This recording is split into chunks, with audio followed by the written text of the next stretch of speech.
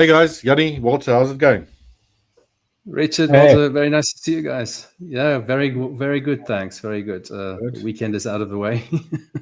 Yeah, the indeed. carnage is continuing in the markets. We woke up to a nice absolute carnage this morning.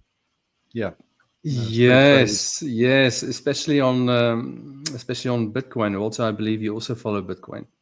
Yeah, I do indeed. So funny thing is I took a short last night before I went to bed. And then I woke okay. up and I slapped myself for not having a larger profit target.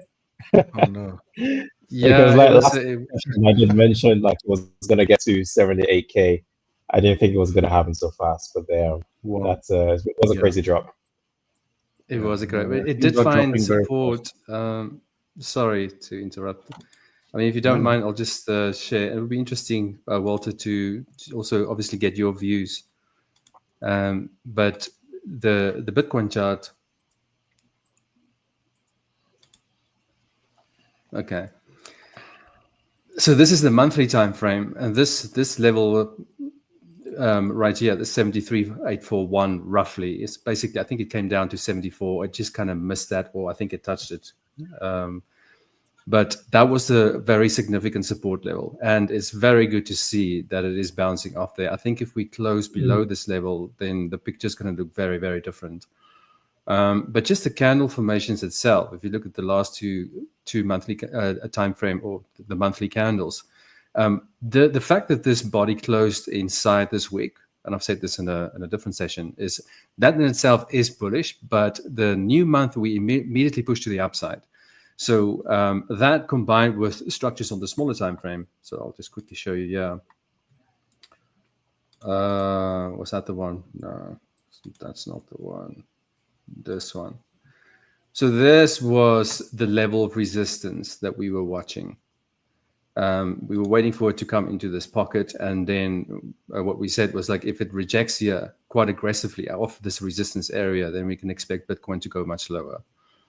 And it did, obviously. So today we did hit that low, and that is the support level. It's a very, very crucial support level.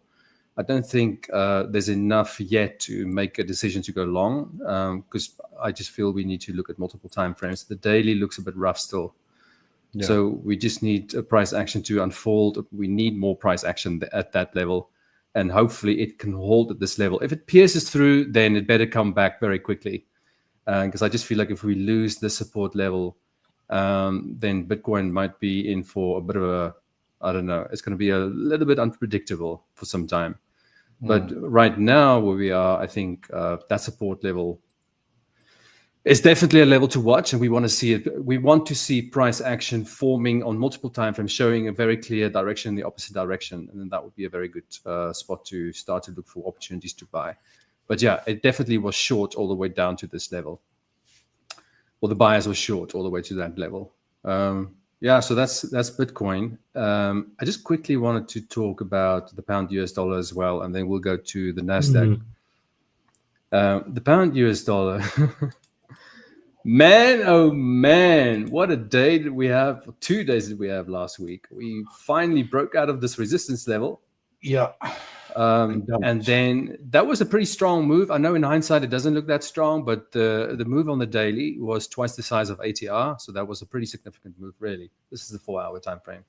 Maybe if I go to the 1-hour time frame. And then the next day, we had a move. Actually, in the same day, we started to get that correction or that pullback.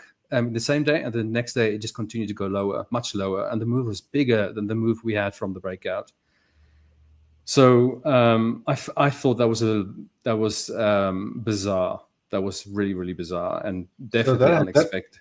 That decline literally about 2-3 days more. This is the breakout. This happened in one day. This was the tariff announcement. Yeah. This little rough move, and then that's what we got the next day. Okay, I think it broke out something like 2:00 in the morning, my local time. And later in the afternoon if you're in the US.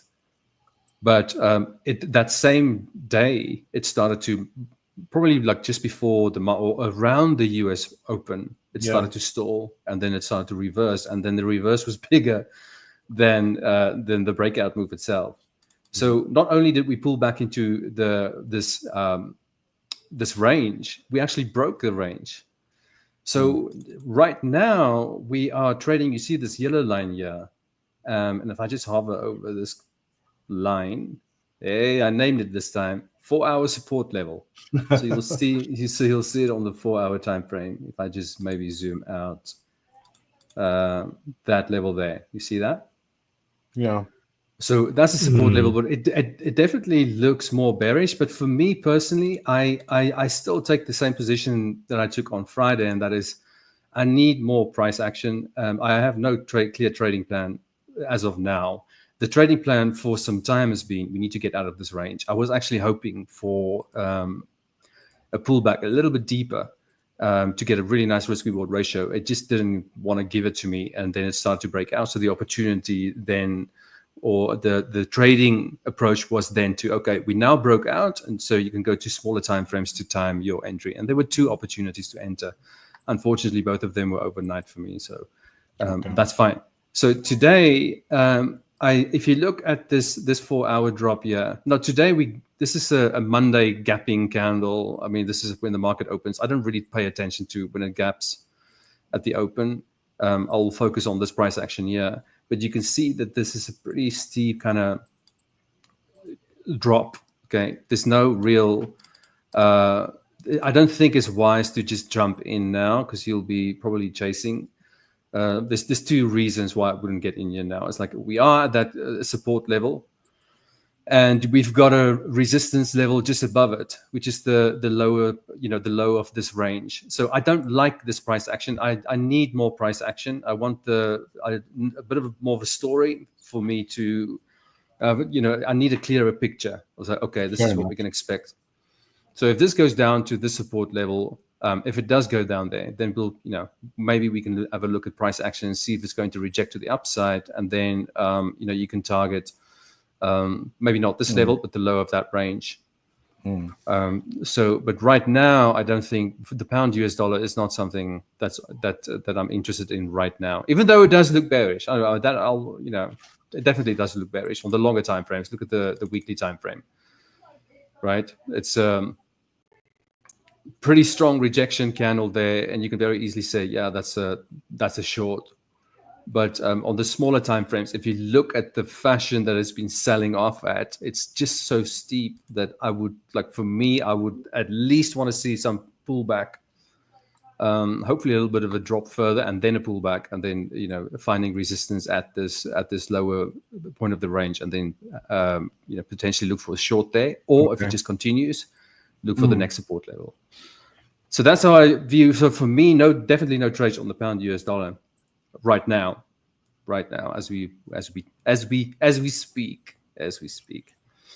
So yeah, that is that. And then just briefly on the NASDAQ, we'll see if I can get any opportunities today. But the NASDAQ has been selling off very, very aggressively, and you can see it found support at this high here. So that's the support level. I do think we will probably crash through it. And this is a bit of a bold prediction, but I do feel it's very probable for us to lose about 50% of the NASDAQ from its high. We could go down to perhaps 11,000, perhaps even lower, to this level of 10,700. This is the CFD value. They're not the same as the contracts, the June contract. You see it's trading at 16. What's that level? 16,869, and then this one is 17,018. So the prices itself is a little bit different because they're not the one is CFDs, the other one's a June contract, but the price action is identical. Okay. So yeah, we definitely still bearish on the NASDAQ in the long term. The trade wars or with the tariffs and all of that. With the first missile has been fired on Wednesday. I don't think it's over. I think that was just the initial. Actually, the move started much earlier than that. A lot of people got into cash way before the tariffs actually was announced. But we still need to get the pushback from the different countries. I feel they have to push back because the economies depend on it. So we probably will see that, but it's definitely not good for the U.S. market in the near future. So we can probably expect this to go much lower. But on the shorter time frames, the 1 hour looks a bit rough, and we are also getting a bit of a sideways move here on the half an hour. The 15-minute, you can also see that we're getting this range action. So obviously the market's only open in 5 minutes from now. So hopefully the picture will become a little bit clearer, but I don't like it when we're in this type of range kind of situations.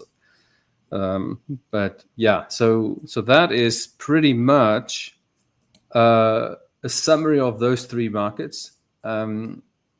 Yeah, I'm not sure who wants to take over from here. Walter? Yeah, I mean, I could touch on Bitcoin and gold on my end, but thanks a lot for sharing your insight, Jamie. That was really awesome. Yeah. Yeah, pound dollar is, I mean, it still looks very Wild West. 1 second. There we go. All right, just share my screen now. Awesome. So I'm gonna clean up my chart as I basically walk through this, because there's quite a few levels that are no longer interested in, because they got taken out last night. Because so I got into a short position, so I like within this range, and I was just initially anticipating the market to potentially take out these equal lows, and at the most the low of 79K. So that was where I was sort of like, that was my maximum target. And then I woke up this morning and that level was completely destroyed, and the market traded to my higher time frame levels. So if I just go into the higher time frame, I'll just explain sort of like where I was anticipating price to trade to. So on the monthly time frame, you can see that this is the most recent area of interest. Not only is this a bullish order block, but this is the most recent area of significant support for price. We can see the market broke through that support in November last year. So this area could simply act as an area of resistance. So it is a key price action point. So that high is 73,835. Price is shy of that level. I do think there is a possibility that the market could retest this high, and then from there we could see a potential, some sort of a potential bullish rejection. So right now I do see some potential for just a little bit more downside move for price towards sort of that 73.7K mark. And then, so again, for me, the higher time frame is not really much significance. What holds more significance is, of course, the lower time frame for day trading. But the daily has obviously taken out daily lows. So we've seen these two crucial lows that I highlighted have now been eliminated. So no longer an area of interest. Next area of interest for me is daily buy side. So let's assume this candle closes. Again, it hasn't closed. I don't like assuming things, but if it does close as it is, as a bearish candle, there will be a fair value gap, or what I like to call it imbalance, that would have been created right there. So this would be my area of interest for buy side.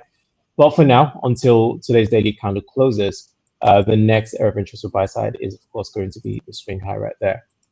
But on the 4 hour time frame, so I do have my eye on an opportunity in New York today.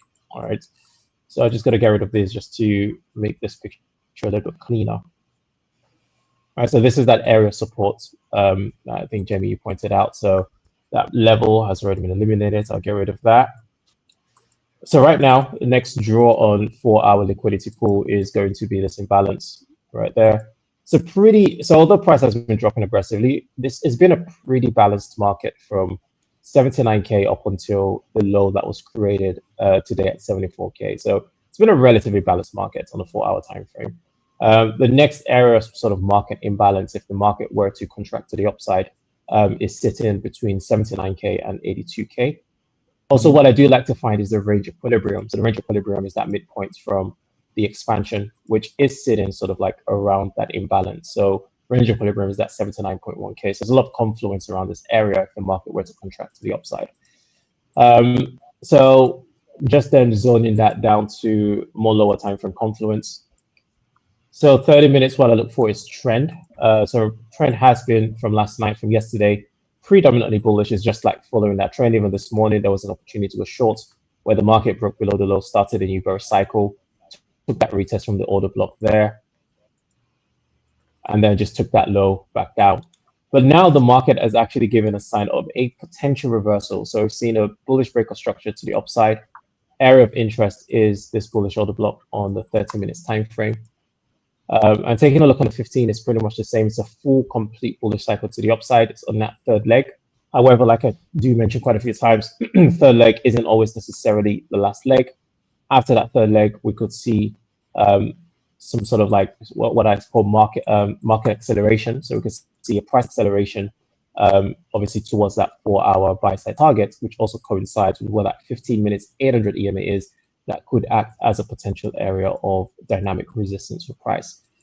So right now, bullish is the bias, right? I'm simply interested in buying within this order block range. It is a 30-minute setup because the 30 minutes trend is still predominantly bullish. Right now, I'm just waiting for the market to take out this low. So there is a short-term low that is within the range. So that's the low of 76K, right? So I'm looking to basically go long below that low, with my stop going below the order block, which is below the low at 75.6K.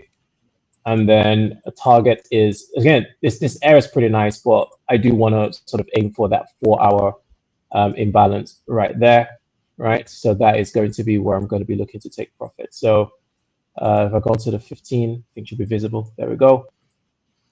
All right, so yeah, so looking to take profit at the open of the imbalance. Again, I'm not going to assume the market will close the imbalance. The market will simply tap into that imbalance, and then from there we could see a potential continuation of the decline. So yeah, so if this setup were to play out as I'm anticipating in New York, then it's a nice 1 to 4.6, 1 to 4, which wouldn't be a bad trade. So yeah, so right now I'm just waiting. I have a price alert. I'm just waiting for price to take out this low. Hopefully it does a bit aggressively. If it does it aggressively, that for me is usually a good sign that price could be looking to bounce back up. So would your target be like, sorry, Walter, going towards the larger order block on the top there? Or the imbalance? So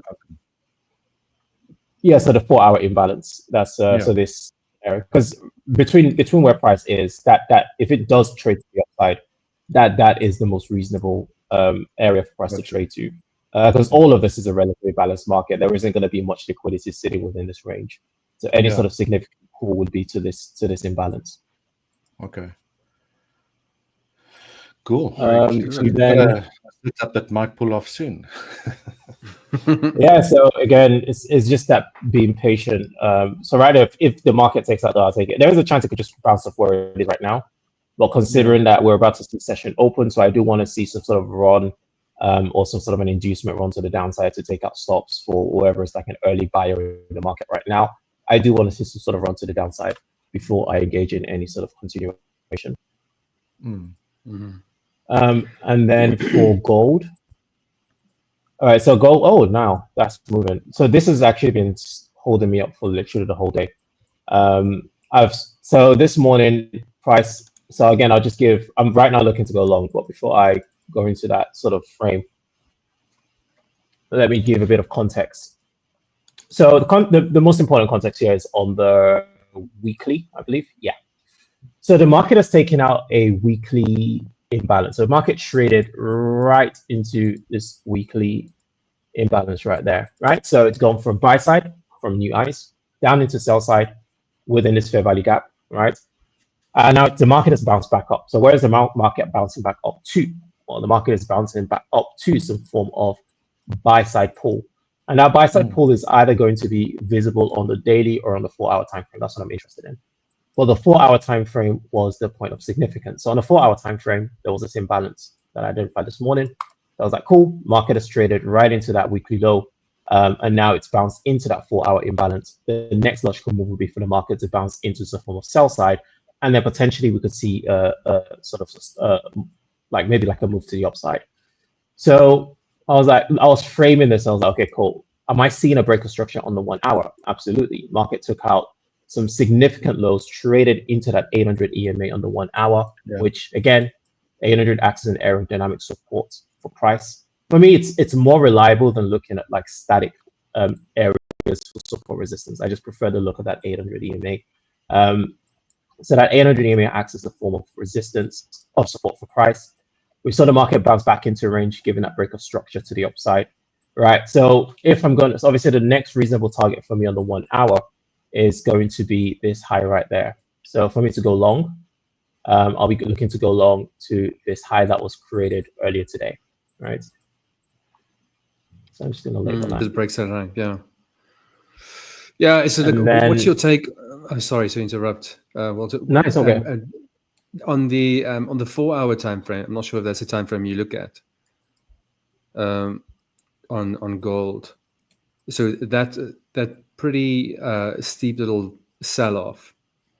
Right. We still at in that support level. So I understand. So you're still waiting for price first to kind of break that high of that. Yeah, that's the high you're waiting for. Or was it the previous candle's high? Sorry, what are you referring to? Sorry, if you look at the gold we'll be trading right now, so we're back at that support level. Yeah. There's a pretty steep sell-off. Yeah. So you got that little rally that took some time to develop. It just got wiped out in a much shorter period of time. So is that not something you particularly pay attention to, or if you see that level of or that aggressive level of selling off? Yeah, of course. No. So this I do pay attention to it. This was very significant to me, especially Thursday, Friday. This low was a target because obviously this low was coincided with that weekly imbalance, right? Yeah. But right now there are two different plays that I'm looking at here. So the first play is I do see the potential of a continuation to the downside. But the second play that I'm looking for is a more shorter term play, which is where I do see the market moving back to the upside to sort of some form of equilibrium. So when I say equilibrium is usually whenever there's sort of a major expansion to the downside or to the upside, the market will usually trade back to that midpoint. So what I'm looking for now is a short term play, but the longer term play is to the upside, right? The longer term play is to the downside, like let's say over the next few days. But for now, what I'm simply framing a long setup of is the fact that the market is traded into a significant low, which is where that sell side weekly pool is. And then from there, it's traded into that 4 hour imbalance, which is a significant pool of buy side. So now the next logical move from there is to trade into sell side. And then I'm looking to sell from sell side to buy side. And the next form of buy side is that 1 hour high, where the market has sort of created that break of structure. Cool. But I only use the 4 hour and the 1 hour to identify like targets and to identify liquidity ranges. But in terms of when I actually frame the setup itself, it's predominantly the 30 and the 15 that I go for. And what I'm seeing on the 30, so this morning when the market came down and took out those lows and it bounced back into range, it gave this break of structure to the upside with my area of interest. So the market has now traded into my first area of interest, which is where that 30 minutes order block is. So this for me is like a very classic setup that I take. Is market trades into some of a weekly, daily, 4 hour, 1 hour low, bounces up, gives a break of structure. AOI is usually the order block preceding that. And then I'll be anticipating the market to basically bounce to retest that order block. And then from there to give a rejection back up to the upside. Yeah, it's very similar to what I do. Yeah, exactly. Like I told you, Richard, before, like we actually, we trade we actually look for very similar setups in the market. And then on a 15 minutes time frame. So the reason I'm not just going to go off the 30 minutes block, because right now price has retested it, it's because I want to make sure that there's refinement also within the context of the 15 minutes. So what I mean by that is if we go to the 15 minutes, the market is currently within a bearish cycle. So again, it's talking about counter trend cycles and within trend cycles. So 30 minutes is bullish, 50 minutes is bullish, but also on the downside, there is this counter trend cycle that I'm looking at. And I'm anticipating the market to form one more leg below this low. Ideally, it should trade into the lower end of my 15 minutes bullish order block. So ideally, I do want to see price trading towards like 2,991 for Bitcoin, right? I do want to see price trading towards that level. Potentially even better if it retests that weekly imbalance and retest that 4 hour and H1 support that you mentioned as well, Jamie. If price does retest that level, that's even stronger confluence. But what I'm looking to do is essentially go long from within this range with my stop loss below the low. And then I'm just simply looking to trade to the equilibrium, which is coincided with where the 15 minutes 800 EMA is. Again, that nice confluence, 4-hour imbalance, 800 EMA, H1 BST. So it is a very volume rich area. Anything beyond this for me is going to be guesswork. So this is just like where I'm going to be looking to trade to. So this is the sort of setup I'm looking for gold right now. But right now I do see some more potential for downside. So I'm just going to be waiting for price to trade into my area of interest before I engage in this. So, sorry, Walter, just a final question. Like, if you do get price to trade into the zone you're waiting for, what is the price action you typically look for before you make your decision? Is it maybe at least a bullish candle, 2 bullish candles, or what's your trigger for execution? Yeah. So for execution, I look for, so there's 2 combinations. So normally, all my entries I simply take it on the 15 minutes time frame. So the first thing is I ideally like to see 3 bearish candles trading into my range. So if I see like in this case, like with gold, right? So if we look on the right now, price is traded into that low. But if we take a look on the 15 minutes time frame, we can see there's 1 bearish candle right there. There's a second bearish candle, and there's this third bearish candle. Now I want to see where this candle closes in the next 3 minutes, right? And within the next 3 minutes, that's when I'll be looking to enter. So I usually just wait for the candle to close. As long as I can see 3 clear candles into my area of interest, I will take a market order and I'll position myself below the low. And that's predominantly how I would enter the market. So basically, so when a lot it of the looks time like, I would enter. Sorry, so basically when it looks like it's looking really bad, that's actually when you enter. That's actually the Exactly. a better time to enter. No, Yeah, it's a scariest time to enter, but Yeah. I also like it because I don't need to wait for a long time to find out if I'm going to be in the money or not. Like if I'm going to get stopped out, I get stopped out. But if I'm in the money, like it usually flies, and I can just be a bit more ease of mind, allow the position to run. But the most important thing is waiting for that candle to close, because I think sometimes some traders they like to enter like this, but they don't wait for crucial candles to close. They just enter in the middle of a moving candle. As I just wait for that 15 minutes or 30 minutes candle to close, and then execute based off that. Yeah, that's there was a point where I would go into like the 5 minutes and the 1 minute and wait for a break of market structure before entering. But I found that was it was just too unnecessary. Like the 15 minutes alone paints a lot of the picture. Yeah. Okay. Well, this current 15-minute candle looks aggressive. Yeah, you've got some kahunas made out of steel, that's for sure. Kahunas are risk management, man. Like I would never like I would yeah. Okay, well, I mean, this is the thing. Like, you need to understand your strategy and have confidence and faith in it. You've obviously traded this for some time, so it was just I was just curious to find out what does your entry criteria look like. Okay, that's very interesting. So, you are also in the longer term. Do you also feel that that 74.5 level, the low of today, more or less, is also a very important support level? What's your take on 100%? Yeah, because so so right now I'm just going to be keeping, so the level created today is very crucial, and I'm going to keep an eye on it. But with Bitcoin, what it typically does before any sort of sustained move to the upside or downside is it will make last time price action was absolutely perfect. It would make some sort of aggressive move to the downside, and then it will pull away. And sometimes it might pull away in a way that a lot of people start saying, this is the reversal, it's finally going to go back to 100K. And they would sometimes like pull away, hold its level, right? So if I see something like this today, like this is like two out of 3 steps of what I look for. And then usually the final step is what a lot of people don't expect, is an aggressive push below the low that was created today into sort of that monthly, that area of sort of that area of support that has now become, so that area of resistance that has now become support for price. And then after that aggressive swing, we would then see a pretty fast price action to the upside.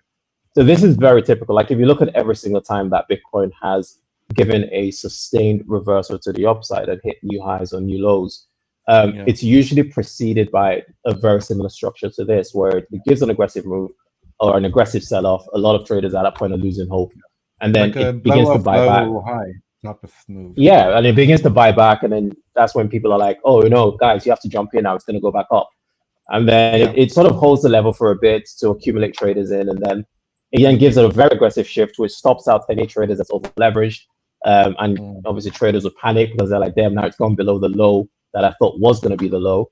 And then after that, it then gives a very, very rapid move to the upside. And that's when we can see, like, within literally 4 or 5 days, Bitcoin can pump, by a good 6-7K. So yeah, I mean, that's just what I think from historically what's happened. The low created today is definitely going to be a significant low. And it's just going to be a question of whether the low that was created today is going to form the reversal low, or if the low created of today is just going to form a short-term low that could maybe Bitcoin could hold this level for days or weeks on end before potentially even giving lower prices. It wouldn't be surprising if Bitcoin traded into like 71K and potentially even 66K. It wouldn't be the end of the world, but I also wouldn't be surprised if that happens either. Yeah. Well, I mean, I'm watching Bitcoin, and your entry criteria seems to be working out pretty well. So it is. Yes. So now I'm actually looking to get in because I was speaking. Well, there you go. But that's that candle just closed, right? 15 minutes. Yeah. So normally, if I wasn't speaking, I would have literally entered at the close of this candle, and then so this now my entry is a bit inefficient. Well, a more efficient entry would have been right there, stop below the low. But it's fine as long as I can enter within this box. For me, this box is just generally my area of interest. I can still get a good trade in.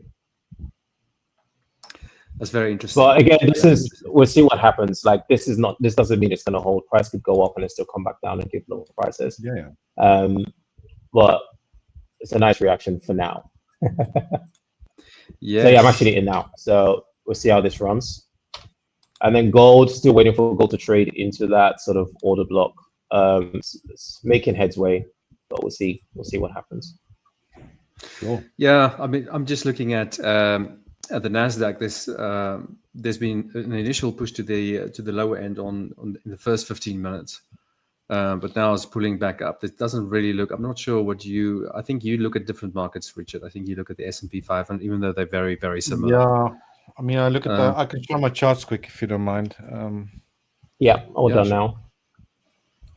Let me just share that quick.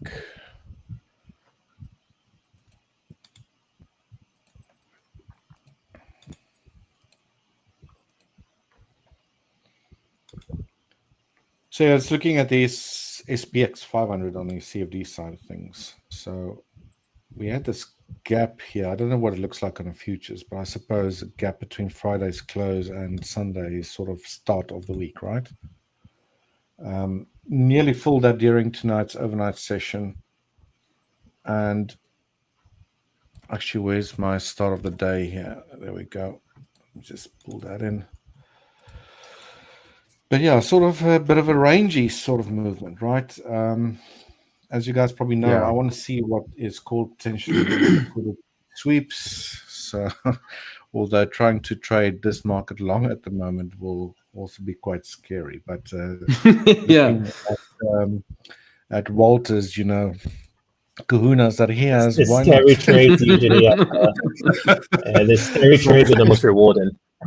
Yeah. So if we can see price take out these sort of a little bit of a double bottom type of range or movement and move upwards, then I'll be interested in that trade. Alternatively, should price take out the current range high on about, what's that, 5,004, almost a double or round number, followed by reversal lower, switch to 1 minute time frame, break of structure, fair value gaps, similar to what Walter does, then I'll be interested in the trade there.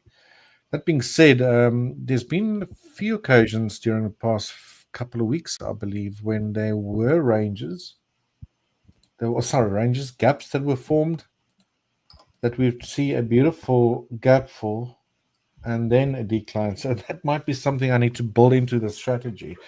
Because actually, you're just looking for, the initial signs of what a reversal might, initial signs of an early potential reversal, which is generally your break of structures.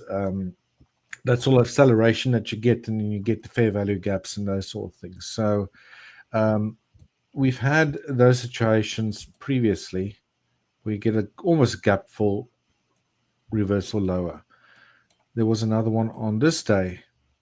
We had a little bit of a gap full, slightly reversal lower. So that being said, extremely, I don't think there's going to be anything setting up for me today. I've just been watching this absolute carnage in the markets. I didn't work on Friday, or did not have a session on Friday, but been clearly following you guys when you were talking. I was watching YouTube at home, actually. And really? Did you watch the whole 5 hours? No, not all of it. I was drinking a beer or a glass of wine, now and then listen to Jannie. as one does. How does a trader spend his Friday nights? Well, I drink a bottle of beer and watch some YouTube videos. My family was actually just, I don't know, we're picking up my one son somewhere. So they weren't there, and then I'll just quickly switch it over and listen to what you guys have to say. But in any case, yeah. So that was Friday. Things are a bit rangy. So not really much to do. Either one of these upper or lower levels or zones need to be broken. Whether that's going to happen or not, we'll just have to wait and see. Yeah, because the thing is, like on the you'll probably find the same on the S&P 500, which is the market you're looking at, right? Or which? Yeah, I mean, there's a NASDAQ, same thing, right? Fairly similar. Yeah, but I mean, like on the longer time frames, like say on the daily, you are hitting a pretty strong support level, so you can expect these kind of conditions. What I want to do is, if you want to have a look at that, you guys are probably familiar with, or I did say previously that I do follow market geometry techniques, especially applied to bigger, higher time frames. And what I have here is a combination of channels, or a channel as well as a pitchfork. The specific setting is a shift pitchfork setting. So firstly, if I want to get rid of, or not rid of it, let's just hide that for the time being. And we'll just look at the actual channel here. Then what you typically want to do, if you want to find a low, look where support might come in, especially in a strong decline like this. You'll have a lot of traders that generally draw, an uptrend from lows to lows. But the way I've been taught, which can also quite often work really well, is to, if you want to find a low or find an area where support might step in, then draw it from high to a low. All right. So similar sort of thing. Obviously, it's just a channel. It's nothing very special about it. But the other thing that you'll find with channels or any market geometry work is that although there are areas like here before in end of 2022 October, we got this low here, March 23. They didn't reach that lower channel line. So quite often, if you then run a line parallel to the channel that you've drawn, and you go, let's say, place it at areas where, in this case, it went over the center line, then that sort of angle became support. Obviously, this is now done in hindsight a little bit. But if this does not find support, the price does not find support, and I know you're looking at this here, Jannie, this high here. That's right. Actually, this is obviously on the continuous contract of the future side of things. It's delayed data, so it's probably very close to that line. But here I have it around about 4,808, and this is on the E-mini S&P now.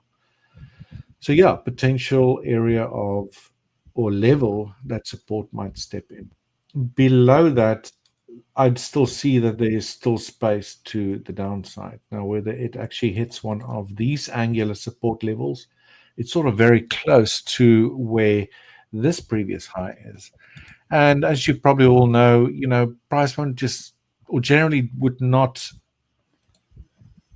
just perfectly touch a level and find support. Quite often they'll wick through it, right? Sort of give you a general area where you might get an area of support. So that might be something that we could be looking at if price actually moves lower, all right, and doesn't find support. I don't know here on the continuous contract. I don't know what the current futures price is doing, but I know somehow it depends how they splice these contracts together on the future side of things. We might actually be in, because it's delayed as well. Price might have already hit that level, and I'm not sure. Walter's trade is doing well. So here it is. It's flying really, really fast. We'll have a look at that now, and it just and now what's also really interesting here, if I bring that pitchfork back, and we just use the 3 most prominent anchor points prior to this high over here. Let me take the channel away this time. Then price beautifully hit that upper 100 or the 150% median line of the shift pitchfork. Now I use shift pitchforks way more than I do standard pitchforks, just because standard pitchforks, if you're using like long range or historical anchor points like this, that's spaced out very far apart from each other in time, then you can very easily see that if I have to switch this to a standard, the angle of ascent is just way too strong. You see, price wasn't contained within the bottom of that wall. It did so, however, to some extent, but this is actually something that's really interesting I'm seeing right now as well. How far can you scroll back? Sorry, Richard. How far back can you scroll to 2008? Is that I can, yeah.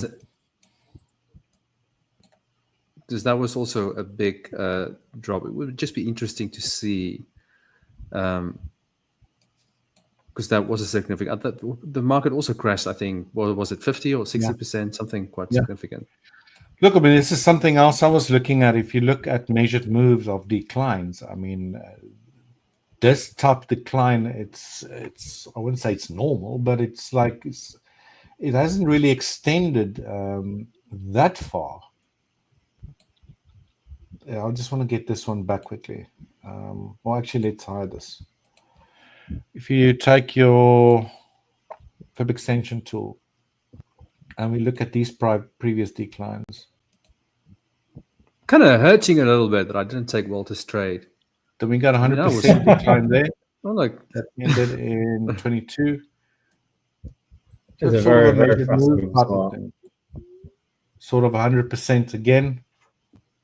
So by no means, is this sort of like the end of the world, in my opinion. We can have occasions where price would just sell off like it did over here in 2020, just find support and boom, back to the upside again. Things might be different. The thing with S&P is price always bounce back at the end of the year in one way or another. What I'm trying to say is we are here at areas where support could come in. I do still see a little bit of downside though, but it'll be interesting to see what happens over this. I think maybe even this week we'll have a clearer picture or answer. I would rather like to see price move into those areas sooner rather than later. And then, judge or check what price is going to do. If it finds support, and like Jannie was also saying, if you can start seeing, let's say, something happening on a smaller time frame, like a 30-minute, 4-hour, whatever, maybe price structure sort of change and all that, or at least zigzag sort of formation to the upside or stair-stepping to the upside, then that could potentially be an early indication of, a much higher bounce, or potentially the continuation of this trend. You mean like the bounce on Bitcoin we're having now? The one I just missed? Is that the way? Yeah. So let's. I know Jannie is raving about that. Jannie's watching this and making It went up like $2,500 like in the last 15 minutes. Walter, please take the screen there so that we can have a look at it. Yeah. It's gonna go back to 80,000. Let's see.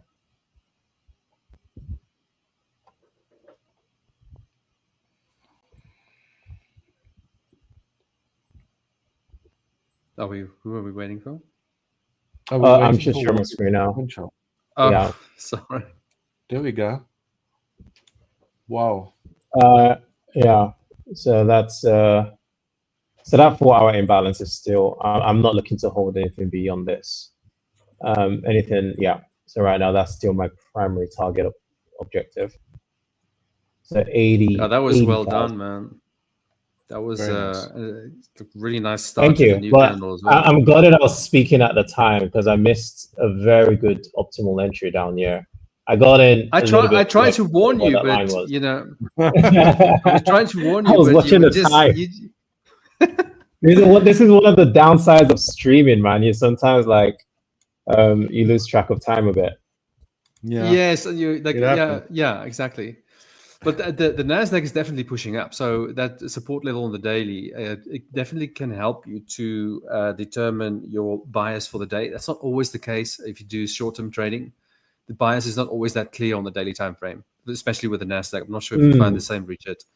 So then you kind of rely on shorter time frames to get the bias, but I think it still looks a bit messy. But definitely the last 15 minutes, something like that. We definitely had a pretty strong, move to the upside, but we're hitting resistance now. You know, it's one of those days. It's one of those days. And I just quickly, sorry, Walter, I think you were still busy talking, and then I rudely interrupted as always. No. Oh, no. I'd finished. I'd finished what I was going to say. Okay. Right now it's just right now I'm just waiting for this to fully hit target. I think gold is still in play, so just waiting for that complete move to the downside into that lower order block, and then I'll be looking to go long from there if it happens, because price could easily bounce off that 30 minutes. So right now it's sitting on the 30 minutes block. So it could easily bounce off and give that continuation. Yeah, I think you're right. Yeah, but that low, this is actually very good to see, to be honest, Bitcoin making those. I mean, obviously, as I've mentioned right in the beginning, you kind of, especially if you expect a much longer move, a bigger move to the upside, then the longer time frames is going to be more important than say the 15-minute or the half an hour or the 1 hour even. But I just quickly wanted to show the similarities of what you've showed on Bitcoin and how, well, there are some differences, some key differences. But in terms of the sell-off, the level of, the aggressive sell-off, if you don't mind. Yeah, of course. You want to show this for NASDAQ, you meant? No, the pound US dollar. This is the pound US dollar. I see. So yeah, so let's have a look. Okay, so you see now you can't, this is not apples for apples. I know the Bitcoin chart looks different because in Bitcoin, the overall broad trend was down anyway. So this is the sell-off on Bitcoin looks pretty much like this, okay, just in a very different structure. So it's the same kind of thing. You don't just trade when you see it's going down. You almost want to see that bounce. Does that make sense? So this could potentially go much lower, maybe to a year, and then a bounce before you continue to trade lower, or maybe even at the support level, you may look to enter a position to the long side. This is the 4-hour time frame. I just wanted to point out those similarities, but the structure is different. What's your take on the structure on the longer time frames? Sorry. This looks very much like Bitcoin, especially the way price has rejected that low. It rejected it in exactly the same way.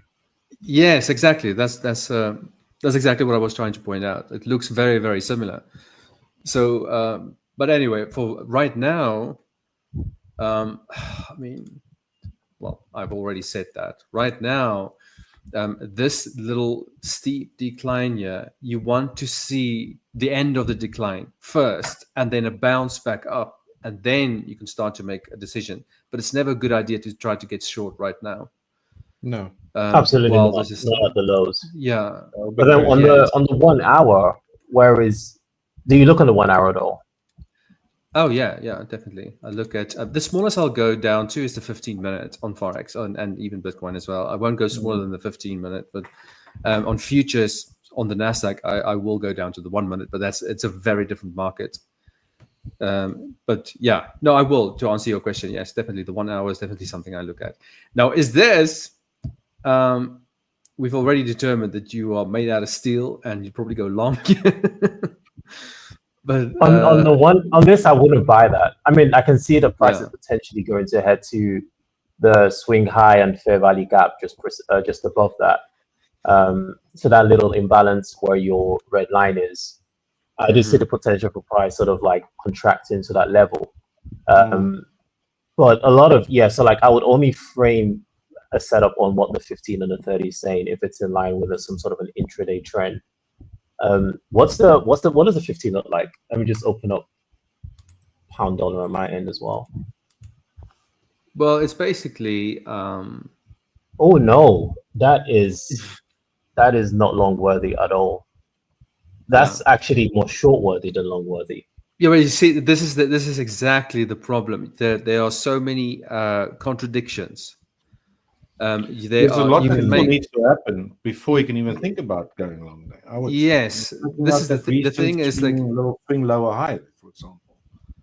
Exactly. You can make a strong argument for going long, and at the same time making a strong argument to go short, and those are not good. Those are not good trades.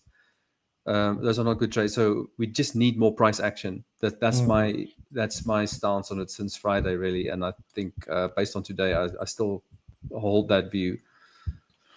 So yeah, Monday, right? So you still got time. Yes. Yeah. Look, on Bitcoin, I just quickly wanted to show. Yeah, on Bitcoin, on the daily time frame. Okay, we had a pretty strong pullback, and after we hit that support level, if we can end the week, if the weekly candle can form a really nice strong bullish hammer, that would be I would say good news for Bitcoin.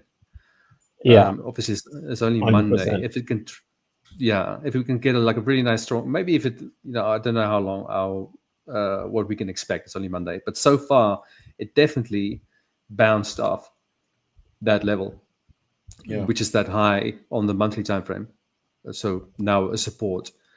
But as you've said, Walter, it can come down to retest this level, maybe even kind of come down a little bit further to scare the kids, and then go back up.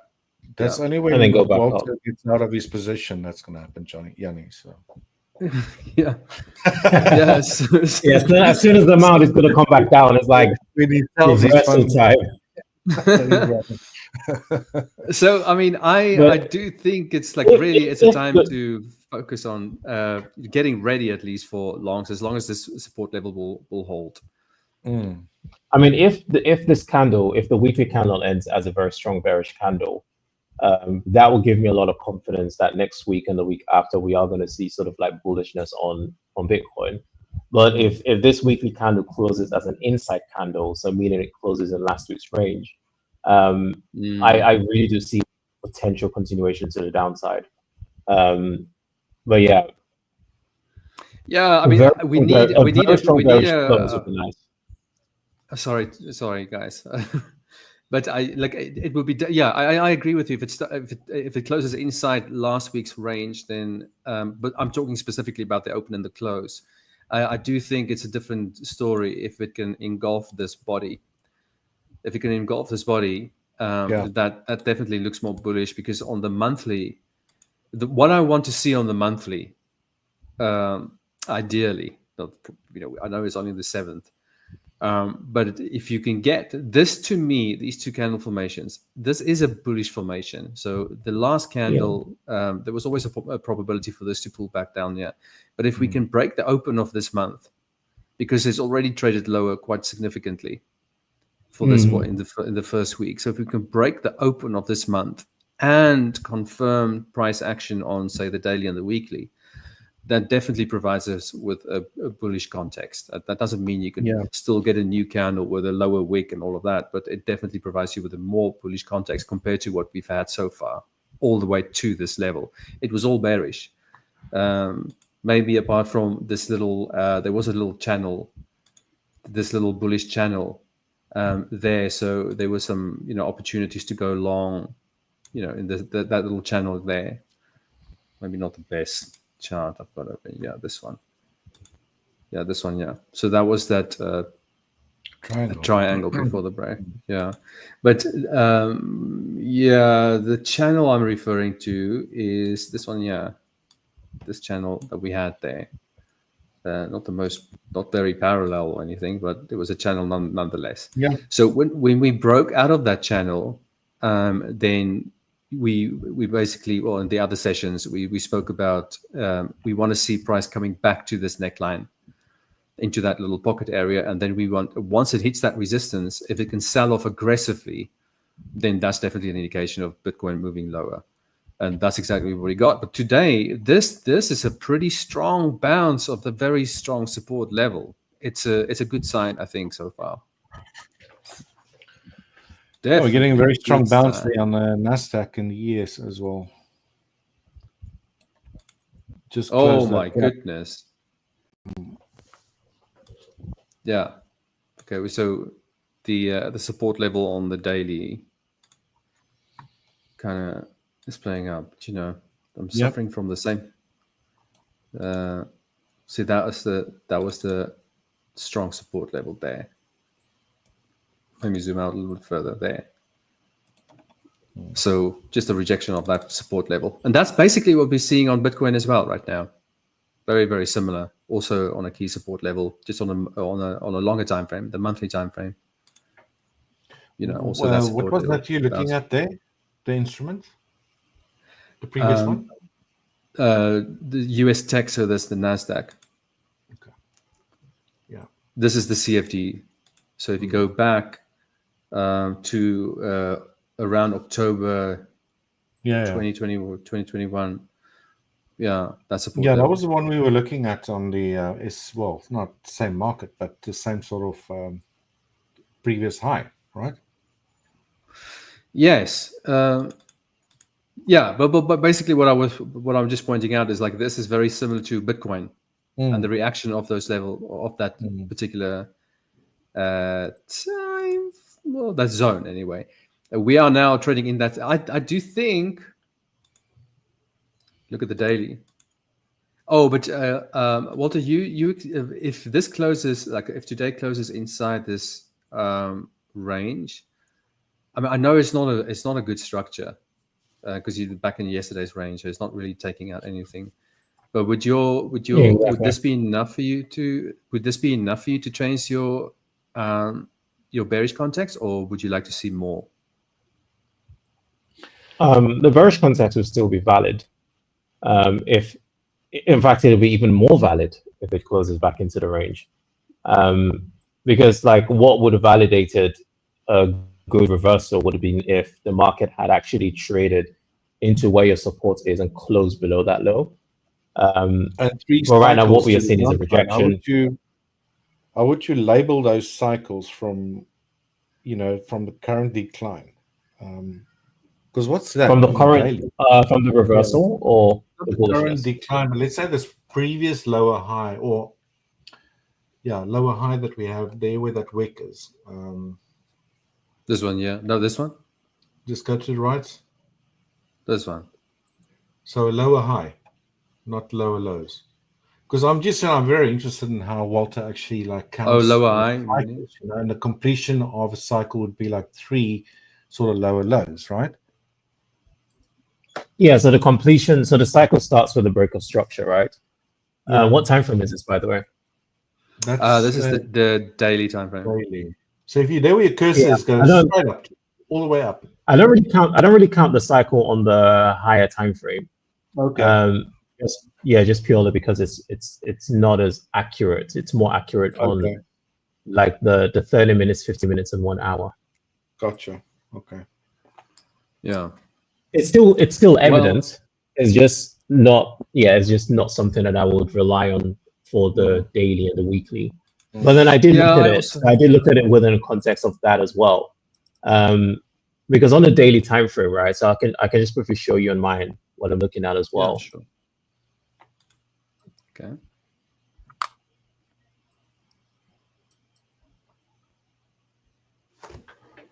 Are you sharing there? Yeah, it's being shared. Whoops. Sorry. I think We both I had thinking it. yeah. Sorry about that, Walter. No worries.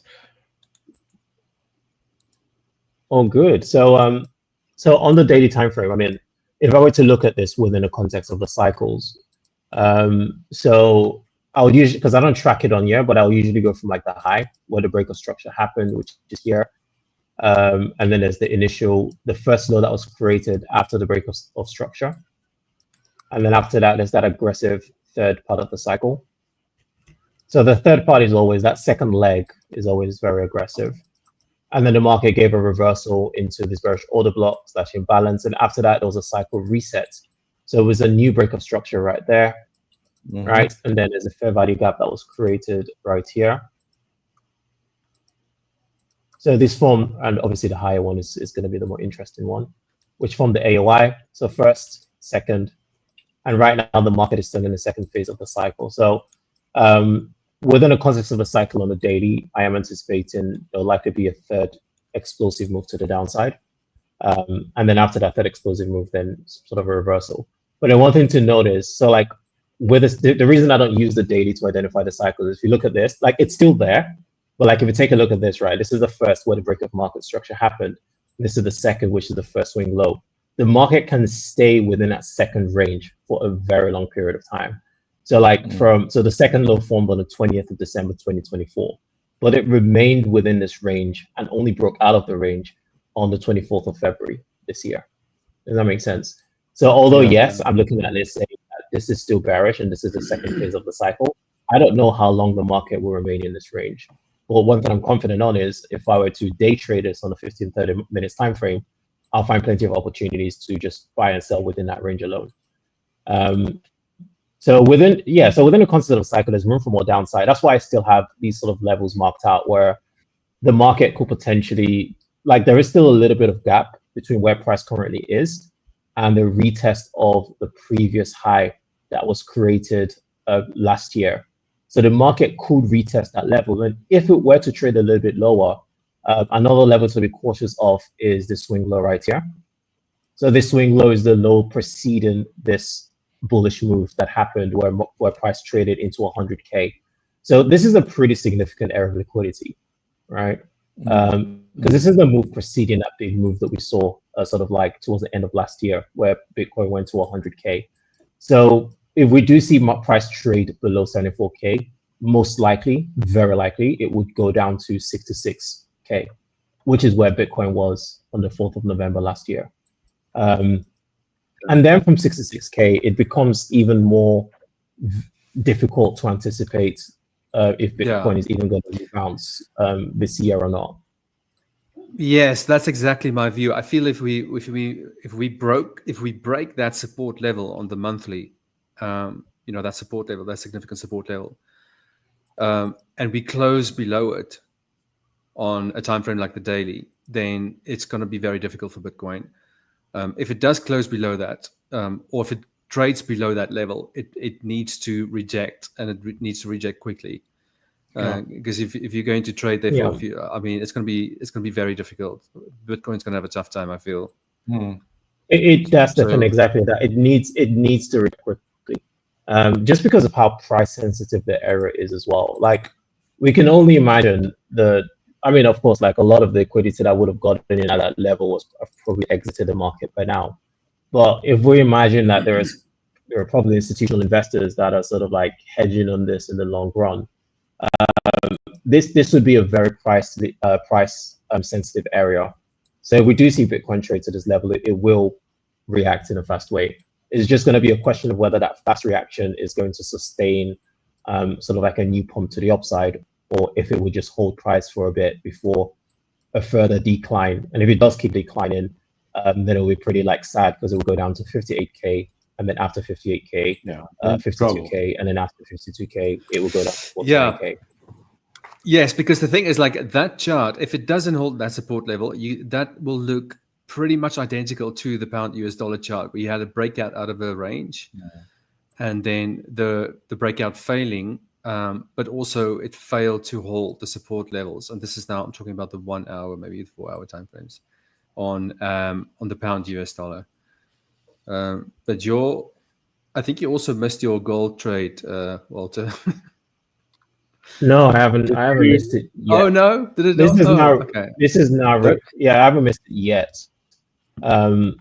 There is still. So I would only miss it if the market were to keep on rallying. I wouldn't really miss it because, again, my target is the 15 minutes order block.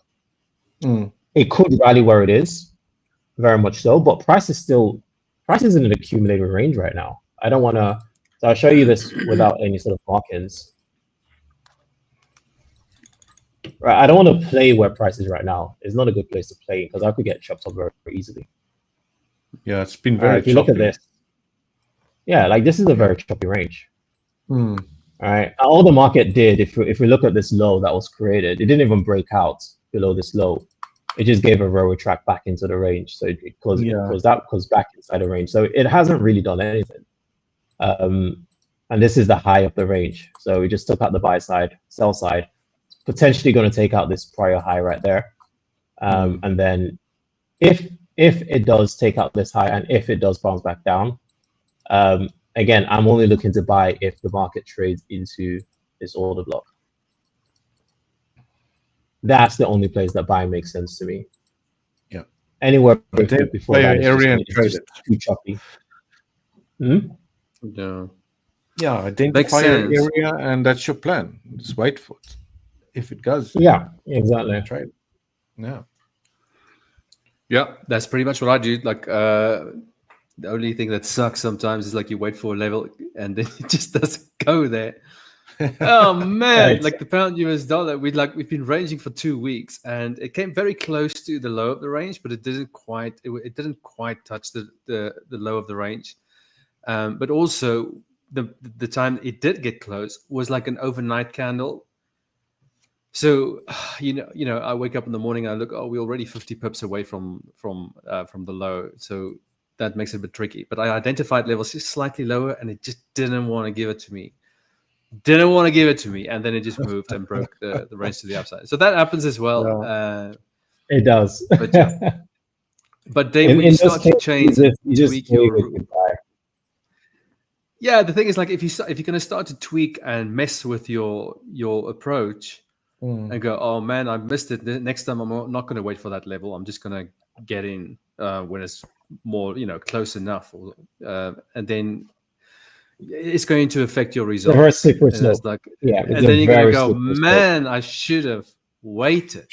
Could have. Level I knew I should have. Yeah, exactly. There is a graveyard of traders with should have, could have, would have on their gravestone. Of why they lost. Why they lost it all. I should have stuck to my trading plan. Wow. I could have waited, but I didn't. Exactly right. Yeah, but I'm just interested in Bitcoin because I think you were targeting like 80,000. Was that right, Walter? Yeah, 80,000. So that's the 800 EMA that is now hit. So I'm out of this now. So it came slapped right into that 800 EMA. Which acts as an area of resistance, dynamic resistance, rejected it. So now I guess, that's the move for me. I'm not really looking for anything else from this today because price could easily chop around. So Bitcoin is in a very interesting area now because this could easily just like chop around traders for the next few hours. But right now it's still in a bullish cycle. So if we're looking at this from a cycle perspective on the 30 minutes, I was anticipating, of course, that retest of the order block and then that explosive move to the upside, which has now happened. Now I'm waiting for a swing high to form. So the swing high would form at the close of this candle. The next candle fails to close above this high. Then that forms a new swing high, which is fantastic. The 15 minutes time frame is seductive. It's seducing me to go long again because this is now a new sort of bullish reset with that first break of structure point. The next 15 minutes candle, if this closes and the next candle closes below, then that would form another swing high, which would give me that secondary point. which would make this new order block my area of interest to go long again if the opportunity presents itself. But I don't know. One thing I've learned is sometimes pushing my luck too far makes me unlucky. So it's good to take it the first time when it comes to you and then be happy with that. Yeah, I also find that if I don't know if it'll be worth going long on this again. trade, then yeah, if you made profit and it's a decent trade, and then I'll just walk away. Whoa! I mean, this NASDAQ is. You want to show the NASDAQ there? It's been absolutely going up to the upside, reverse to the downside. Same thing's happening on crude oil. I want to see this. Can you guys share it? Yeah, sure. Let me quickly show. By the way, for anyone listening to this, if you have any questions, please don't hesitate to. We can actually see your questions in the comments, so please don't hesitate to ask your questions. Yeah, showing. There we go. Yeah. So the thing here is, you know what makes this very, very difficult to trade is the ATR of the individual candles. So let me just show you what I mean. Yeah, and I can just see it by looking at. You see, like 1 point, that's to 20, 30 points, and that small move. But that makes it very difficult for me to trade because I'm like on this account, I'm trading 2 micros. That's the second smallest position you can possibly take. 1 micro is the smallest position you can take. So if you look from the price from this level there, which is 17,449, and then you look at the price or the level here, 17,449, and that high is 17,610. Yeah. What's the answer? What's the answer, guys? Well, be it 10th. What's the NASDAQ trade? $5 a 17,610 right? Minus 17,449. What should I? So 16. Okay. 161. 16 points. So 16 times 161. So 16 points, right? Yeah. Times 4. 64. Okay, 64 ticks. So 64 ticks times $5, but that's like on the micros now, right? So what's it? Yeah, it's on the micros. Sorry, I just want to delete these. Yeah. Anyway, but typically I would take a position like this coming off the VWAP. But look at the 15-minute time frame here and the half an hour. You got to the R1. This is pivot points. Very strong rejection. What do you make of this price action, Walter? Even though I know you don't trade this, but what do you think? So sort of fitting with the how things are going currently in the markets, right? Yeah. They all seem to be weirdly correlated, but these are not markets that are typically correlated. This is very much correlated with what you just saw on Bitcoin. Yeah, the moves are correlated, but they're typically they're literally moving in exactly the same way. Bitcoin is dropping at a very similar rate. There's a comment. So if it's if assuming Bitcoin is going to keep rallying to the upside, then it looks like NASDAQ is potentially going to retest and keep rallying to the upside. Yeah, it's just like you are in a downtrend, and I know we've hit support on the daily time frame, but you can just see that the price structure is just not clean. It's not clean price. It's not clean price action. It's very this is a recipe for getting chopped up. Disaster. You're just going to get tricked into positions. This is especially when you do. You know what these kind of structures are? These kind of structures are about entry.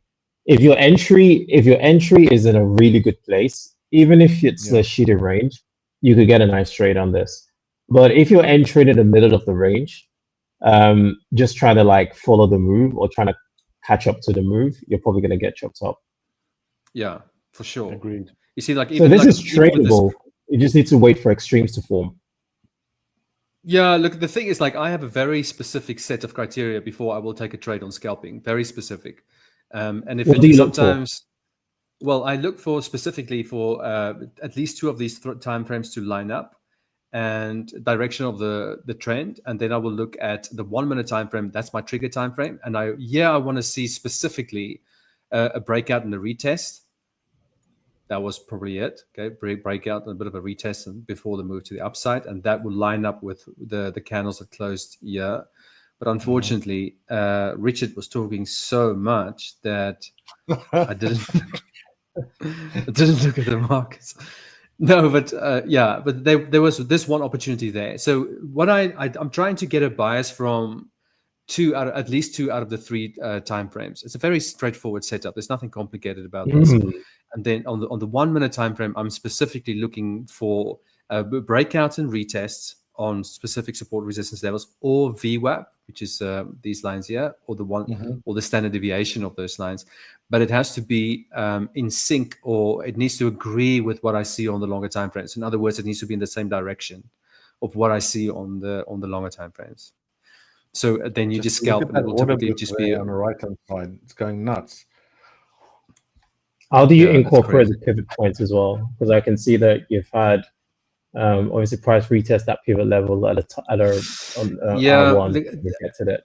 Yeah, the pivot points are they basically just, it's another form of support resistance, right? So if I'm trading, if the market opens here somewhere, then the pivot point is a good place where you can target price to go on the longer time frame. So you could potentially get 2 or 3 opportunities on the way there. But pivot point, it almost always goes to the pivot point. Almost always. So glad I said almost. Yeah, pivot points are very nice. I used to use them quite a bit. Yeah, I mean they don't really work that well on Forex. Sorry, yeah, they don't work that well on Forex in my opinion. They work extremely well on the NASDAQ. They just work, and they are levels. They are respected levels. I mean, this is S2, for example, today. S2 bounce off S1 back to S2, breaking through S1, and then this is a range before the market open, and then we got this push here, but it just that's the pivot.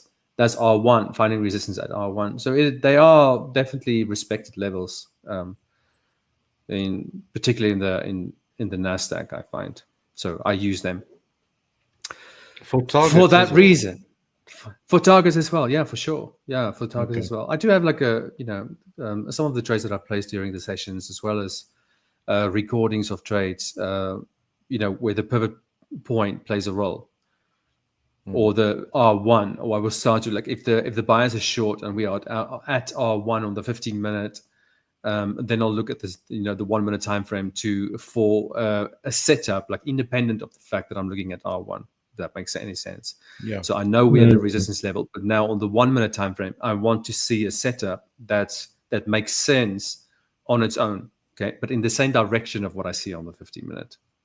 Does that make sense? So the bias, this is just a bias, and then I want to see. So in this particular example, it did hit R1, but there was nothing here. Where's it? It's not breaking a support level and then retesting it or anything of that nature. So even though it rejected it on there, you still need to kind of find that setup that makes sense. And there was just nothing in this particular case. So they kind of flow. You still want the 30-minute and 15-minute candles to line up. So we got now on the 15-minute a previous red candle, but on the 30-minute. You've got the last close candle. Yeah, it was bullish. But the thing is, the problem here is when you see, and this actually happened in one of the trades I recorded, or was I when I did live? I can't remember, but I can show you it here. I will remember it. I think it was this. No, it was before that sell-off. Yeah, this was the one. So there was a setup to go. No, it wasn't that one. Well, I'll use this one. Okay, why not? So there was the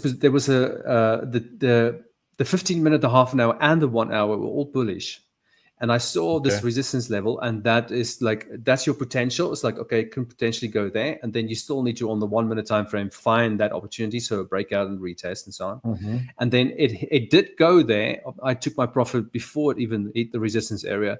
And then what happened from that point is it moved back down, presenting a second opportunity back to this resistance area. Now that one I didn't take, because for me the opportunity lies the first time, right? Like the first opportunity you get for price to go to that resistance, that is the opportunity. The second time it presents that opportunity is not. It's a weaker. It's a weaker opportunity in my view, because it's already, and it's obviously not that day, but the likelihood of it working out diminishes. Yeah, Yes. I also do the same. If I miss it for some reason, then you've missed it. It should have been in. It's already hit target, whatever.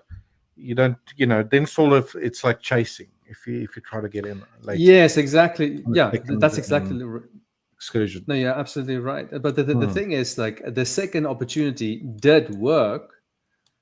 It did work, but I didn't take it for the reason I just explained, and that's how I explained it at the time as well. It's like, this is a 15-minute time frame, so obviously it will take a little bit longer to get there. But yeah, so that's for me, that's exactly where we are right now. That's why I'm explaining it to you, because for me, look at this, the opportunity R1. This is already quite a significant resistance area for, especially if you're in a downtrend. I know we're on support on the daily, but on the smaller time frames, especially if you're going to scalp the 1 minute, if you've already hit R1, and now you want to, you're trying to, now you're just going to push your luck from this point, because it's already hit like a significant level. Does that make sense? The opportunity was here, right here where that arrow is. This arrow is. No, I mean, I miss, like, that's fine. It's not a, no, it's not just, no, but anyway, so I was just looking at the NASDAQ. No, looking at the NASDAQ, that, whoa, but this is, does that make sense? This is the only opportunity there was. This little arrow here, all that arrow means is that price actually closed above the resistance level, because sometimes when price action could be so close to that line and you're not quite sure, did it close outside or not? That's all that means. It doesn't mean buy or anything like that. But this was the only opportunity. And then a pivot point would have been a realistic profit target. Not R1. That would have been a bit of a push. Very quick move. And then that's it. That's all that's here there at the moment. And now with the one standard deviation, technically, that presents another opportunity. Yes, but will you take it? No, you will not take it, because you've already been at R1, which is quite a significant resistance area. Just so the opportunity, the quality of the setup is just not the same anymore, because now you're expecting miracles, or not miracles, but it's just, well, we spoke about it. Like the opportunity is gone. I mean, aren't we always expecting miracles from the market to one extent or another? Well, we do, don't we? We do. Whether we are speculators. We are speculators at the end of the day, and it's all about increasing probabilities as much as you possibly can. Exactly. That's what you can do. So so the opportunity here is just not the same anymore. So but I think for me, like if you look at where we are right now, we pretty much, are we not pretty much where the open was? No, not quite. The open was here down here. Very close. Open way on the NASDAQ. All right. I'm on the NASDAQ. My trading view is dying, but there is another trade coming up actually on Bitcoin. And gold is moving very well into my area of interest. But for whatever reason, my trading view is, I can't share right now. Does anyone have trading view? Because like mine is just, let me try closing it and opening it again. Oh, look at gold. Yeah, it is coming down to your level of interest. So you would wait for another candle, is that right? Yeah, so I want to see how many 15 minutes are you frozen going down. So it's what, two bearish candles. Yeah, it's frozen.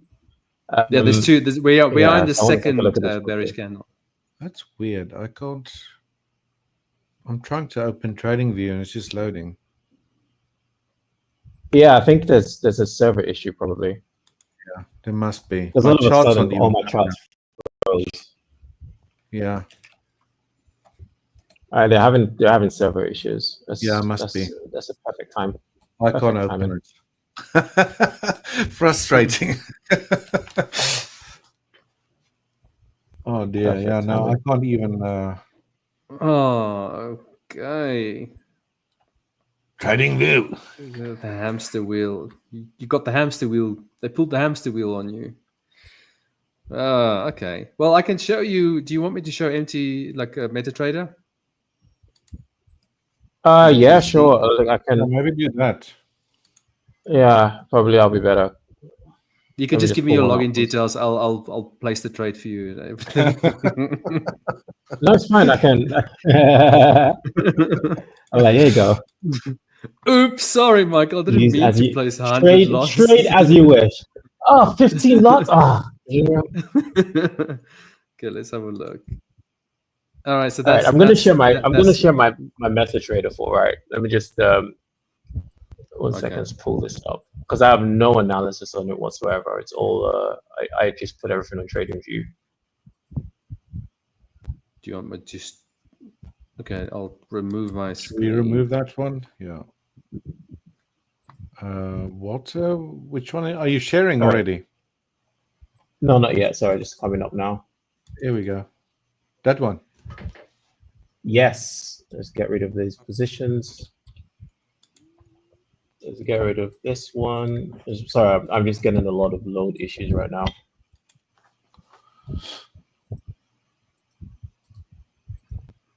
All right, let's keep what we need. All right, just briefly with this one, all I'm interested in is a close. Oh, God. Analyzing a MetaTrader 5. Who does that? Sorry. There we go. Sorry, Jannie. I know you do. I'm not judging. All right. Okay, so we got two. All right. We got two bearish ones on gold. What are you looking at? That is gold, isn't it? Or what I can't Yeah. really see. Yeah. 1, 2, 3. 1, 2, 3. Yeah. So just wait for that third. Okay. That'll be awesome. And then, so this is going to close as a swing point in the next 3 minutes. 3 minutes. Yeah. So the next 3 minutes is to close as a swing point, forming that second high.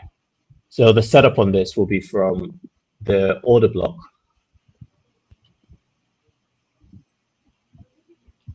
There we go. Beautiful. Are you back? All right, Yeah. there we go. So I this get will close as confused a on those swing other point. charts. I understand what's going on here. And then the setup will be from the order block to the low. But the target on this one is going to be interesting. One or two things could happen, right? The first is we could see a very explosive reversal where the market could literally take out this high, the high of this. So if I just go back to the 4 hour, there's this imbalance, which has been my area of interest. So price could close in on this imbalance and even potentially retest this bearish order block right here. Or we could see the market essentially trade all the way back up to the highs, right? But I like to respect the 800 EMAs. So where are they? It's still not loaded up. Perfect. I know there was an 800 EMA sitting just above this box on the 15 minutes time frame. So that would be my next target. Would be to trade essentially to either this high or just to this low down here. That's going to be a 1 to 2 R to R. It's going to be a bit of a smaller position than the first one, but still it will be a tad rewarding. And then there's so this is that one actually. This one I'm a bit more confident on. But the gold trade is going to be interesting. I feel like I'm missing something, but I need to see my full analysis. Okay, well, I just clicked on, I just got my second mortgage approved, so I'm definitely putting an all in on this trade. So better work, Walter. Wait, what did you get approved? Well, only half of it. Oh man, He took a loan out on his mortgage to trade it, Walter. Go for it. Yes. I mean, you're doing better than most of the DJs out there. It's like I remember when I tried trading meme coins. It lasted for 1 week, but some of the stuff I see people do just for meme coins, I'm just like, really? crazy. Yeah. Yeah, insane. Okay. Yeah, there was a guy on X. It took out his daughter's school fees and used that to invest all in a meme coin, and then it didn't go very well. Degen to the Not core. very clever. There we go. All right, so this is now the second candle. So now I'm waiting for that third. Actually, I don't need to wait. I'm just going to set a pending order. Because if there's going to be a third bearish candle, it will probably drop into this box, right? Yeah. And what I don't want to do is miss it. So stop below the low, pending on the high of the order block. And then I'm taking profit at the equilibrium, which is 3,066. So actually, this is a very perfect point. So that's 123.36.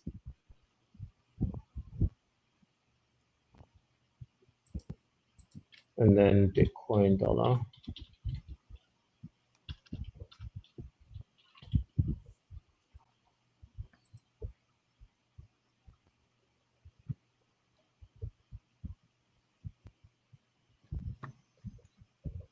Yeah, and then I think I'll just place a small trade on this one as well. And I'm going to head to bed and wake up tomorrow morning and see what's happening.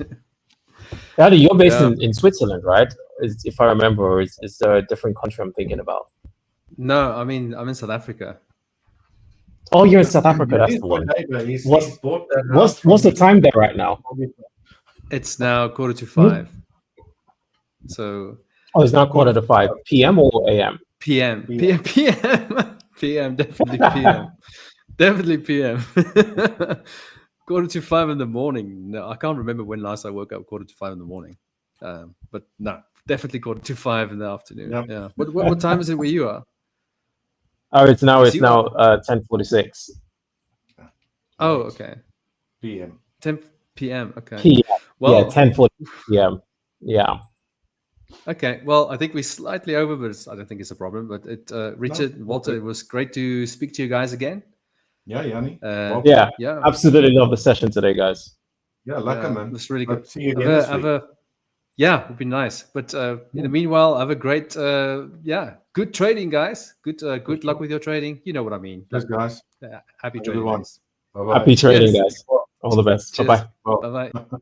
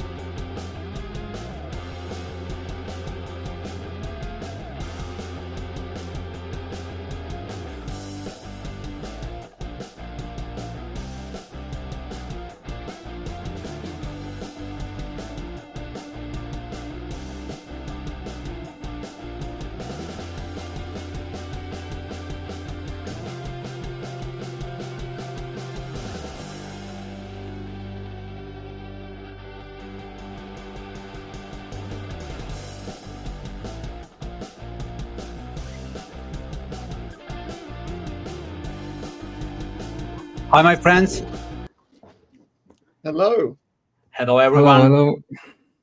Aymane, nice to see you. Did I say that right? Yeah, Aymane, nice to meet you guys. Aymane. Paul, Igor, Yes. how are you doing, guys?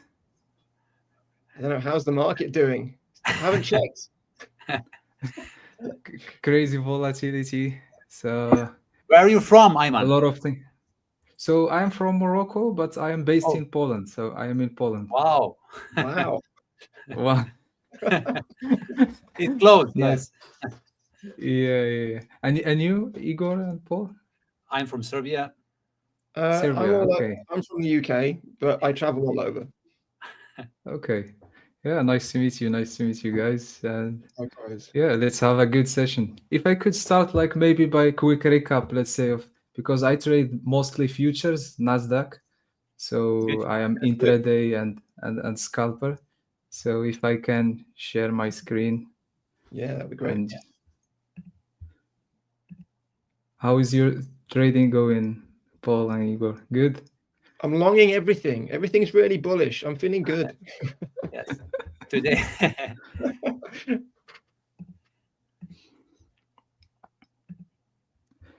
So yeah, so I trade mainly NQ. So I trade I use the footprint, a little bit of price action, candlesticks. So let's start first by a quick update before we start the week. So quick update of what is happening on the NQ.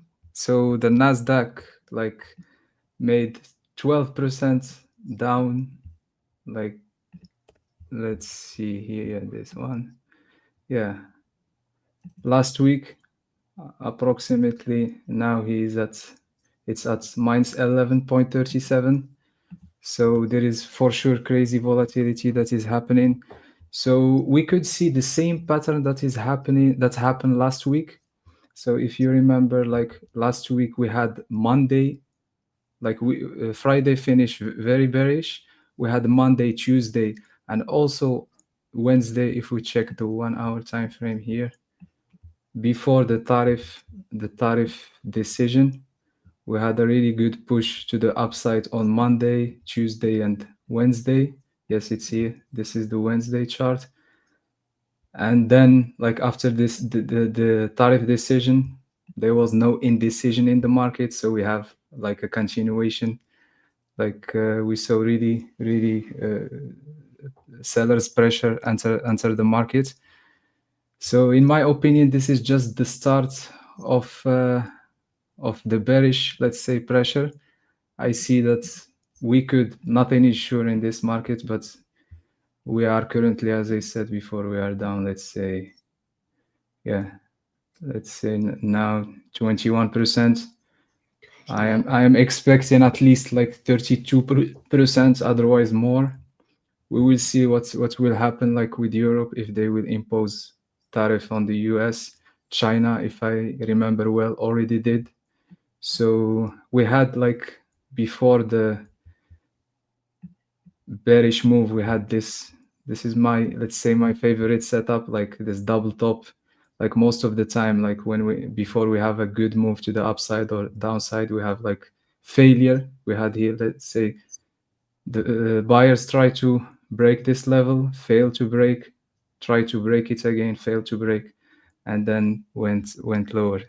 So yeah, this is the current setup on the NASDAQ on the weekly. If I check quickly, if you don't mind, like the gold, because No, please. because there is something unusual that is happening in gold, because there is fear, there is uncertainty, but we see that the gold is like retracing. For me, I think it's due to a lot of investors maybe got the margin calls and from other assets. So if, let's say, they are up on the gold, so they are, let's say, taking profits and covering the margin on other assets. But it's just, this is how I see it. I don't know, Coach, your thoughts about it. I mean, Igor, jump in. I just, yes, I really don't know what will happen with gold. So right now, I just watch the news and so many news, and I know that gold is a little bit overbought, and I think that we should just stay away from the gold right now. But this is my humble opinion, so I don't want to interrupt your analysis, Ayman. Yeah, exactly. Like in general, like if you are a day trader like me, or it can be also swing trader, you have to try to adapt to this market conditions. With adapting, like there is a lot of, let's say, variables because when you say adapt is a big word, but let's say for me at least how I adapt to the market is just I check always the ATR, because you cannot trust your eyes by watching the candles, because trust me, like if we check the NQ, just let's say 5 minutes, 5 minute chart, like you can see like some crazy movement, like just from here to here, like it's 6% down, like on the 5 minute time frame. So for me, like the first thing I do is I have to check the ATR first, know if I will trade the NQ or I will switch to micros, if it's because I have to set my stop loss like based on something technical, not the dollar amount. So I don't know what you think, coach, about like adapting to the markets. Is it something like include your system, or is it like it doesn't affect you that much? Just to add, for me, when we have so volatile market, we need to have some model, some edge to know what to do. So I would just, after you, I would try to explain my strategy and a little bit about my trades today. But I had problems in the past when huge volatility was present, and right now I need to a little bit adapt my strategy, risk positions, everything. So I will later I will discuss about that. But right now I just Okay. want to hear your opinion about gold, because maybe gold can be interesting for trading the next weeks. Now when we going into the maybe some kind of the low volatility market, or we will see. Yes, I don't know what to predict. Okay. Yeah. So if we go back to gold, like for me, like having a like this big candle, like I was saying it even like before the open of the new month. This is the monthly candle. So we had this big push, big candle at the top of this trend here. So for me, like I saw there is some squeeze happening, some because it's just my strategy. This is how I trade, like big candle in the top at the end of this trend right here. For sure you have to wait for more confirmation, but it could be the like a sort of signs of reversal. And we had it like historically a lot of times. We had it here, like let's say this small this uptrend here. This is the monthly charts, took this previous week, closed bearish, and we had this small this retracement, sorry. So we could see similar thing. Again, I am more of intraday and scalper. If it's possible, I can walk you through about how I see how I trade. Yeah, So please. Yes, please. Just want to hear your strategy, Ayman. yes. So as I said, like I use, it's simple concept, like just area of interest, and I use the footprints for confirmation. So let's say I have a specific candles that I trade based on the footprints. So I trade the sorts of those candles, like this candle. What I mean with those candles is simply like a candle who took the previous wick and closed bearish. So when I developed this, let's say this strategy, it's like when you see on the footprints what's happened, like when the price is here, like we broke this, let's say this previous candle, and in couple of seconds we see big orders entering, and it's always when we have this sort of those candles. So in few seconds we see big orders that enter the market, and we close, let's say in this case like red, bearish. So and then I understood that there is something there, there is something that is happening there, that the market reacts how it reacts. And for me, like the idea behind the strategy is at any certain point, there is always battle between buyers and sellers. And my job is just to identify the, let's say, the battle, and just to see who is winning, and always try to enter second. I don't enter first. I let them enter first, and then try to enter second at the retracement, or it depends on what the footprint show me. So let's take like an example. So let's say last week I took a couple trades. One of them was here. So we had this 1 hour candle right here. So it took all those previous wicks and turned and closed bullish. So for me, the idea is here they enter buy market order. So they were aggressive to switch, like to go higher, and it happened quickly, like in a couple of seconds. So when I saw this, like let's say at 4, like my time, like I draw this zone, and I knew that, of course, it's always a game of probability, nothing is sure. But if they bought here market and aggressively, they most of the time they place, let's say, a buy limit orders here. So I was waiting here for the price to see how it would react. I check always the footprint, and what I'm looking on the footprint is the absorption, and then like failure and continuation. What I mean with absorption is, if I can show the footprint chart. So basically the absorption is, you see on the footprint like big cluster of sellers, but they are not moving the market. So you see like on the delta chart that there is big clusters. There is something wrong with my footprint, but it's okay. So the absorption simply mean, you see, like in this case, I want to take buy from this area of interest. I see like big cluster, bearish cluster, like for sellers, but there is no movement. Normally, logically, if there is a big clusters like for the sellers, most of the time, like there is continuation. But you see that there is big cluster, but there is no movement. So this is what I call the absorption. And then like I am waiting for sort of the buyers to enter. Sorry, like just I try to log in to my footprint chart, but there is something wrong. And yeah, so this is the main concept. Is just area of interest. I'm waiting for absorption. I switch to the 5 minutes for confirmation, and yeah, I place my stop below here.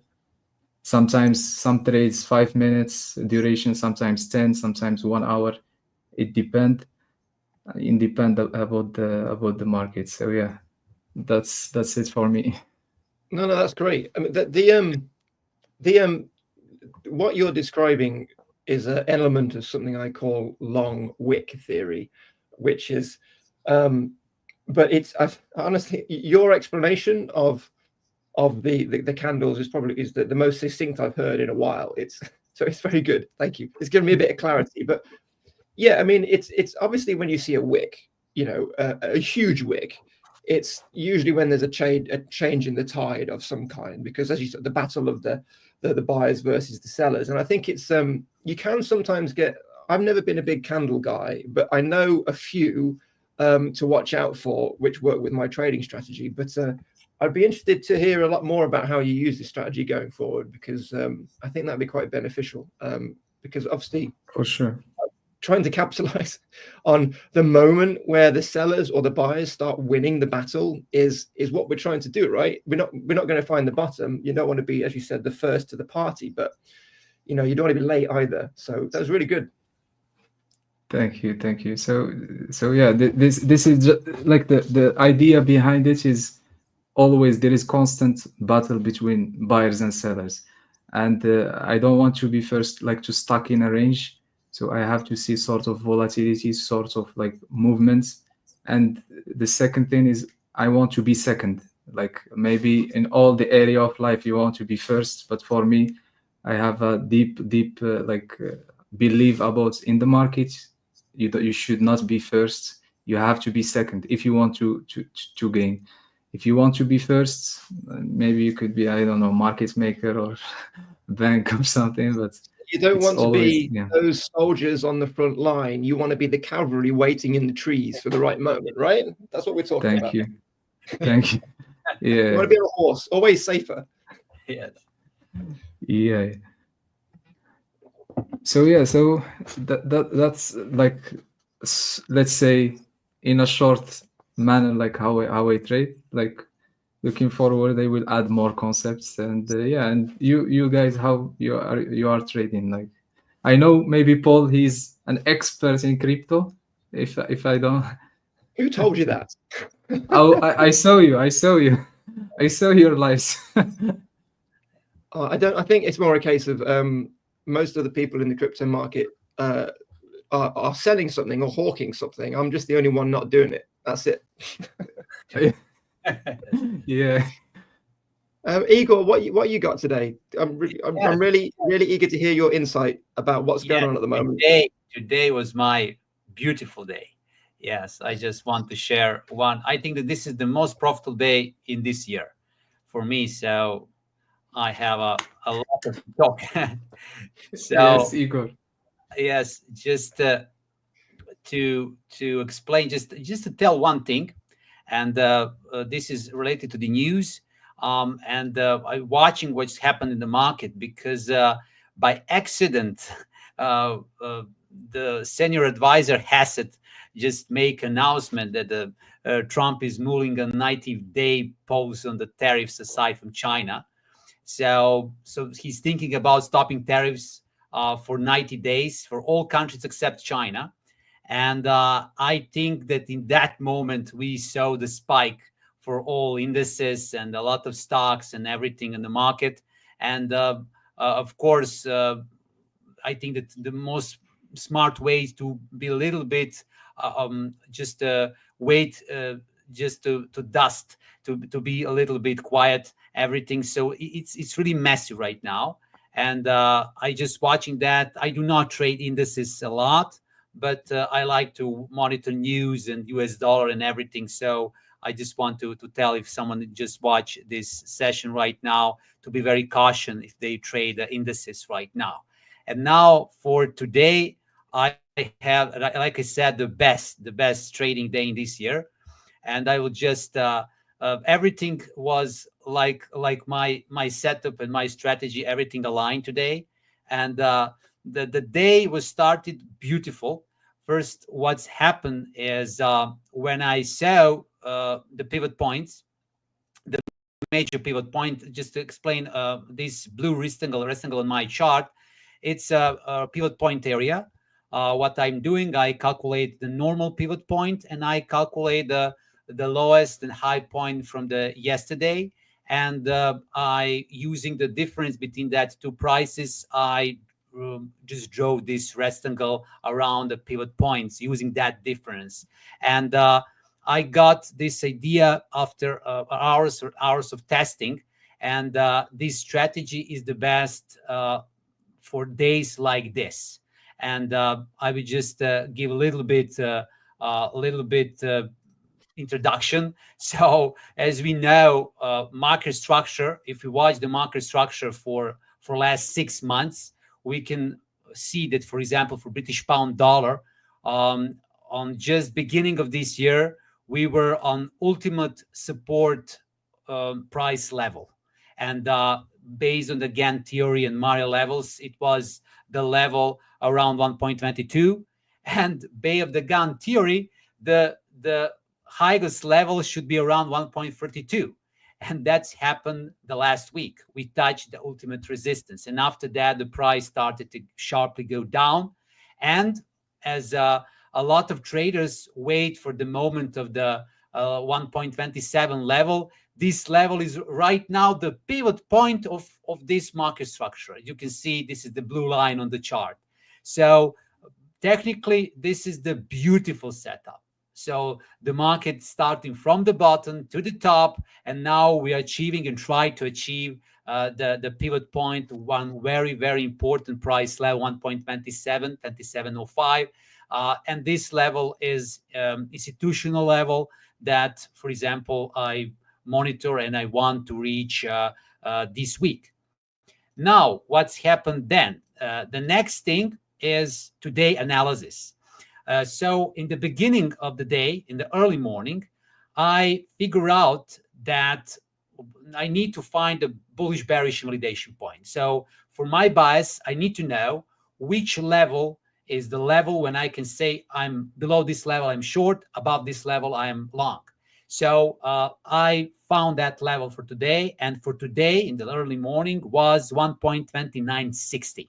So my rule of thumb is that I'm trying to find the level always above the pivot point. This is very important, should be above pivot point, even in the strongest move down. And the next thing was, as you can see it was the April 4, we have a strong support around this level. We broke that level, but right now that level should be the new resistance. Former support, now resistance. So this was my bullish bearish validation point. And what is the catch? All this blue rectangle. I apply that in various ways, but the most powerful this tool is in the highly volatile market when we have either strong bullish trend or strong bearish trend. Because we have a strong bearish trend right now, what's happened? Usually, price from the beginning of the day is below this rectangle, and one moment touch the rectangle and start to go down. And this is the strategy that they want to catch. However, what's happened here today, the Asia high was exactly on the same position as the low of this blue rectangle at 1.2930. So today I have clear, crystal clear levels, so clear that I just know what to do. There's no waiting, there's no mistakes, there's no doubt. Everything is clear. Strong bearish trend. I want to buy on the high price. I know which price I want. Everything was beautiful. And what's happened then? The price touched this lower blue rectangle in the early Asia morning. I was sleeping then. And then in the early morning, around 8 o'clock, and I missed that trade. And I was a little bit, I want to chase the trade. It was dangerous because I was around 1.29 level in the moment when I watched the chart. And I said to myself, no, I will miss the trade. Even I knew that the trade is beautiful, but I wanted to be disciplined. And the market just wonder. The market decided to give me some kind of the candy for me. And in that moment, the market start and touch again for the third time in the row, start to touch 1.2930 level. And I'm entering exactly on that level and put my stop with 29.60. And I'm waiting what's happened with the price. So I had several levels that I watched and wanted to enter into I had a plan, of course. The first target was, of course, this low, this daily low. It was my first target around level 1.2830. However, the market was so strongly bearish. So I didn't close the trade. I just watched the trade. And what's happened, we touch around 1.28 level.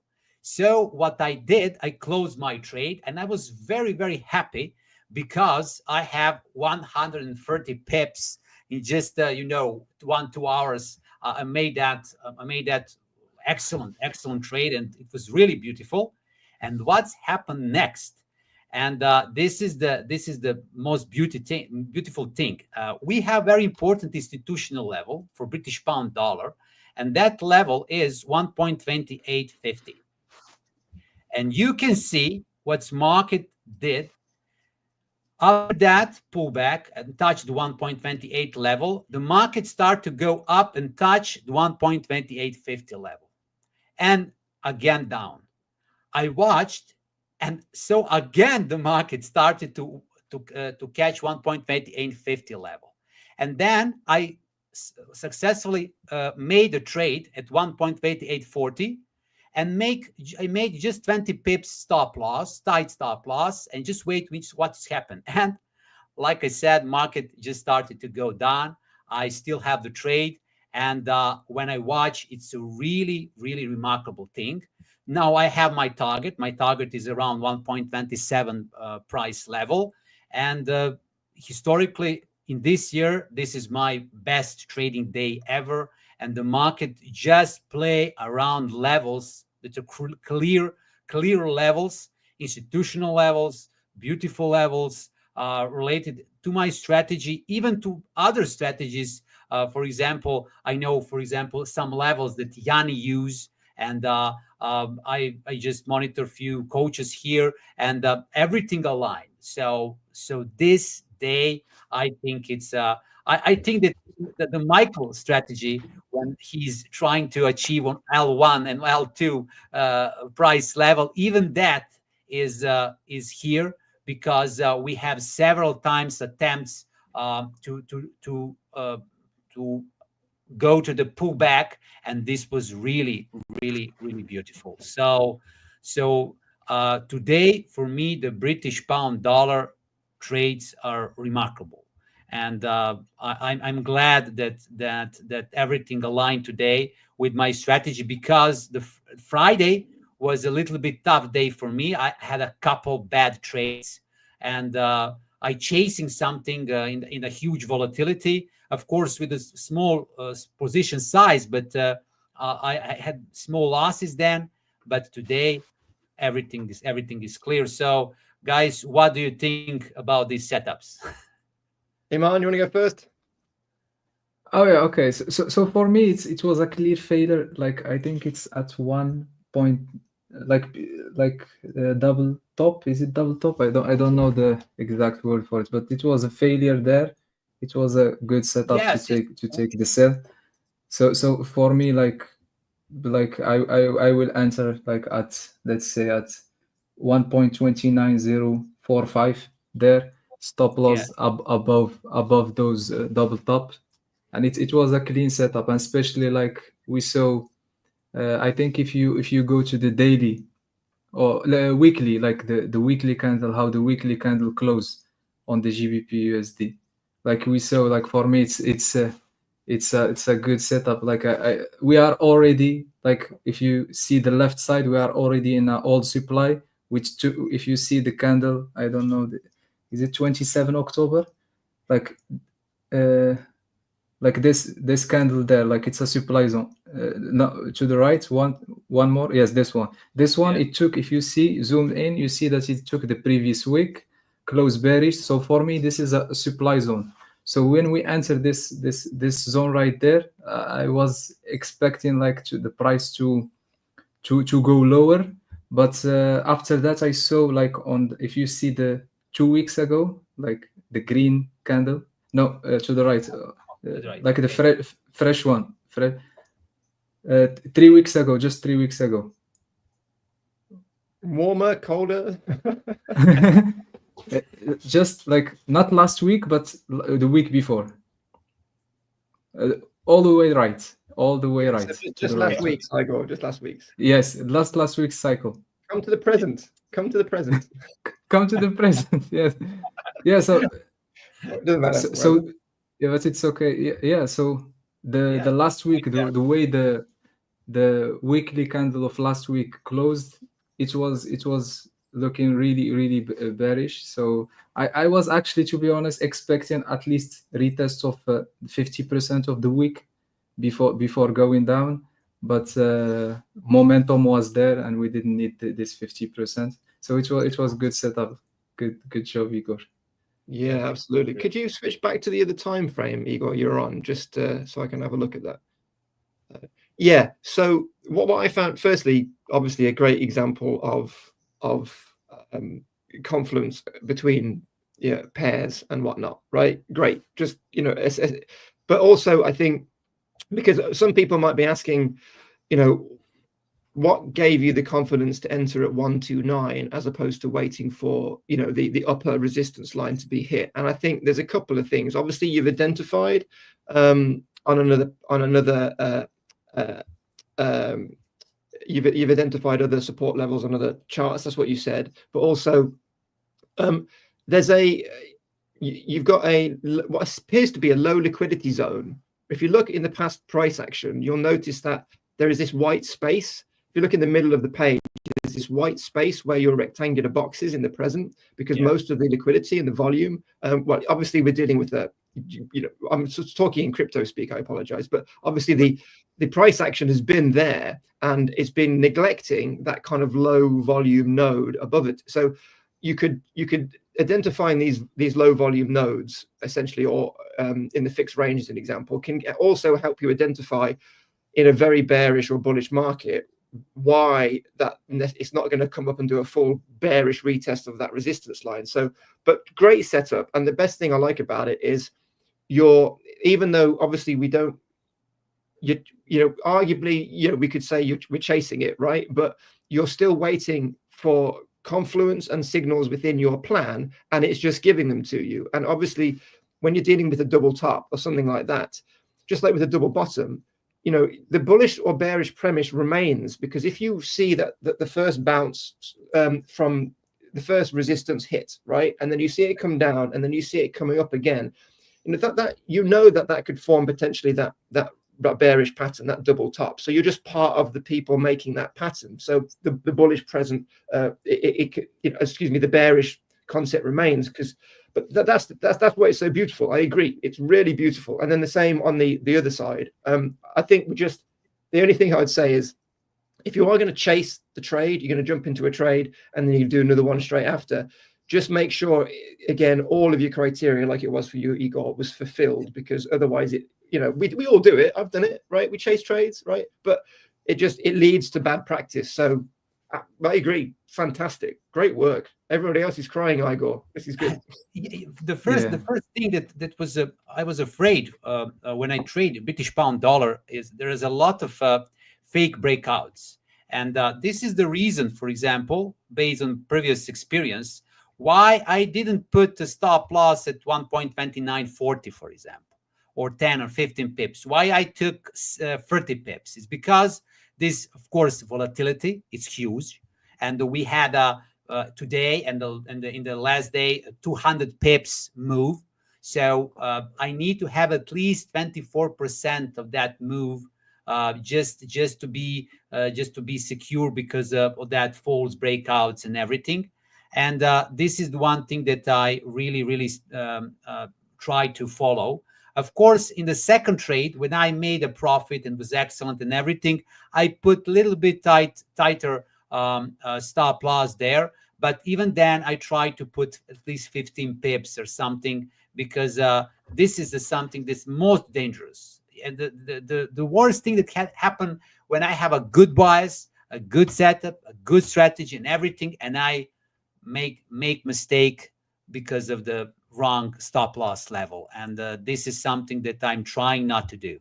And sometimes it's very tough, and sometimes I made that mistake. So yeah, I'd be interested, I think, because one of the traders come to me and they're like, what's the secret formula? And I'm like, well, firstly, learn everything you can about TA, learn everything you can about all of this, learn all your indicators, right? But the edge always comes from your ability to see what the trading weather is going to be around the corner. Now, obviously, it's a different game in crypto, because we deal with high volatility on a daily basis. But when you have an asset, things like volatility indexes and so forth, or indicators, whatever, they can give you a quantifiable result to help you improve to change and adapt your risk management. Because if you think, well, over the last 6 months, this has been the volatility, but now this is the volatility, you've got something you can say, well, okay, so if the volatility is like this,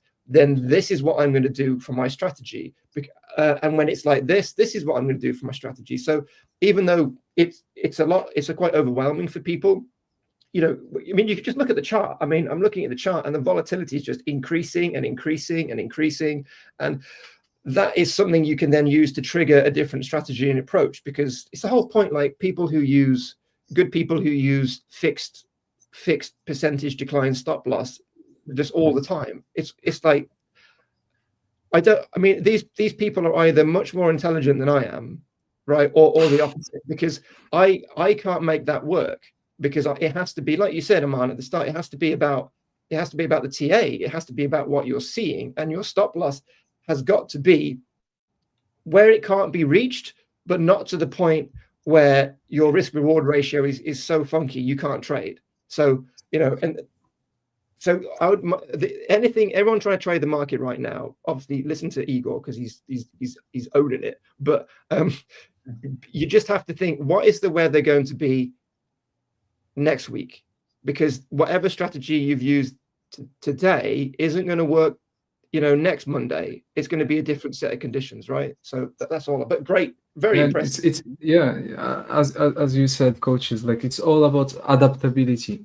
So to have, like, having an edge and having a system, like, if it's a good system, like, include this system, it have to be like a notion of adaptability. You have to have like a clear set of things that's, let's say that when it changes, you have to do something. When it changes, yeah. For me, like, I don't know, I want to know your thoughts, coaches. Like, if you have, let's say, a strategy, like, I don't know the name exactly, but just systematic strategy, like long term, it's not working. If you don't add any component, like, you don't add anything to it to change this, to fix this, long term, like in 10 years, it's a losing strategy. Yeah, agreed completely. Yeah, I mean, maybe we should jump into this point for a minute. Igor, you got more stuff, right? Okay, I can just very fast, just to show other charts. No, don't run through it. I was thinking of I think, shall I just show one chart and then hand back to you, just to underscore this point? You can talk about cryptos and everything in your charts. Yes, I will just. No, it's not my turn yet. It's not my turn. But I just wanted to. There's this setup. I want you to continue, but there's this setup which I was looking at yesterday, on Friday. It was ADA. Can you see my screen? Okay. Not yet. No, not yet. Tell me when. Which crypto? Like ADA? Like, yeah. See it? ADA. Yeah, you got it? No, not yet. Can't see my screen yet? Oh, let's have a look what's going on. Oh, it's my fault. Sorry, that was totally my fault. Thank you. Now can you see it? Yes. Yes. Yeah. Okay, so just the point I wanted to make, though, about just chasing it, right? And obviously marvelous execution. This was a setup which I was going to bring on Friday, which was essentially, at that point, the price action had broken down. It had reclaimed this range, and the trade was to enter at this support. Now, it's a bearish context, right? So it's just a quick scalp. It's just in here and then buy here, right? But by the time I brought it to the stream on Friday, it had already played out, right? The move had already played out. And then the suggestion was, well, why don't you just buy it again, right? And range it. But here's the thing. As you can tell, by the time it comes back down again, the whole premise has changed. And look, this is where we are, right? So this trade was only applicable to the market conditions in the moment. And if you then try and do it again because you've missed it or because you're sleeping or whatever, you run the risk of essentially trying to enter the premise of a trade which is essentially expired a day ago, right? The weather is now different. So I think the message is, whatever you're doing, be very, very cautious. If you miss a move, it would be better to just reset the planning process and then start again. Because whenever I've chased trades, for example, if I tried to do the same thing again here, I would have lost out, right? So that's the only point I wanted to make. Just be very careful doing one trade and then doing another trade afterwards, because it tends to, I don't know how you guys feel, but it blinds me sometimes when I try and do that. I lose perspective on what I'm trying to do. No, sometimes your mind give you logic to, it's not a chasing. So your mind give you like, it's logical. Like, you are not chasing, you are just, look, there is a zone. But normally it's just, for me, like, I spot it, like, because it's happened to me so many times, and it came in, let's say, in a logical way. It's not like random, but it's really logical. If, like, I will easily trust it. But it come in a logical way, but it's like it's clear. You have to know when to spot those things. Yeah. Yeah, I mean, it's about rules, though, isn't it? I mean, like Igor, like you've demonstrated, you can have 2 quick trades in a row and be successful, right? Sure, we've all had it, right? But I put in rules in place for myself where I'm like, you know what, I do 1 move per setup, right? And I do that not because I can't necessarily find another one, but typically when you do that, when you plan a trade to start with, you tend to step back and then you take a big look and then you delve in and then you trade. But then when you've missed 1 move and then you're looking to do another one, you don't tend to back out again to reevaluate. And therefore, Exactly. that perspective is what you miss. So I put in rules in place just to manage my own discipline, because obviously I'm a human being, but certainly not as good a trader as Igor. No, I'm not a good trader because I make mistakes as everybody else. Please don't destroy me. No. But please, Igor, continue. Sorry for the interruption. Okay, I don't have a lot of things to because today I was 100% in a British pound dollar, but the good thing is that all other setups were very similar to that. So I will just start first euro dollar. For euro dollar, my bullish bearish validation point was simple. It was this red trend line here. This is the clear bearish setup, of course. And of course, I didn't touch it because I'm trading British pound dollar, but it's very good for trading too. The good thing is that the price several times touched this trend line, and today too. So it's very beautiful if you can to reach this price level, enter into trade. Then for Aussie dollar, this is the little bit confusing for me because we started with some kind of the bullish trend on the relative strength index indicator. I can draw the trend line here. So we are starting some bullish push here, but the last 3 hours we had a drop, very strong drop. Actually, if we watch the daily chart, it's a little dangerous to buy anything related to Aussie dollar because this candle is like from horror film when I watch that. So it's really really dangerous to trade with Like huge candle. This is crazy huge candle related to Aussie dollar. And the New Zealand dollar, very similar to Aussie dollar as always. So it's for me, it's not good to either to buy, either to sell. I don't see anything on this chart interesting.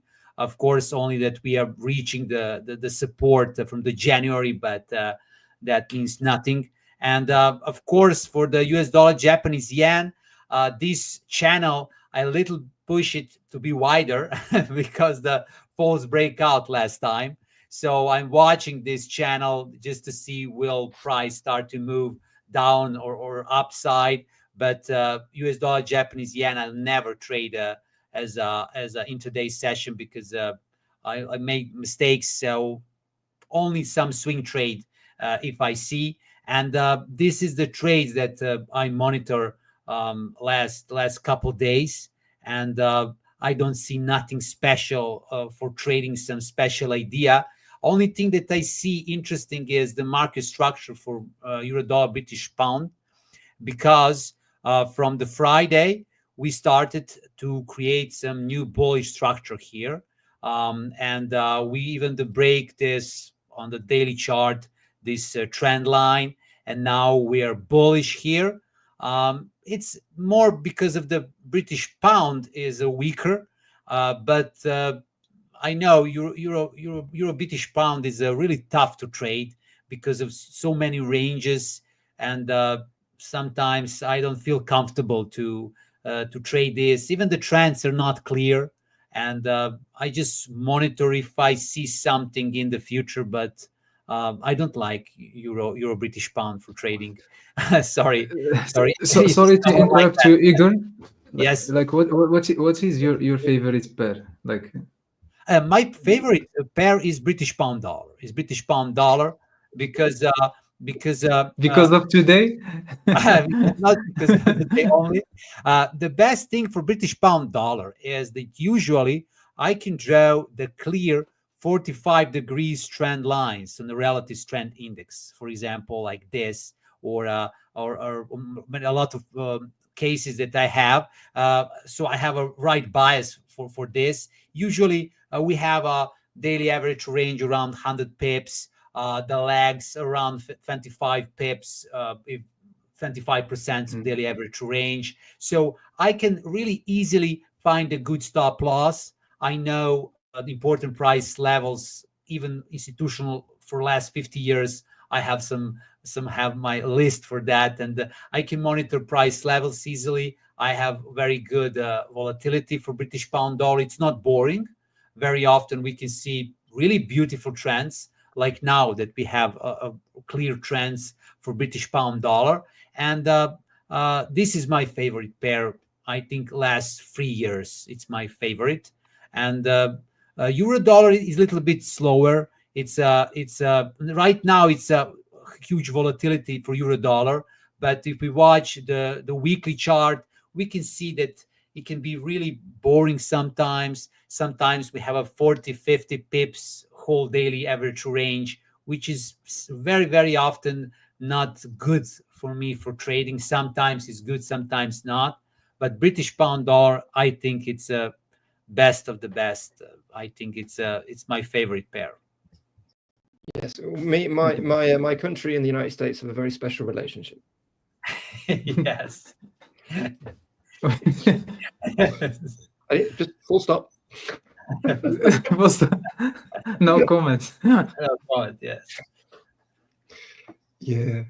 Yeah, definitely. And also I think also GBP, GPY like have good volatility. You trade sometimes GBP, GPY, or it's not in your watch no, list? It's not. I watch, but it's a little bit too volatile for me.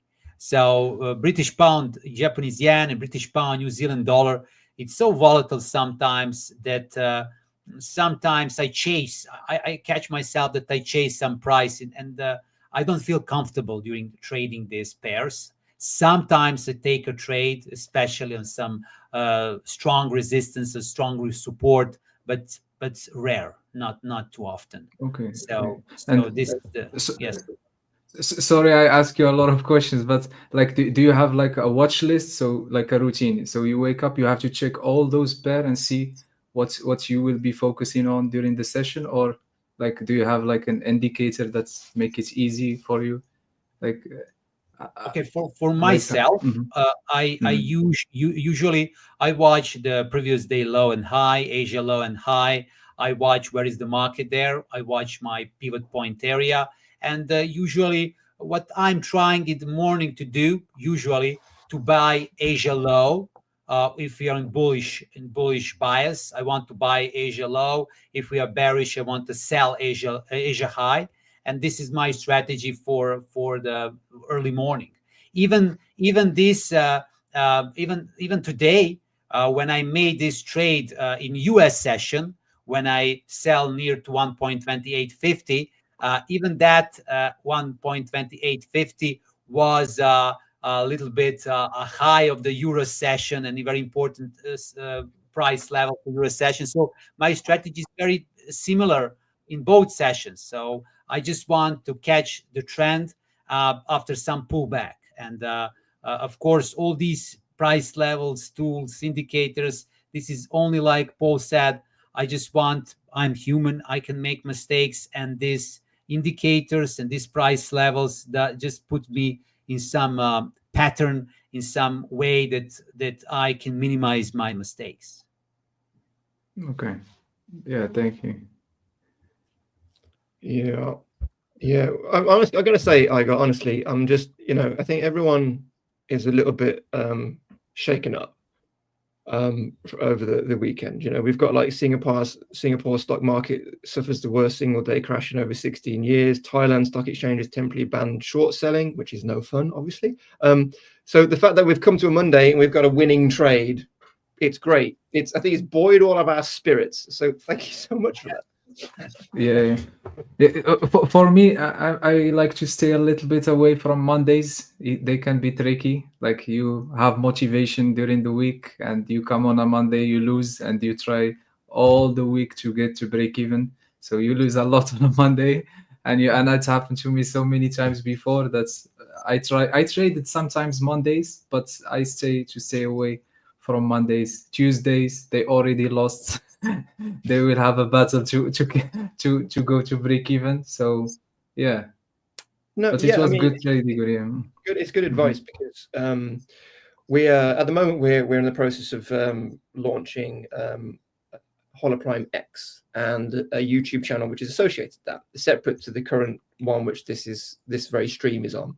And when I was trying to figure out a schedule for like coverage throughout the week, so a couple of Bitcoin videos every week, some top altcoin picks, and maybe some crypto news, I'm like, okay, so what would be good would be if I did a Bitcoin update on Sunday, so we can make sure that that's fresh for Monday. But when I thought about it, I'm like, no, because that's not how I trade, because I need to see what Bitcoin is going to be like on a Monday first, right? Otherwise, we're letting everybody down because we can't possibly have the full picture when most of the markets are shut. So I completely agree. And we've scheduled it so that I don't do any Bitcoin work at the weekend because it's not particularly helpful. Whereas Monday, it can set us up for the week once we've seen what's, I mean, like this move today, like I had just before we came on, I an hour before, I'd seen the move from Bitcoin, and I had seen the news that President Trump is considering a 90-day pause, but I hadn't put the two and two together yet, right? And we wouldn't have that information if we were doing a video on Sunday, right? We need to have everyone to wake up first. So yeah, sound advice. Mondays, not so much for me either. Yeah. But speaking of Bitcoin, should we jump into it maybe? And then Aymane, if you've got anything else, okay. we can close with that. Does that work for Perfect. you? Yes, perfect. Okay, here we go. Nice and steady. Okay, so as you can see, the crypto market is having some trouble. Right.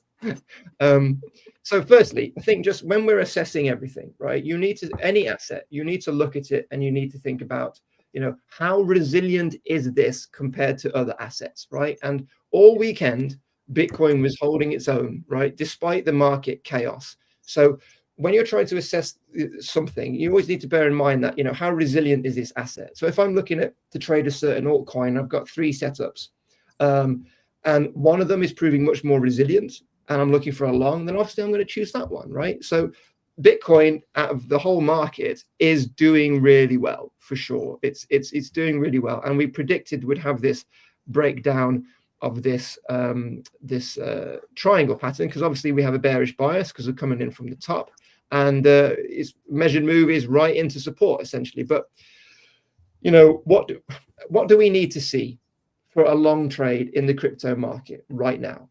Because we haven't got the conditions for any long movements at all, right? This is just news. We can't trade that, right? So the next scenario for a long trade for Bitcoin is when we come into support, right? And if the bearish context in the market and the news is still a lot of pressure, it needs to be a very quick scalp trade. You want to come in and you want to benefit from people coming to buy this very significant support level, which we'll talk about in a bit, right? And then you want to just let those buyers push you up to the next level and then just get out. That's the only premise for a long trade at the moment.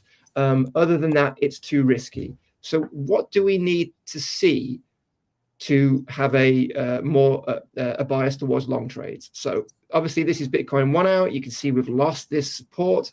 When it's now resistance, it's no good. Bitcoin 2 hour, same picture. So it's all very bearish for trading at the moment. 12 hours looking a bit more bullish. But this is the problem. This is why you need to be careful with your longs at the moment, right? So this is one version of the primary trend line Bitcoin has been on for a while, right? And we're just starting to lose it. That is problematic. Here is another example on this comparison between Bitcoin in 2015 to 2017 and the last couple of years here. We're losing that support line as opposed to having a solid wick here. And speaking of, you know, long wick theory, and then we're having a reversal. This is problematic.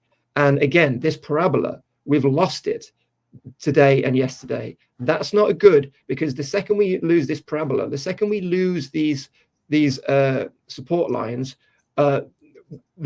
less buyers are going to show up. It's that simple. Less buyers are going to show up now because we've lost these lines. So again, likewise, this is another kind of primary line in the sand, which is at risk of breaking. And we need to see, obviously, a candle body close above that at the end of the month. And then, of course, this is the ultimate line in the sand, which is represented by the previous all-time highs, a range between 69 and 73K. And of course, if this line breaks, then we're in trouble. So right now, Bitcoin is at a decision point, and it's very, very important that we recover quite quickly. Otherwise, we're going to run out of buyers as this support line moves close to the support line, and then sellers could take over. And then if we lose this, we're losing the primary trend, and the bull market might be over from that perspective. So what do we need to see? So let's go back to the 4-hour chart. All right, very straightforward. We need the price action to be up here. Very simple. We just need it to be up here. So until we've recovered the 1-day 200 MA, and until we're back up here, and we've mainly above the 618, right? We've just got to, no long trading. You shouldn't be long trading the crypto market like this, because it's no good, right? It's shorts all the way now. And if we look at the money flow, this is Bitcoin dominance. We've lost any bullish scenario for altcoins. Look, we're rising straight up. This is money leaving the altcoin market, right? So if you're trading, it needs to be short, right? Absolutely needs to be short. And the only context where you're going to look for a long would be if we enter this support zone and it's going to be a short-term scalp. Everything else is going to be short until we get back up here. And even if Bitcoin makes a recovery, right, this is just you waiting for Bitcoin to touch resistance again so you can short the market. Because right now we've lost this, no bullish context left. Really straightforward. So this is the situation we find ourselves in. Bitcoin is still in an uptrend on the primary, but everything, if we get too much pressure this week, we're going to have a lot of problems. This month we're going to have a lot of problems going forward. And this is Ethereum. Look, buyers have just given up. They're not trying to recover into this pattern now. They're looking for somewhere to enter. So Ethereum represents the rest of the altcoin market. Not great situation at all. However, we always want to have some positivity. So this is Bitcoin versus M2, which is obviously the global money supply. And now we talked about this briefly before. And there's about a 70 to 100-day lag between this. And obviously this is a recent correlation. If you scroll back, the correlation isn't as clear, but recently, since the bull run started, or at least the last year or so, there's been pretty good correlation between Bitcoin and the M2. So if it did follow this correlation, we need to get to the end of April, right? Which kind of makes sense in terms of recovery and getting all this mess behind us. So this is a bit more of a bullish context. And I also got a couple of setups. So if you're thinking, I don't want to shut long traders out, right? So if you are thinking of longing, this is Bitcoin 12-hour. There's a theoretical basic support buy and take profit option here in this zone. But again, as we've talked about, we're in a serious downtrend. There's a lot of bearish news. I would not be longing anything right now. But if you're keen to, this would be the trade, right? Absolutely, that's the trade. And if you're looking for a short, here is an inverse cup and handle pattern, which Bitcoin has put in on the 12-hour, which you don't see very often. And of course, when you think about, shall I enter a long trade here? And then you see this pattern, it's like, no, actually, I'm not going to do that. I'm going to short it. So there is a problem with this short setup though. And the problem with this short setup is we have super strong ultimate support right here. So, this is the problem at the moment. You can short it and you're going to run into buyers. So did someone want to jump in?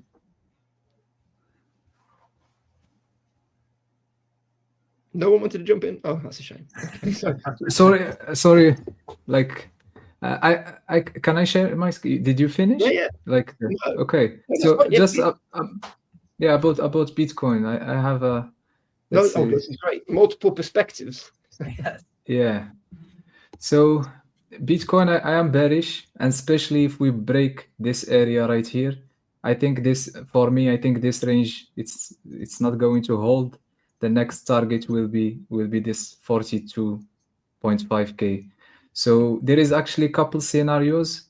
So the first one is like maybe testing this area more deeper, creating a double bottom here. It's important. We had double top here. If you, as you can see, let me draw it. Like we had this big push, and we have this double top, Big double top. and then, sorry. Yeah, big double top. Big double top. Yeah, classic. Yeah, big double top.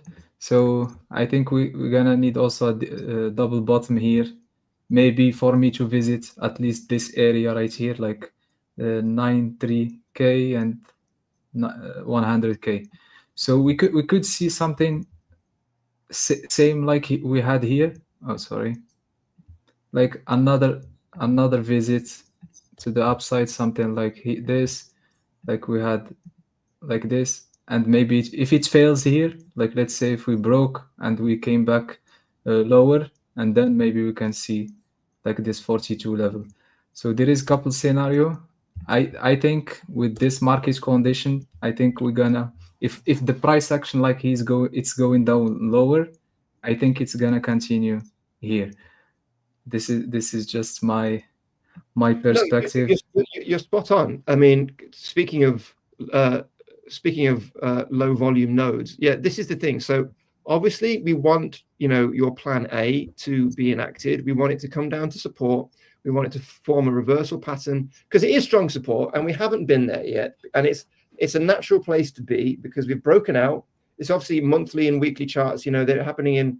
Hi, Andre, great to see you. And obviously, it's a healthy retest, but the market, the wider world, is not in a healthy position, which makes this, this bullish retest a bit nerve-wracking. And we see this all the time when I'm trading altcoins, right? If Bitcoin, I'm seeing an altcoin, let's say Solana, it's coming up, it's broken out of a long-term support resistance range, it's coming down to put a simple bullish retest in. And if the market is good, then the retest will happen and Bitcoin will, that Solana or whatever we're trading will go up. But as Bitcoin is approaching this long-term support line around 73, 72K, because everything is so bearish, typically, how many buyers are going to show up there to fortify the price action? So if we do not see that double bottom or reversal pattern and a move upwards, then you're quite right. If we lose that level, sellers are going to take control because we have bearish weather.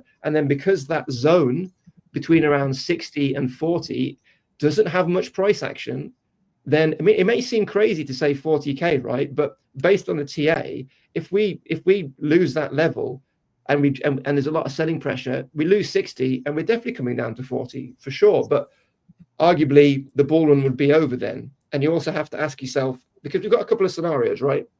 So what would institutional money do at 73K, at 72K, right?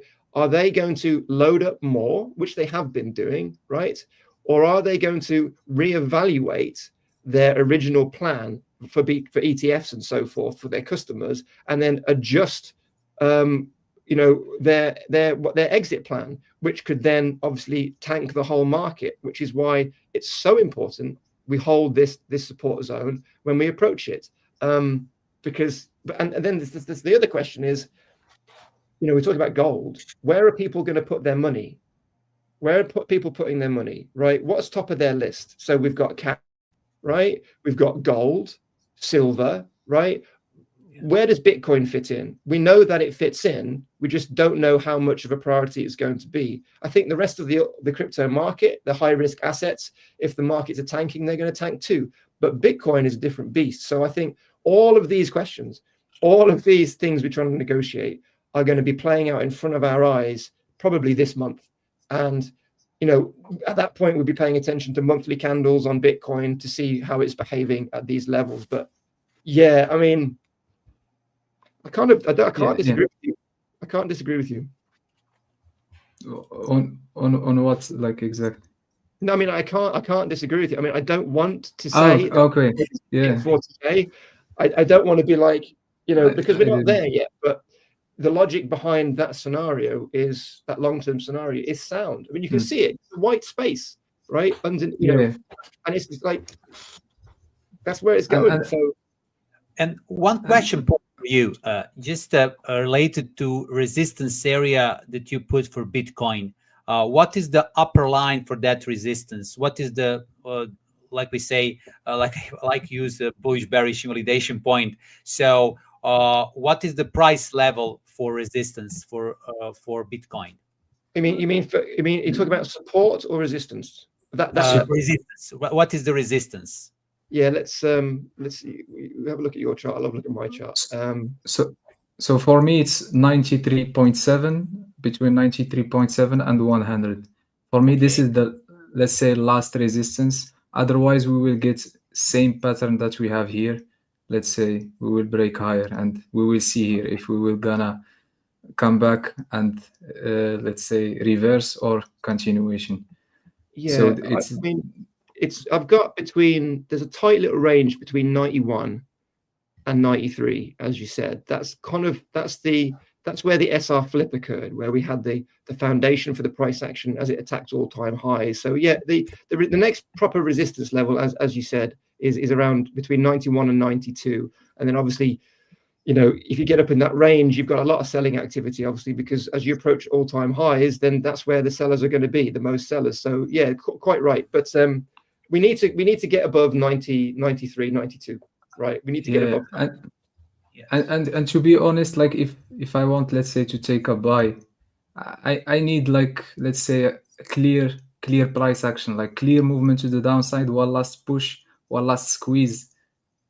Because now the way I see it, like, it's moving down slowly. I don't like it that much, because like we could see just slowly continuation to the downside. Like, I will be more comfortable to take buys if we had, like, let's say, this zone have an aggressive, like, to invite sellers, like we are going down, and then maybe this last chance to take buys. Otherwise, if we continue like this, as you said also before, like, this zone is, for me also, it's really important. If we break this zone, I think this range will not hold. It will be the 42K, which sounds, as you said, which sounds a little bit crazy, but it's possible. Yeah, I mean, because look, everything's on its head at the moment, and I think if you ignore, what happens if Bitcoin loses, the support range of 73 to the support range is essentially made up of the previous all-time high from the last bull run and the breakings, the first attempt to break those highs back in March 2024, and that's between 69 and 73K, right? So there's a significant range to get some wicks down and have a bit of some bull traps and stuff. But so with Bitcoin, puts are trading at a premium to calls at the moment, which is signaling, of course, a spike in demand for downside protection. So this skew is actually a level of fear which has not been seen since Bitcoin was around 20K in the mid 2023s. So there is data growing underneath, but we just have to draw lines in the sand. And right now, where we are in the price action right now, for longs, we need Bitcoin to come down to support. It needs to be firm support, right? We don't want to be longing in the middle of a range, right?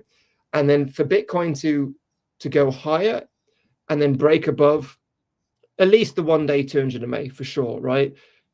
Long should be off the table. They should just be off the table for the rest of the crypto market, right? Because they're not going to react well. And any recovery they get when Bitcoin does its little up and down thing as it's heading lower, they're just going to reset afterwards. So it should be short trading, and you should be looking for setups. So there's a lot of altcoins at the moment which are in negative price discovery, which I'll jump on in a couple of seconds. And those are the ones you want to look at, right? So you've got some altcoins coming down and they're approaching support, right? And even though the market is saying short, they're not in a position to short yet, right? But the tokens which have long since lost their support line, their historical support line, and they're in negative price discovery, those are the ones you want to trade, because buyers are not showing up. Long traders will not show up. So don't just short everything, be picky, but that's the advice at the moment. And then if Bitcoin does break above the 1-day 200 MA and gets back into the upper range, then you can start looking at long trades, right? But with the current context in the market, even being aggressive at the Bitcoin support isn't a good idea. I don't know. I mean, do you disagree or agree, Aymane? What do you think? No. I totally agree. Like in all what you said, like, and especially like if you want to buy, and you said it like earlier, if you want to buy, just you buy, but you have to, your target should be the next resistance. Don't aim, and especially now with this market condition and with this price action, just buy here and aim for the all-time high. It's I think, and we agree, I think about it. It's a little bit far away from it. It's happened. So it's a more like now, like the strategy which is working more. It's more of short swing trades, like couple of days and take profit. And for sure not aiming for the all-time highs. Yeah.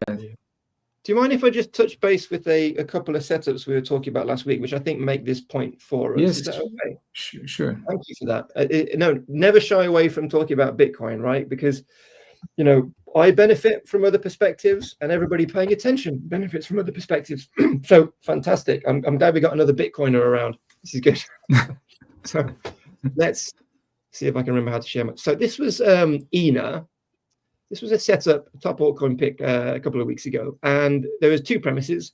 We were looking for a simple breakout of this triangle, ideally, or we were looking for, of course, an aggressive support buy in this support zone. But if we lose the support zone, the instruction was, of course, to short lower. And we were looking at this setup last week, and I basically said when we were here, we look for the bearish retest and then come in and short it down to here. So really nice trade, really straightforward. However, there's just something I wanted to mention about it, right? And if anyone tuning in on Friday was talking about scaling in, so I didn't trade this. I didn't actually trade this because in these current conditions, I want to have complete control over where I'm at. So for me, if I'm shorting this, I'm either shorting it from here, or a second position might be here, and maybe a third position might be here. So essentially, I would be scaling in here, here, and here if it comes up, right? And obviously, you know, and then this will stop it going any higher.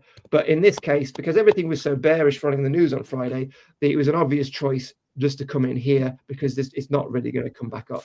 However, it didn't quite reach my entry level. And because I wasn't going to chase it, I didn't come in lower. However, for those of you who want to know how you could have traded this, if you were scaling in, you could have done it this way. So you'll notice if you look back in the price action, there's a bit of a little bit of a bounce range here, just a little one, right?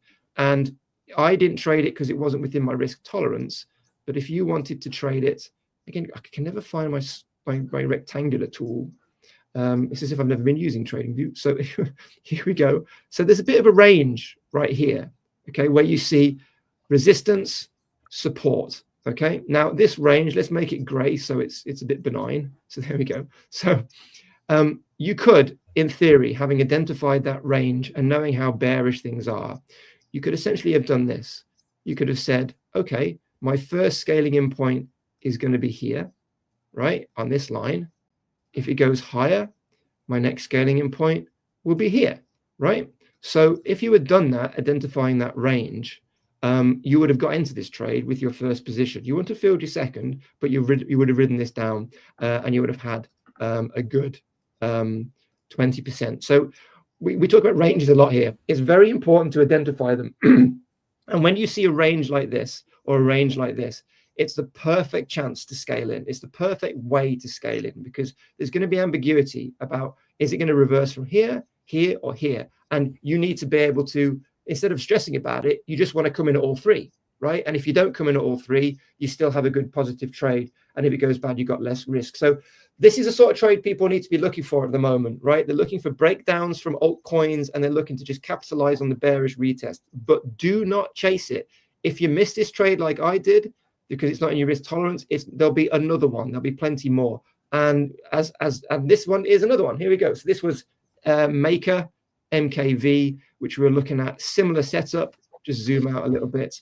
And we had obviously, we decided it wasn't going to We weren't going to suggest that there's going to be a long movement out here because there's a bearish bias. So we just said we're waiting for a breakdown, and that has currently happened. So this is a potential trade you could have at the moment. We had this lovely wick come up to the moving average. So now maybe a bearish retest again up here and then down. Okay, but again, if it doesn't reach here, don't chase it, right? This is where you want to be, because if it goes in the wrong direction, you can get out at no loss and hopefully before it hits your stop. But this is the market conditions we've got at the moment. And as long as Bitcoin is doing what it's doing in a downtrend and the market is the way it is, these are the sort of setups you want to be looking for. And later in the week, I'll be posting some more as well on the new YouTube channel. But that's my advice for crypto traders at the moment. Any dissension? Any arguments? Yeah, it's as you said, don't chase, and this is the hardest part for a trader. Like everyone can make a good trades, but it's just those days who you chase or you do something bad, and then it ruin all your edge. And it's important, like to how to say, to try to control your mind, to control your emotions, because good setups are always around the corner. But you have to try this day when it happened that you felt so, let's say, that you missed a trade, that there is no more trade. Just try to control yourself, and you will see that if you are a break-even trader, you will pass from break-even to a little slightly profitable just because you made this decision. So yeah. But definitely. Sorry, go ahead. No, it's look, I think people need to recognize, right? We're talking about the weather, right? What this whole thing, which is going on at the moment, is obviously very, very impactful, and you have to, there's a time to be a little bit fast and loose, right? So in a bull market, like the last bull market, when I was doing I had my investments, but I was doing my intraday trades or my little medium-term holds, I was just buying the breakout of bull flags and then rinsing, repeaters all the way up, right? So you can be a bit fast and loose when you're in a bull market, right? Because it's just going up, right? It's really straightforward. Buy support, take profits, buy support, take profits. It's great. But most of the time, the majority of Bitcoin's 4-year cycle, you have to be trading very conservatively, and you have to be looking at, like, when the market is like this, you really only want to be taking trades if the right trades falls in your lap. And if that doesn't fall in your lap for 3 weeks, then you're not trading for 3 weeks, right? And like with me, that setup, I didn't enter because it just didn't fix with my risk tolerance. And that's fine, because you also have to realize that the only priority in market conditions like this is to protect your capital. It is not to make money, right? That's the thing.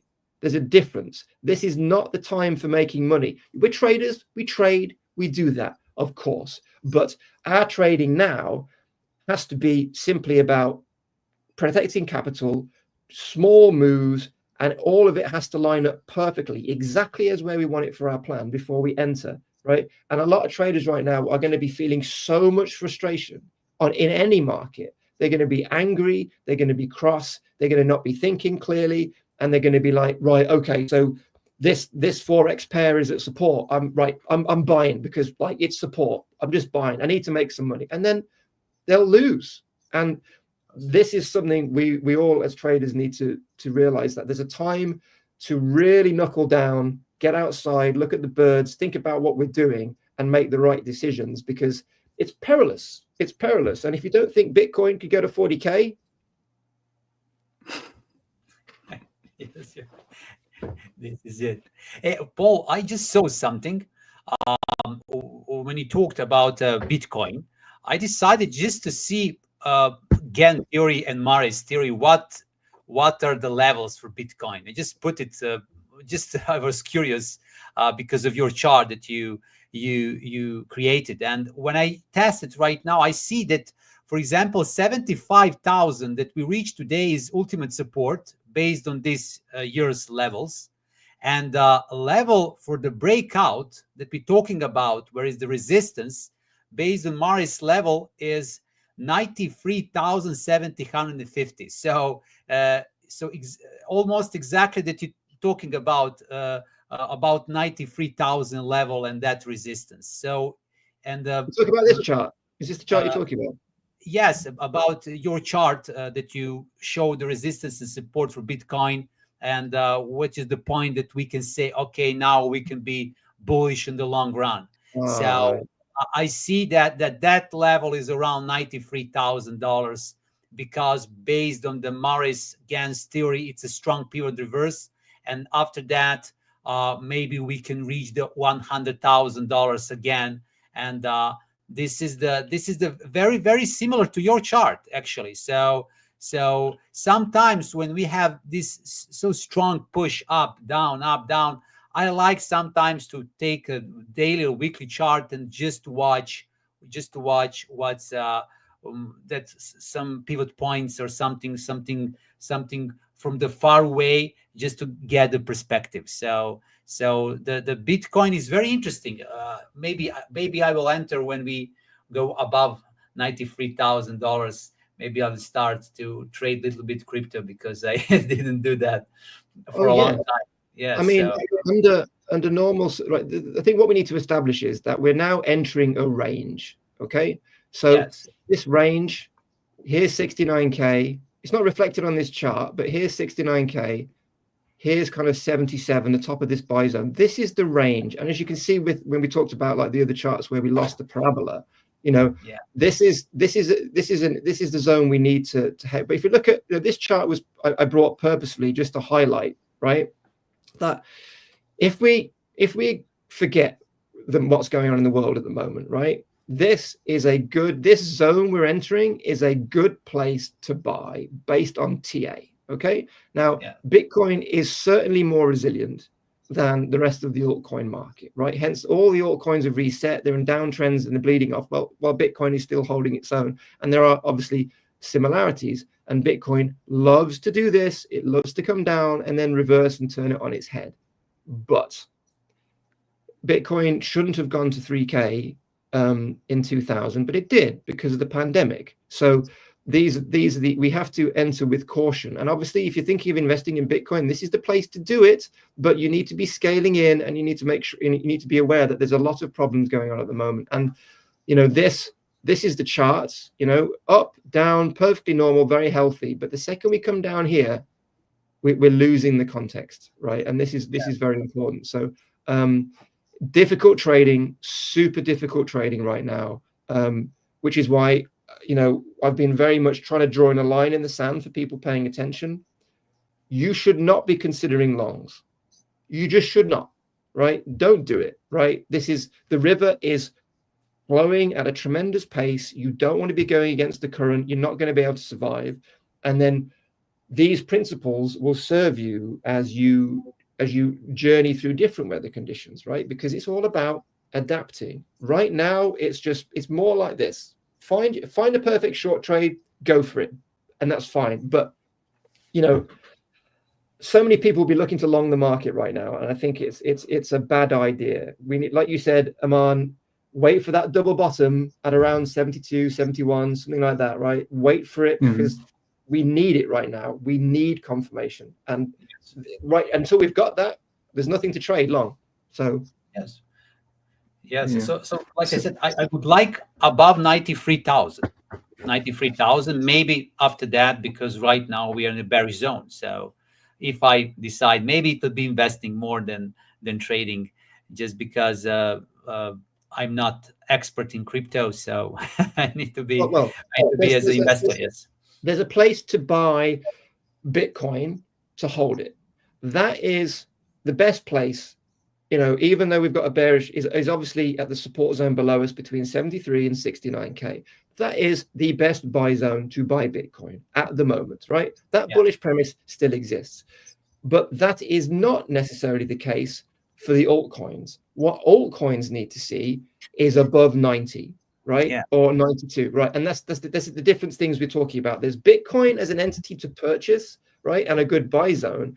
But in order for altcoins to start to move again, it's going to need to see Bitcoin make its way back up consistently without any drops, and then make it through resistance. And then the altcoin markets will hopefully have left negative price discovery. We'll be creating these reversal patterns, and then you can enter. Sure, you're not going to have the low prices you've got right now. There's some very appealing prices, but you can't buy them now. You just can't. The money has to be made in the middle. It has to be. And if you are not that disciplined, then maybe you shouldn't be trading the market. Yes, Okay. that is it. And there is Just- one thing I sorry, Igor.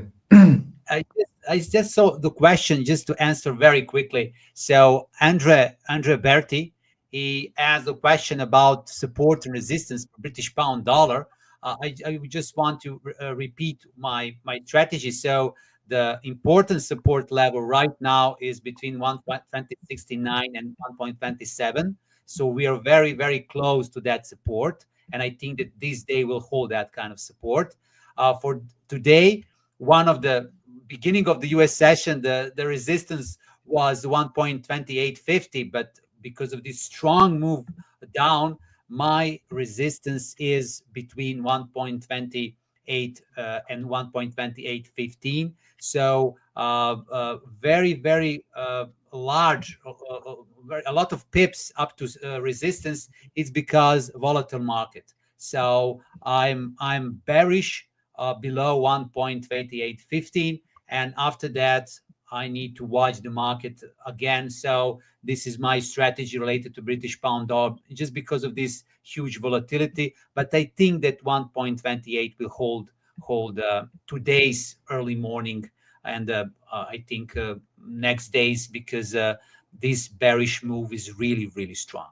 And if we start to go up, I think that price will oscillate between 1.27, 1.276, because we need to lower the volatility right now. I think that price will be a little bit slower and slower in next few days, because these 200 pips is really crazy spikes all days. And I know from the, just for experience, it will not be so long like we expect. Just that. Sorry, Paul. Sorry, Aymane. Yeah. No, just I want to. No, just I have, like, let's say, a theory. Like, if you are a believer of Bitcoin long term, for me, you should wait for unexpected events, something unexpected that will happen, that will melt the price down. And this is for me the good time. And we saw it historically happen so many times. For me, if I will jump to buy Bitcoin, it will be just no technical analysis, no nothing. Just something unexpected that will melt Bitcoin down. Like, there is a lot of fear, and then I will buy. So this will be investment. It's not investment advice, but it's that's how I see it. It is the best advice. Buy the dip. That's what it is. Wait for it, people. Buy the dip, and trust me, Bitcoin will give you an opportunity. Okay, it will. So listen to Aymane. He's spot on. Yeah. Right. Yeah. So I don't know if we have time to show the footprint chart. Yeah, we got a minute. Or Go maybe. for it. Yeah, we got a minute. Okay. So I will go through just one setup that it happened today and show the footprint chart of it. So I am a wick trader. I believe in wicks. So we have, let's say, like this is a daily zone, weekly, daily, both. So you can see here, this candle here, it took this previous week, and then we have this push to the upside. So for me, it was a really good area of interest to draw. Of course, I will not take a buy. I have specific hours to trade. So I waited 3 to 5 minutes after New York open. So again, we have this, let's say, the double bottom with big bearish candle here. And this candle here, it took this previous week, close bullish, and we had continuation. So if I was trading today, I will draw this zone right here. And if you go to the 15 minutes, you can see at the open, like if we go to the footprints, and that's what I like to see. Can you see the footprints on footprint chart? Yes. Okay. So this is the footprint chart, 15 minutes. So what I meant with absorption is here it was not that clear, because it will be much better if we have big cluster like here, down here. So we have this minus 560, like a red cluster with here, this is the delta. and with 62K in volume. So normally, like logically, if this cluster or there is a sellers, normally they should put price lower. It's like what's happened here. For example, we had big cluster here, 570. We come test it, but it was like, at least we tested here. Like after this cluster here, we didn't see any push to the downside. Momentum comes in, so I knew that this is sort of absorption. So we had today few. I'm not sure we've got the right chart on. I wasn't seeing your mouse pointer. We're in the right chart. No, you cannot see. Okay, so you didn't see the footprint chart. Okay. We've got to see this chart before we go. We need to see it. Yeah. Of course. So I will share the entire screen. It's better. You see right. it now? That's what you're talking about. Okay, that makes sense. Okay. So I was explaining, like, here, let's go back here. So I had this 1 hour, as I explained. 1 hour, it took this previous wick, close bullish, had continuation. This was an area of interest. And before the open, we came back to test it at the open, sorry. And when we check the footprint, this is what I mean with sort of absorption. Even though here it was not that clear. You can see here, minus 240 cluster, minus 100, 181, and minus 200. We test those, let's say, sellers, and we create a big cluster. This is the biggest cluster, red cluster, in this small trend, let's say. So normally what I want to see is similar to what happened to here, like retest and continuation.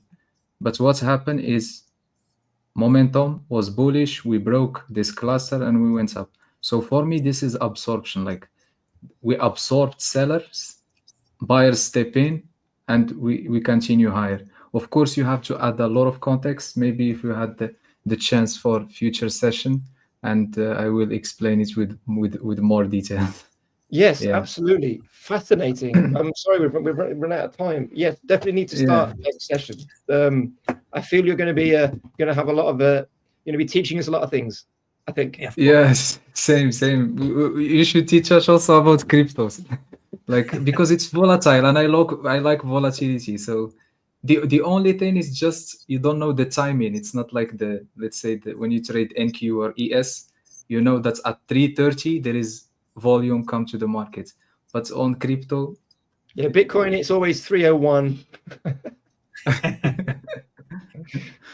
All right, great to meet you, Aymane. I hope to see you later in the week. Igor, as always, thank you very much, Paul. Wish you a great day, Igor. Yeah, have a good day, everyone. Same. Take care. Bye bye. See you later. Bye bye. Thank you.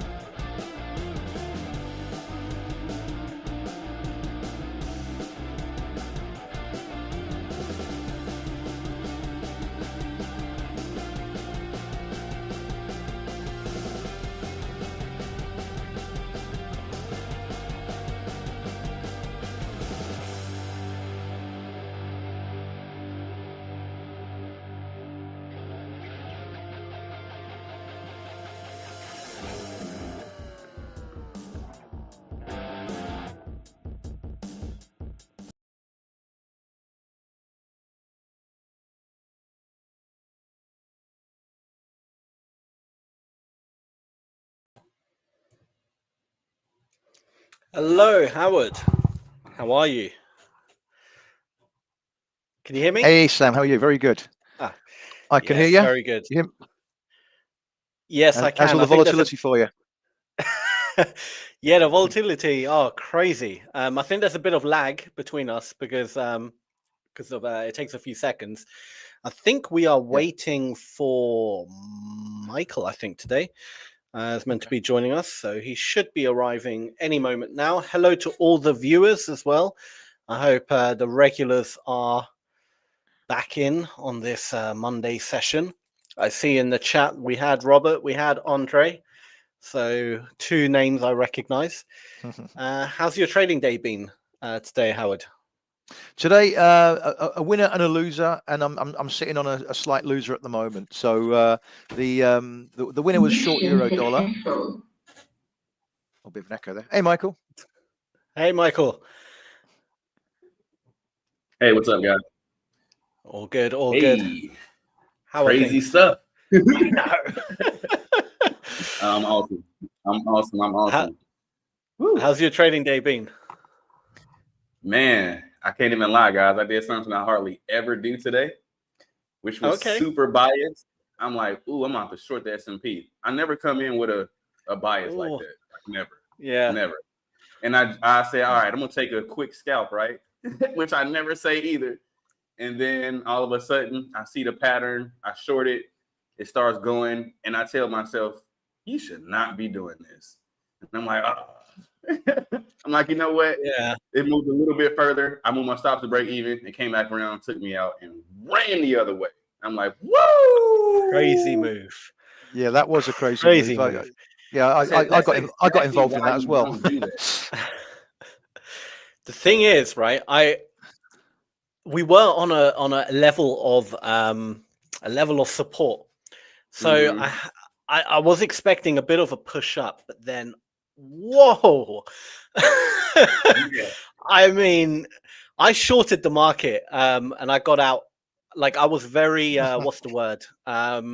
Trepidatious, apprehensive. Yeah, like I knew we're not going to take out the low because we're at this level of support. So I put my take Me profit. and you probably were in the same trade today, Sam. I promise you. We're probably in the same trade today. Shall I pull it up? You got to show. Let me pull it up. Yeah. All right. Let's do this. This was action on action on action today. Believe it or not, Michael, I actually held to my take profit. What? I know. I'm a changed man. I held to my take profit. Kudos. But basically, to you. the trade I got in was essentially that. And then I had my stops just above that yellow box here. So that was essentially the trade I got in. I did record it. I will show the recording.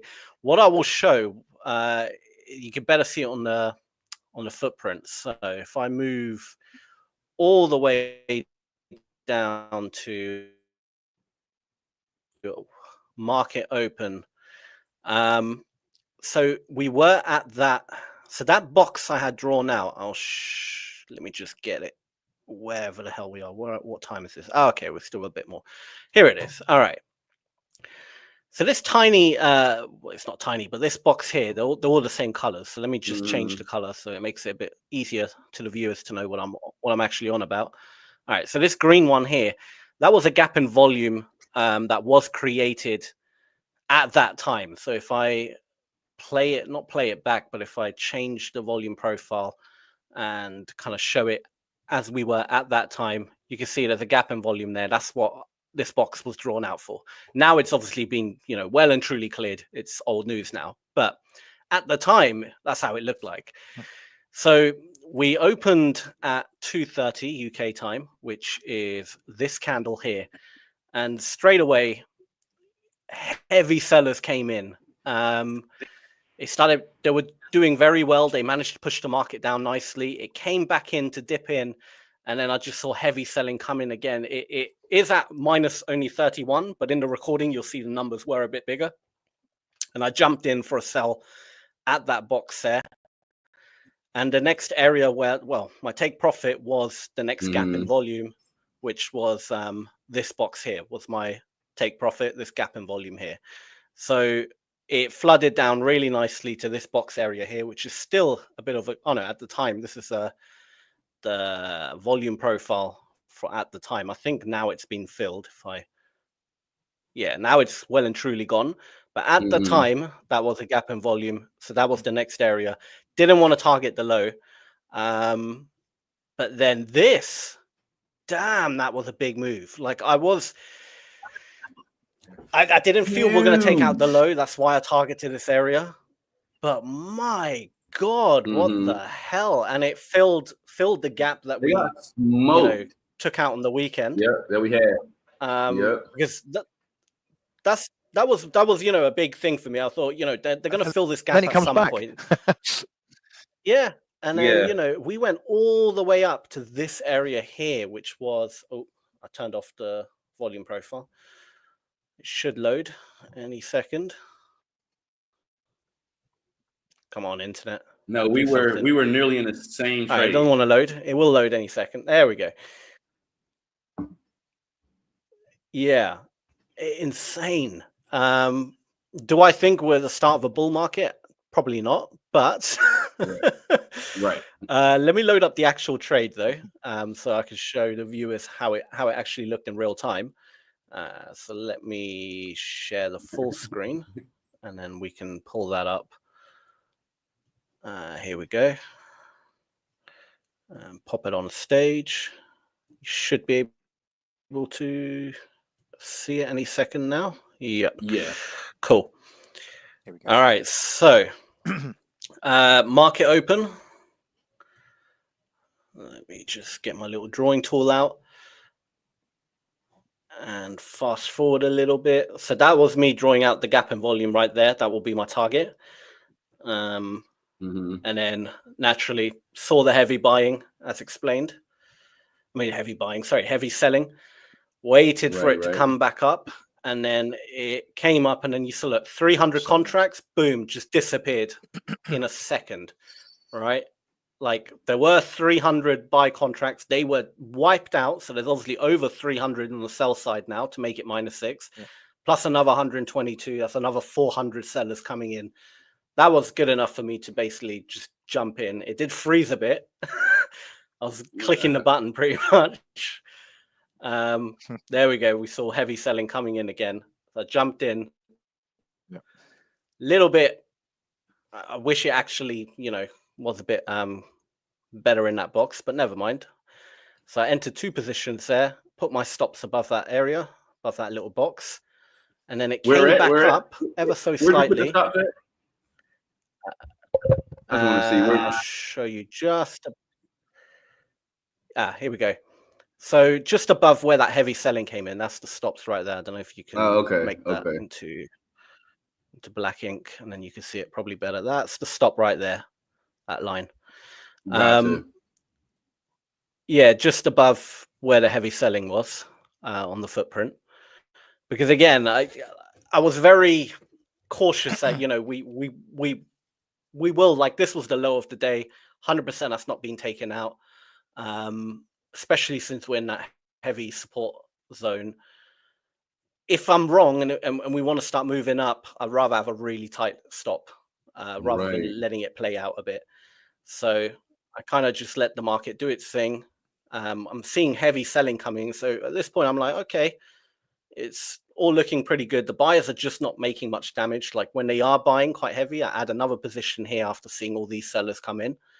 So I'm pretty sure it's going to go to that gap in volume, and then most likely there'll be a rejection in that area. So my take profit was a really good place. Luckily, I wasn't too ambitious and tried to target the low of the day. Obviously, I wouldn't have worked out too well. It did. There was like lots of buying coming in, but they just weren't doing anything. Look at all that buying, and we've still got a bearish candle. I mean, exactly. It's going nowhere. They're just not doing any damage. Yeah, they're not doing any damage. So I'm pretty happy. That's why I pretty much hold it to my take profit on this one. And I get kind of hover my finger over the button just in case, because sometimes what can happen is we get close to these areas and it shoots and it just moves. So I'm holding my finger over that button because I don't want to, potentially miss it by a few pips. But we're doing all right. And then it just floods to the take profit. And then it just shoots up after like 20 minutes later. So crazy. I mean, like I didn't expect that reaction to that area. Like I knew there would be a pullback. like short, but not you know, like a that. bit of a what the hell happened? Yeah, yeah, Absolute insanity. That's like non-farm payroll or something, isn't it? right. Yeah, it was Right. genuinely when I saw Right. it, because I left the charts and then I came back maybe like an hour later and I just saw this huge move up because I had all these alerts getting triggered because I had all the alerts at like the different levels. And I was like, what the hell just happened? I look back on the computer. I'm like, did news come out or something? What's going on? That's a news candle. And there was no news today. I was like, I'm very confused. But yeah, They crushed everybody because I want to say everybody and their mama and their grandma and their baby and their infant wanted to short the market today, right? And this is exactly why you cannot do that. I said this last week as far as a bias when it's too strong. I think I mentioned it to you guys about the show Billions. Wendy Rhodes, she talks about this like in the show pretty heavily. You can't come in with a bias so strong like that because you're blinded to the fact that the other side, you don't see the downside, you only see the upside in situations like that, right? 1,000,000%. Yeah. Like I was expecting a pullback. That's what I expected. A pullback up, you know, but whatever happens earlier, that I don't think that, you know, you just can't make this stuff up. Like, you can't predict something like that. That's insanity. No. Yeah. So, when I tell you, I literally almost turned into an amateur trader today, right in my seat. I almost turned into an amateur trader today. Because literally over the weekend, right? I'm gonna tell you guys something. I'm like that sell-off on Friday was crazy. I'm like, you know what I should do? I'm gonna trade futures on Monday open. I'm looking at all the everything, you know what I'm saying, to like really get me a futures account to just go ahead and scalp something. And I said I'm gonna look at everything over the weekend. And sure enough, I'm like, let's not do that, Mike. Let's calm down. You know, let's just take a trade on S&P, if anything, right? Let's stick to that. So let me share my screen now. Go for it.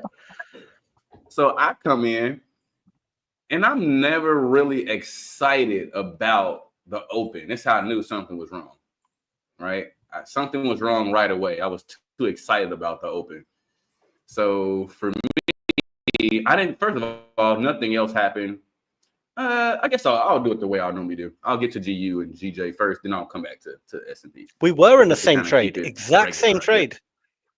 We were in this. I knew it. I knew you was in this trade today. Identical. Yeah. Yep, I knew it. And I'm gonna give you my thought process of it, like in a second here.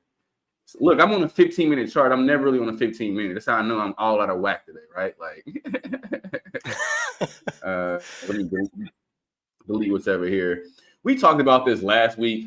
GU is nothing really. Like this long, super long range. Like I'm not even looking at this for a second. Whoa. Maybe I'll look at it. Yeah. Is that how far down GU's gone? Damn. That area reacted hard.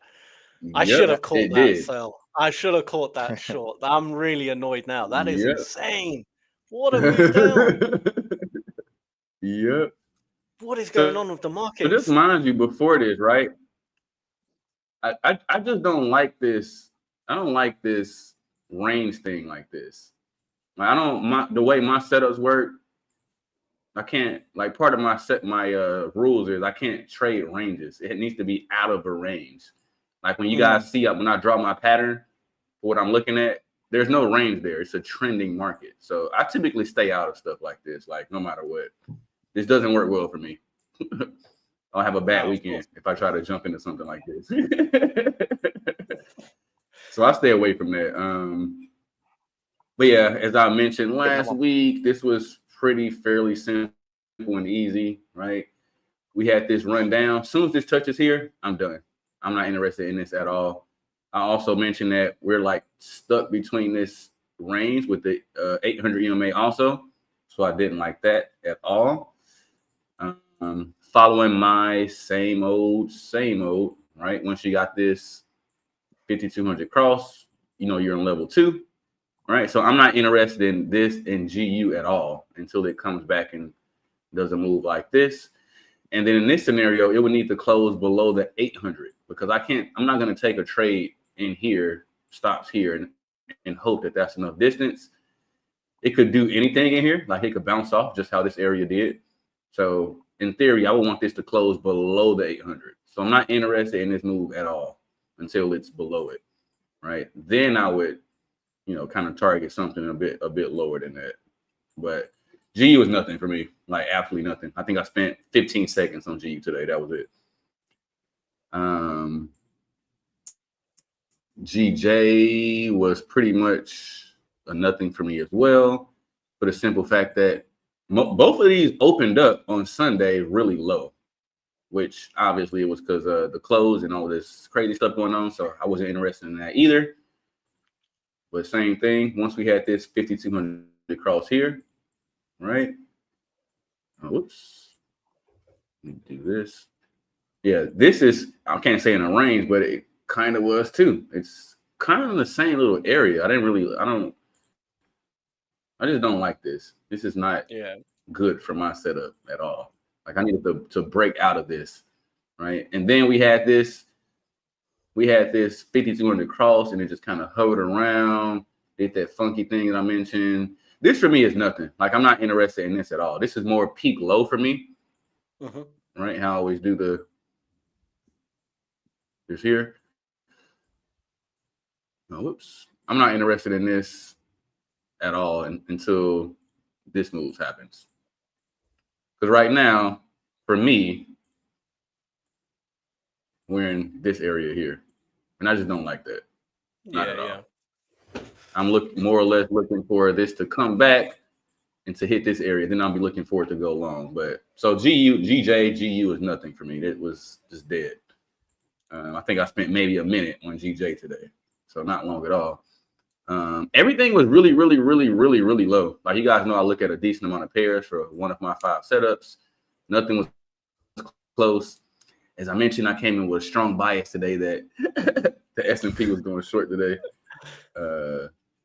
So I was totally focused on this move today, guys. I mean, I almost want to say amateur style focused on this. Like, I normally wouldn't pay so much attention to this, but the good, the bad, and the ugly, right? So let's start with the good. The good is I didn't get hit on this trade. I was in this short. My stops were at break even. This thing yanked around. And just for context, right? When I have this, I'm gonna try to explain it the best way I can. Normally, I have an M structure right here, right? And it's like this. And let's say this leg and this leg, they come pretty much in the same area, right? Like around here. Right. It's like the same thing. And for me, indices is a bit different, but there's a calculation for this. But I like to think of it as this can't be more than 7 to 10 pips on the like currencies, right? If it's 7 to 10 pips, it equals an M for me, right? This is an M structure that we're looking at right now. The first leg is no more than 7 to 10 pips from the second leg, right? Yeah, that's just one thing. Now, when I have a pattern that looks like this, it looks like this, the top, and then it comes down short like this, and it's not 7 to 10 pips at this point, and it does that. This is a whole nother setup, believe it or not. Even though it looks close, this technically isn't an M for me. This is funny to say, but this is called, where's that more than sign? Is it? Yeah. Okay. More than 10 pips. This equals what I call a half back, right? It's a funny name for it, but this is just what I call it. This is what my mentor called it. So this is what I call it. This, now when we have this structure here, right? Oops, let me put it down a little bit more. We got our first leg, and then we got our second leg. If this is more than this, I can't just take it on a close like this. I need it to break below this structure. So in essence, as long as this closes below the 13 EMA on this one, matter of fact, I'll even write that. I'll just write it small here, I guess. I'll put entry equals close below 13 EMA, right? So this is how I see this. This is fine. This is an actual M. But if it looks like, I'm going to do this too to kind of differentiate these two. If it looks like the one on the right-hand side, this is not an M. This is a half a bat. And in that scenario, I need price to close below this level, right? We call this the nadir in essence.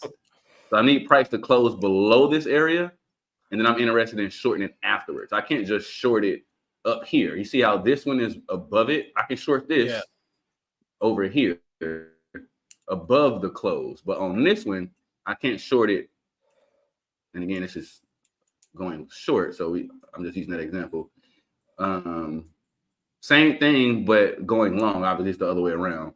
I can't mess with this. I can't touch this trade until it closes below this area. Not a wick, not an open candle, but it needs to close below this area, right? So these are technically how I say M's and W's. I don't want to get too deep and to bring up the fact that this is not really a W, it's a half a bat, right? So this is typically when I see this type of move where this is more than 10 pips, I need a close below this area here, right? So this is actually what happened today. So this is exactly why, but one, you got to stick to the rules. Technically, right, when we get in here, let's kind of zoom in. You see this did close below the 13 EMA right here, but that's not good enough for me, right? Like if you can kind of imagine what I just drew, you got this, we got down, then we got this short one, and it goes down here. So with that being said, I need this to close below this area, right? That's this candle. That's this candle here. Typically, I could have shorted it above here, but not on this setup because this is not an M. This is a half a bat, right? So this is a lot. So I'll delete all of this. But when I couldn't short this here like I wanted to, because this would have been much better, right? I probably would have carved out my little piece for this. This would have been nice, but you can't. So the good is, as I said, I didn't get stopped out on this. It just took me on a break even. I didn't make any money off this, guys. Kind of sucks. But I was doing something I shouldn't have been doing. Like, for me, this is no pattern, right? Like, I have 5 setups, as I mentioned, and this is not one of them. I came in fully, I'm about to just short the S&P because I know it's about to go down. And then mid, I said, okay, well, we still need to follow the rules, right? So I still need to short this at the accurate amount, right? And look at this. This is the crazy part, right? This barely made it. Oh, okay. Earlier it said 95. That's interesting. Earlier it said 95, not 1. Damn, they got me a little curious now because earlier they said 0.95 instead of a full 1. All right. Anyway, I did it because it was close enough to the low, right, for me to actually still be a 1-for-1, which is within my risk parameters, basically. So when I took this trade, because it was the half a bat and not the full M, I needed to close below the structure here, right? Which this candle did. This oops, what is it doing that? This candle here did, right? So when I took this trade, I'm in here and I'm like, oh, it opened, right? We're like so close. And on top of this, I jumped in early, guys. Like I jumped in this trade earlier than I should have done. This when I said, I was like, I almost turned into an amateur trader today. Like just totally disregarding what I would normally do. I came in with a bias that was too strong, right? After I seen the other currency pairs and indices that were at extreme highs or extreme lows, I didn't even focus on them anymore, which I never do. I still monitor them. So that was 2 X's there. And then when I seen this, the third would be, this is not even a real full setup for me. Like this is not it, right? Like if I'll go to my 1 hour and like actual full setup for this. This is not it. I was just so into the fact that everyone's about to short this that I just want to jump on the train too. Amateur thing to do, right? But anyway, I jumped in here, and as soon as this came down, now mind you, we said we was in a similar trade, Sam, and also you had the same idea as I did. I said my target is the low, but if they don't take out the low, I don't want to be with any. I don't want to have any risk on the table. I still want to have my stop to break even. So I moved this so quick. Like this happened in 15 minutes, as you can see. As soon as I jumped in this trade and this candle closed, I'm glued to the screen, mind you. I don't even have to do that typically. I can step away and all of that stuff. I put my alert on, as you guys see. Today I didn't. I'm right in front of the screen the whole time. So I knew I was doing something I shouldn't have been doing. Right? I knew I shouldn't have been doing it because I just so many things that happened today that I never really do. Right. Yeah. So as soon as this candle closed, I moved my stop to break even.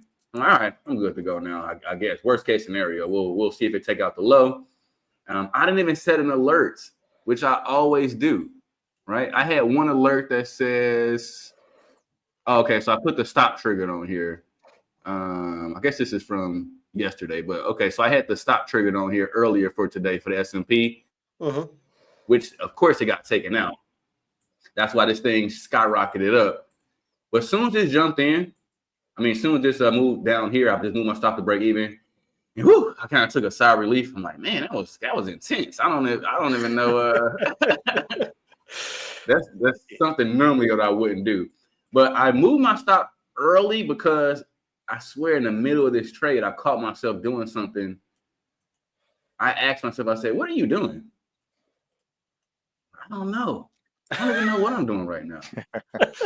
If you don't know, then you should be out. Yeah. I'm like, you need to back up. Once I said, all right, just hold on to it. The candle closed, and I moved my stop to break even. I'm like, whoo. I was telling myself, what in the world did you just do today? Right? Like, I started going through all my psyche, what I would typically do. I checked that I've noticed I broke 3-4 rules that I never do. And what happens right after that? Woo! This huge candle ran all the way up here, and all I myself told myself was, "You see that? Do you see that? You see why you can't do that, and why you just need to not. You can't come in with a strong bias like that. What's your setup? Why'd you move your stop so early? Luckily, I did, right?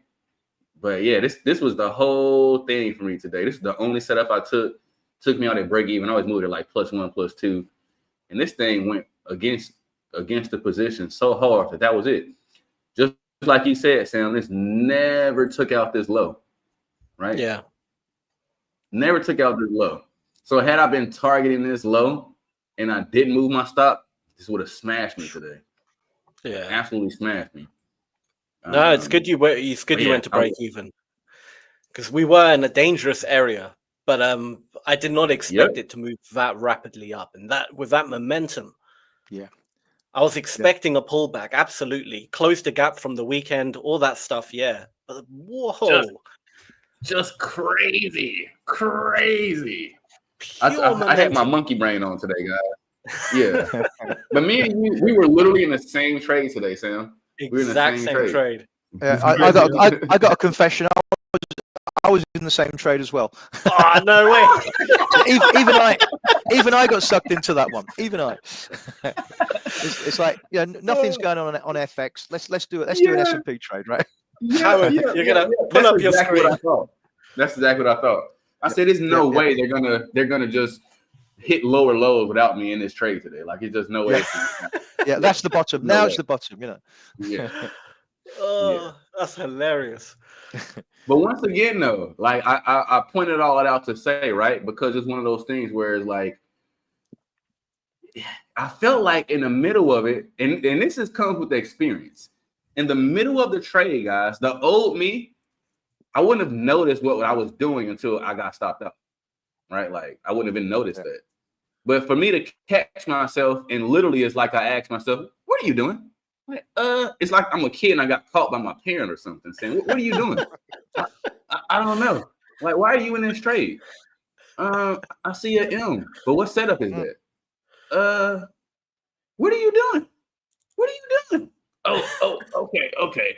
I totally finally like turned back into Mike, right?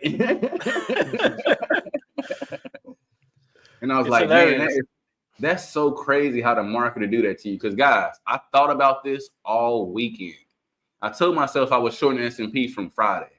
So I knew what I was doing the whole time. You're in a monologue, you know. I have to sell. Yeah. And I'm like, you know what? This is exactly why you can't do that, because everybody in the world thought that was about to happen today. Take out the lows, continue to drop. And what do? They got liquidity to last for the whole rest of the week with that one move, basically. Yeah, absolutely. Stick to your guns, baby. Stick to your guns. I find it hilarious. All three of us. Yeah.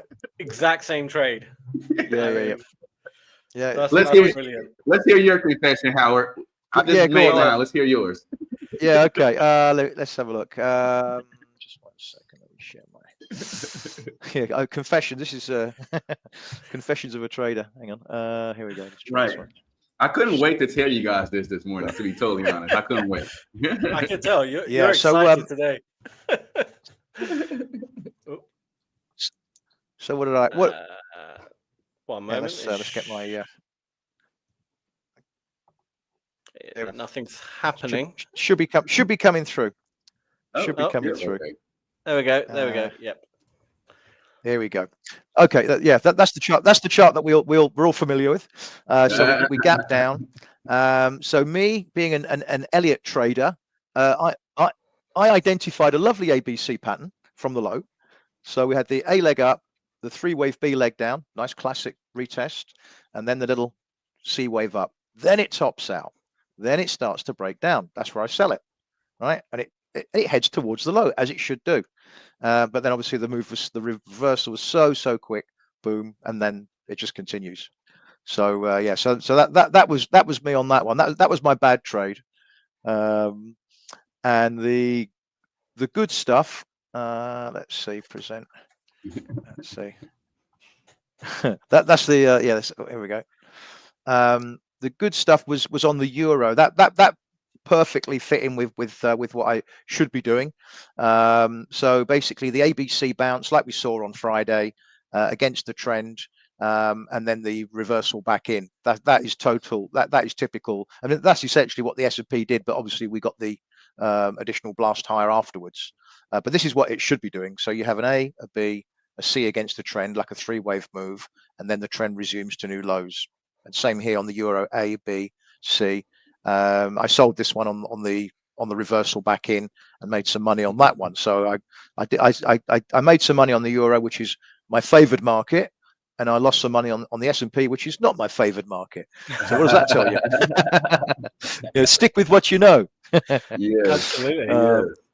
Although to be fair, obviously since the announcements on tariffs and everything, foreign exchange got so hairy that I've been doing a little bit of Bitcoin, a bit of S&P, and I've been doing okay.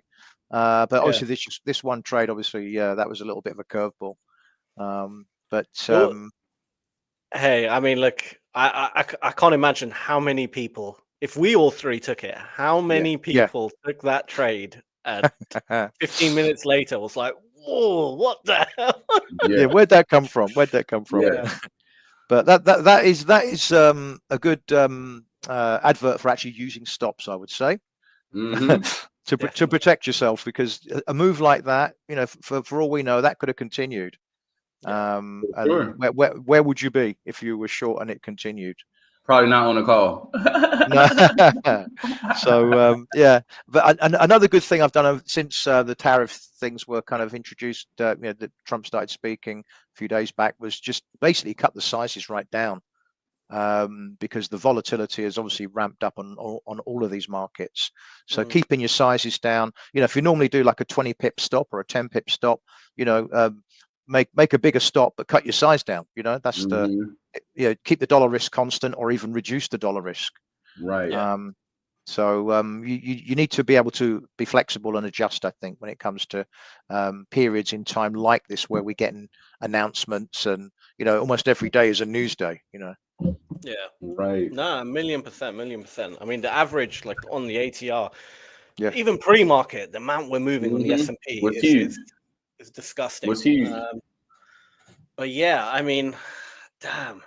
I mean, but let me just share my screen real quick. Right. Oh, I'm sorry. Hello give me a quick to sec, guy. Robert. Robert, no, go for it. What does Robert say? Ah, man, I missed what trade it was, but I did kill it again after starting off positive and going negative and smashed a good runner. That's good to hear, Robert. Nice. Really good Nice to hear. I'm glad you had a good day. Yeah, I think you got to keep at it. You got to keep at it. Absolutely. But I think this is a testament to how important a tool like volume profile can be. Because if I didn't use the volume profile, I would have absolutely targeted the low of my take profit, and I would have ended up definitely getting stopped out, or break even, or even at a small loss, or something of that nature, right? Yeah. But the volume literally saved me from having a bad trade to having actually a pretty, which I'll say was actually a decent trade, because it all came down to just spotting that one gap right here. If it loads, there it is.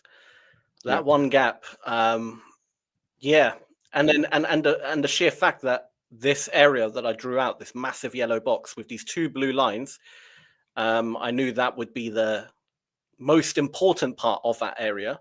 And the way I spotted that, again, purely based on volume, right, on the volume profile. If I turn it up to, I think maybe 4 hours, you can probably see it. Give it a good zoom out. Again, a gap in volume, right? And then if I take the volume tool and bump that number, the row size, up to 50, I can find exactly where within that gap, where does the volume drop off if it does load. There we go. So it was that one node where the volume drops off. So I know in that node, that's most likely where it's going to react if it gets there. And of course, we ended up nicely there. And does technically break it ever so slightly earlier in the day. But I knew, we're not breaking through this right away. There's going to be a pullback from that area. It's a very significant area, very, very significant area. So, I mean, I did not expect it to move that high up, but definitely some kind of pullback and to close the gap we created. Agreed. Yeah, I mean, maybe over like a day or two, sure, but within 15 minutes is insanity, like the way within 2 hours it moved up. Complete insanity. But yeah, I mean, but I would like to see the pound real quick, because I just saw it on Michael's charts. Yes, from that price that you would have got in at.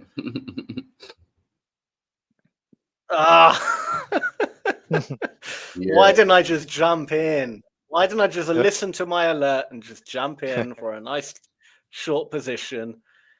But what actually happened from Friday when we analyzed this? Okay, so we didn't really ever pull back. I assumed it would pull back into this area. We got kind of close to it, but it just kept going. And now we've broken down past it into this area. So now I'm expecting a pullback. So now I can kind of figure out what price is going to do. So now I think price is going to go back into this area and then continue down. So it stopped at this area. It's going to go back into here as a retracement, but it has already retested that area. So maybe not. I mean, there's so many gaps in volumes now here. So it's hard to know which one it's going to react off, but we did break through it. And this is the hour chart. Oh, okay. Let me go to the 15-minute. I can see better on the 15. Yeah. Okay. You said it's already kind of done that. Your prediction is the same as mine. Pull back a little bit and then continue to run. Yeah. Absolutely. So we broke through that area. It's pulled back in. It's done it twice. Whether it'll do it a third time, maybe. I mean, it's possible. But if it is going to continue going lower, then I think this will be the next kind of area where it will stop at and then continue down. And after that, I mean, I don't know. Let's have a look. Is there anything obvious? Okay, so there is one area where we could definitely see something, but I haven't got the volume profile tool on all this, which needs to be measured in order to get a better understanding of what is going to happen. And whoa, okay, there's a huge gap in volume where it drops off right here. I'm just going to make the row size a bit bigger so I can find the exact areas. And then I could, okay, yeah, that's a nice clear gap right there. So we're going there next then. This area, not so much. I can delete that area. Definitely, this is the next target. And then we'll probably go bullish again for a bit. So I would be bearish on the pound until we get down to here. And treating any upward movement as a pullback, pretty much. A good opportunity 100%. To short the market. Yeah. Whenever this one is very much decoupled from the euro. This is not doing what the euro does anymore. Oh, really? And if you look at a chart of the euro, remember, it just ran up. The euro ran up. Pound went down. Yeah, check out the EUR GBP. Wow.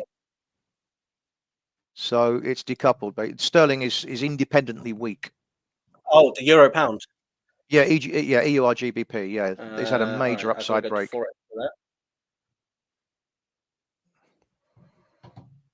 Oh wow, yeah, the euro is a lot stronger then. Yeah, pound is just collapsing. Yeah. So even if the euro stays up and remains strong for a bit. Now that is interesting because let me actually have a quick look at the euro because this is something I haven't analyzed in. Right, so it was pretty much the same as the pound during all that range. We had the same push up. Yep. I wonder if that area is anything significant on the euro. Yeah, and the pound just completely collapsed Friday, I think it was.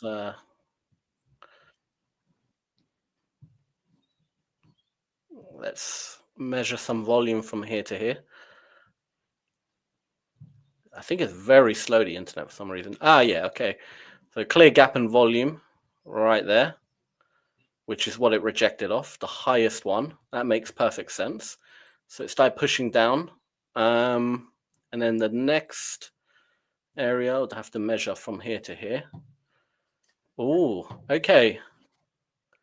There's nothing there until all the way down here. Yeah.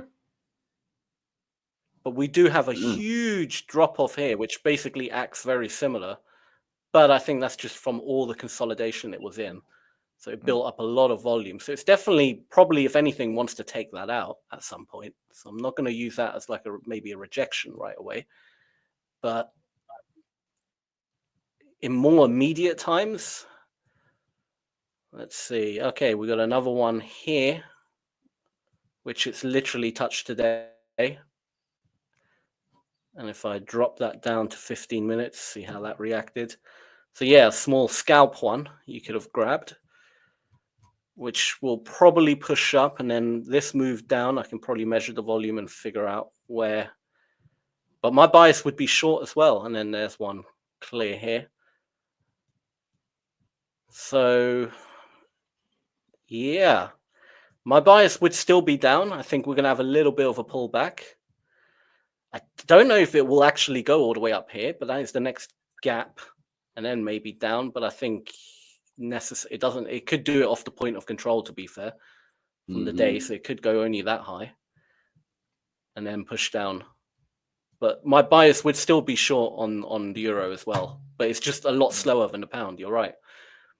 It's a lot stronger at the moment, so it's going to take a bit longer. That rhymed. But yeah, the pound is crazily weak, which isn't good for me. Yeah. Oh well. Yeah, I'm on.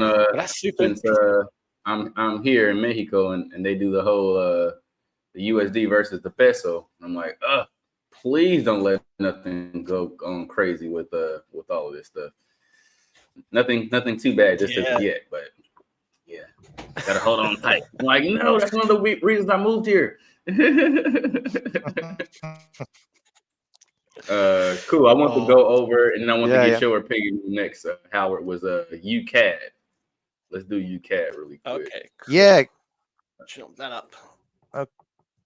Yeah. Should I get mine? Or, I'm yeah, already you here. do Let me yours so let me first? do Yeah, mine you do first. yours. Yeah. Yeah, you go for it. And then let's see what you think about. Okay. Yeah. Okay. Cool. All right. Sweet. Yeah, this is crazy. I haven't had a day like this in a long time, guys. Like, this is very interesting to me. And I'm gonna be honest, right? Because I get traders all the time ask me questions. So like, oh, so you don't do this or you don't do that? And I'm like, yeah, I mean, I used to do that, but I don't like that. You shouldn't think of it like that, or you shouldn't think of it like this. I'm like, guys, I'm still human, right? I get wrapped up in this stuff sometimes too. Like, it's just no way to not sometimes. And I love to display times like today where this is what I'm talking about. I got wrapped up in the madness today. I just did. Like, it was too much going on, right? Like the devil on my shoulder got the best of me today, saying, "Hey, you should short the S&P." No, why would you do that? That's not your strategy. But it's going down, right? Like that whole battle back and forth. I got wrapped up totally in that today. So I always like to display this, where it's like, no matter what, this is a journey. You're just going to constantly get better and better and better, for one. But the thing is to learn from your mistakes. And when you do see something like this, right, whether I got stopped out or not, you want to use this as a catalyst for your next level of what you're trying to do, right? Because had I just totally broke, imagine if my would have never took back over to the screen. I just pushed myself over and grabbed the mouse, right? Like, hey, we can't do that. Let's move these stops to break even. Let's move. Imagine that never happened. I just had the whole monkey brain still thing going on. It's like, I don't even know. I can't even recognize the person right now. This is an amateur trader in the seat. He needs to move over. Who would trust someone as their first time? I don't care how many simulations you did. I don't want to be on the plane with you the first time you're driving. You're flying me to Miami over there. I don't care. I don't care how many simulations you did. I need the pro, right? No one wants to fly with that guy. No, just no one. We do the same thing in the car, right? If someone can't drive well, you're gonna remember that, and the next time you're like, yeah, I'm not riding with them anymore. They drive too fast or they drive crazy. Like, yeah, I'm not riding with them anymore. This is the same thing, right? This is the same thing. So I always want to show, like, no matter what level you are, you still have a little scratch the itch sometimes. You're like, I can't believe all three of us in the same trade today. It's fine for you, Sam, because this is what you trade every day. But me and Howard, what the hell? No excuse. Yeah, no excuse for this, right? But this is just part of the journey where, like, you're always going to be learning, always going to be refining, always going to be improving. But you got to use times like this as a lesson. Don't just let this fly past you and not pay attention to it. You got to use it as a lesson and know next time you want to feel like this, your bias is so short. Whoa. Remember that time when the tariff just came out and you could have sworn S&P was going to go short and it didn't, and it smoked everybody in the vicinity. Remember that? Oh, yeah, you're right. Yeah. Let's not do that. Use it as a lesson in your journey. This is just one step in your journey going to the land of profitability, right? Yeah. So pain is a really good teacher. Huh? It is. That's how we learn. You remember it 10 times as much. Yeah. Because we can remember our winners, but do you remember those winners like you remember those losers? Nah, you don't. Just like nothing hurts like that bad relationship that you had. Nothing hurts like that. Absolutely. But sometimes you do need to mess up a little bit. You need to break your rules in order to remind you how important they are. Yep. I mean, look, probably once a month I break one of the rules. Now, it doesn't necessarily mean it's going to end my trading career or something. It might be a silly little thing, and I'm thinking, why did I do that? Do you know what I mean? Like, I should have known better. Like, once a month, I will at least break one of my rules, right? But 100%. That reminds me to keep. Do you know what I mean? It's kind of because if you never break it as well at the same time, you kind of forget. How do you ever know? Yeah. You said it perfect. You got to remind that pain a little bit. You said it perfect. Yeah, you soon get back on track though. When you realize, you think, I shouldn't have done that. That is not. But again, keep it small. If you're doing something that is a little bit outside of your normal plan, you know, keep it small. If you're going to do it at all, you know. Have a bully account, as you said, Michael. There we go. There we go. We all got it. Howard, do you have a secret casino account? You know, that one account where you just you put in a bit of money and you don't care. You kind of just no. I try and be disciplined. I do try. But today was not one of those days. Crazy. Damn. Yeah. When I tell you guys, like, I mean, I can't stress this enough that like I almost pride myself on like not making these mistakes, right? Because again, as I mentioned before, like it's not like I've been doing it for so long, but it is that fact of, man, I lost a lot. Like, I mean, a lot, and just doing stupid amateur stuff. So anytime I catch myself doing it, I'm like, I can't believe you did that, right? It's almost like me falling asleep and my 2-year-old daughter, I wake up and she's in front of my charts doing this.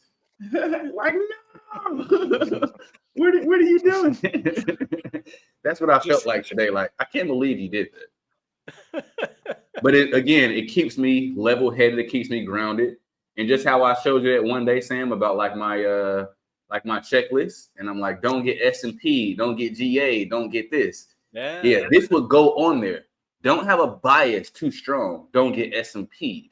That would be the moral of the story for today, right? Yeah. So as long as you learn from the lesson and it's a lesson and not a loss, it's fine, you know. And it's fun at the same time. It's still fun. As long as you can afford it. If you can't afford it, you shouldn't be trying this. Right. We'll have a quick look at the comments. I know Robert's sent quite a few messages. Whilst Michael loads up his charts, he goes, yes, the volume is king, and I'm finally getting it. I always say story time when I look at it because of Sam. Well, thank you, Robert. Definitely, build the story in your mind of what's going on. Always helps. I do have to hit up Ola Crypto Chat. I was given a discount code and it didn't work for the funded account.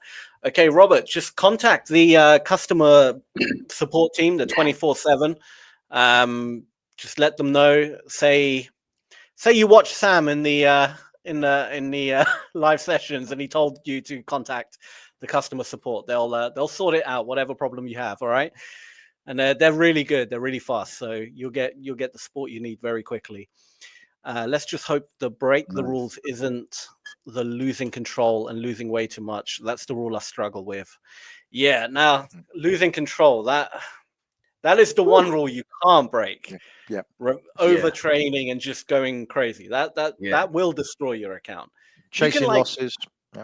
Yeah, you can break like slight entry requirements. Do you know what I mean? Like really slight ones. You can break maybe timing, like it's technically the market hasn't opened yet, or technically, it's past my, few hour window where I'd normally trade. You can break a few rules, but overtrading, man, that's the one thing. I'm telling you what, Robert, have the rules written down. Michael's got his like checklist written down. I'm sure Howard as well has some kind of method you use as well to keep the rules in check. Write them down, stick them next to your chart or next to your screen, and tell yourself if you break any of those rules, you're not going to watch whatever program you like to watch or whatever your favorite food is. You just weren't allowed to eat it for a whole month. Punish yourself genuinely if you break one of those rules and you stick to it. Punish yourself if you break them, because just get it in your head, like really dig that in, because that's the one thing you can't break: over trading and trying to gamble it back. That will always end up losing everything. It's a vicious cycle, that is. But you will break out of it. I mean, you might have to do it many times and you might get burnt many times, but eventually you just get sick and tired of doing it and you force yourself to do it. I think even if you're not a control freak in your real life, when it comes to trading, you got to be as much of a control freak as you can. Yeah. Mm-hmm. Yeah. You said it great. I think that same thing. That's almost like sounds like me. I feel like all day, every day, it's like a level of super control, but every now and then there's just itch to scratch for some reason. You just gotta do it, right? And again, This is why you don't do it, because I know you think it's going to work out like this, but the chance of it working out just like that, it's not high. It's just not, right? Yeah. Like, let it go. If that feeling that you have 10 times, it's only going to work once or twice. That's a 20% chance. That's not good at all. You might as well let it go. Don't do that. Don't feel Right, pressured don't as do well to trade. Don't feel pressured. There's plenty of time. Believe me.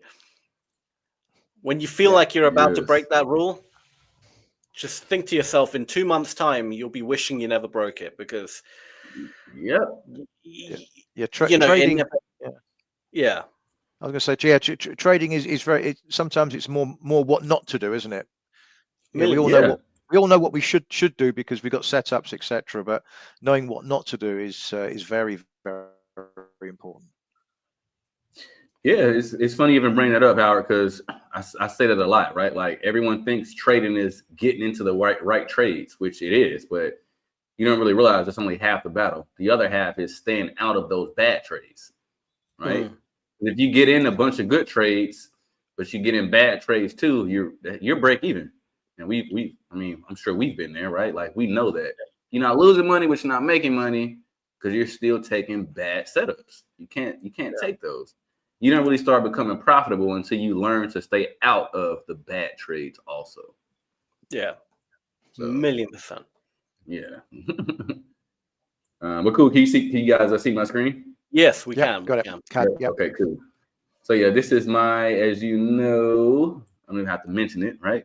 This is that infamous setup, infamous pattern. And I can see that UCAD is kind of setting up for this. We'll see how it works out for the rest of the week. But I'll scoot this over just a bit.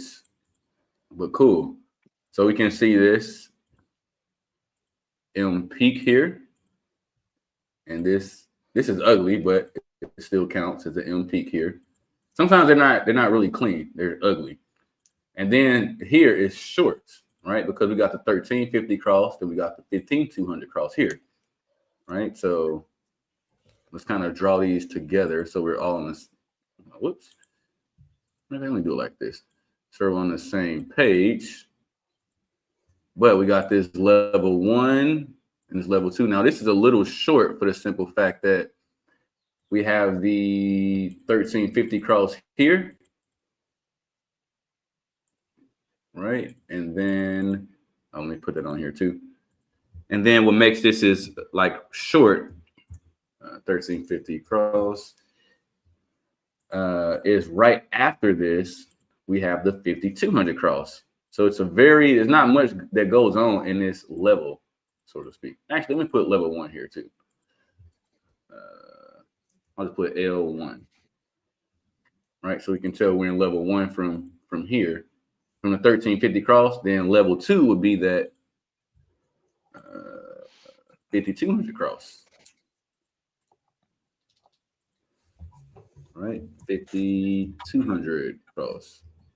Now we know we're in L2, right? Anytime we're in L2, I'm always looking for, matter of fact, let me do the same thing over here.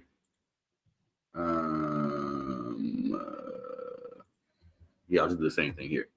1350 cross is here,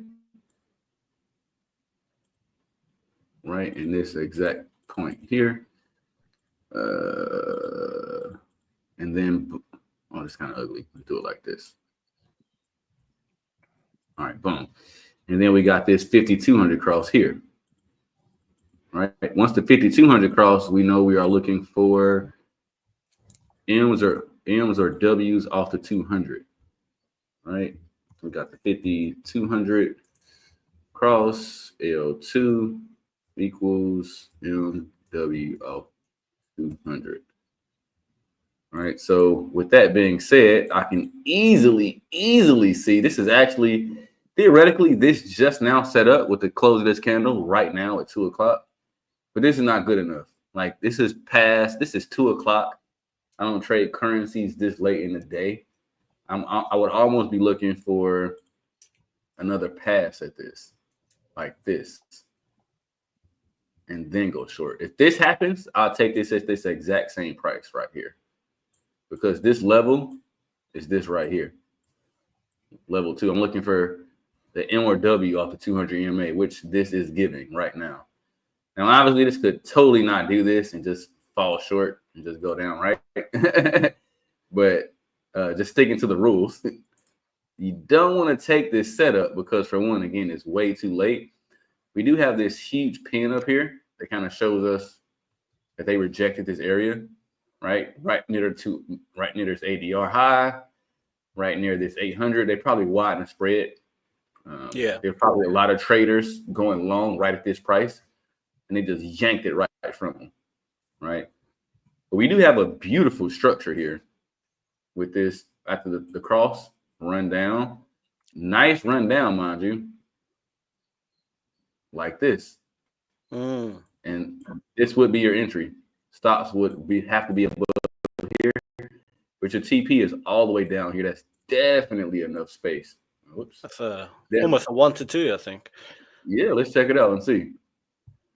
So this is, I'm gonna guess 1 to 1.6. 1.4. Oh, close.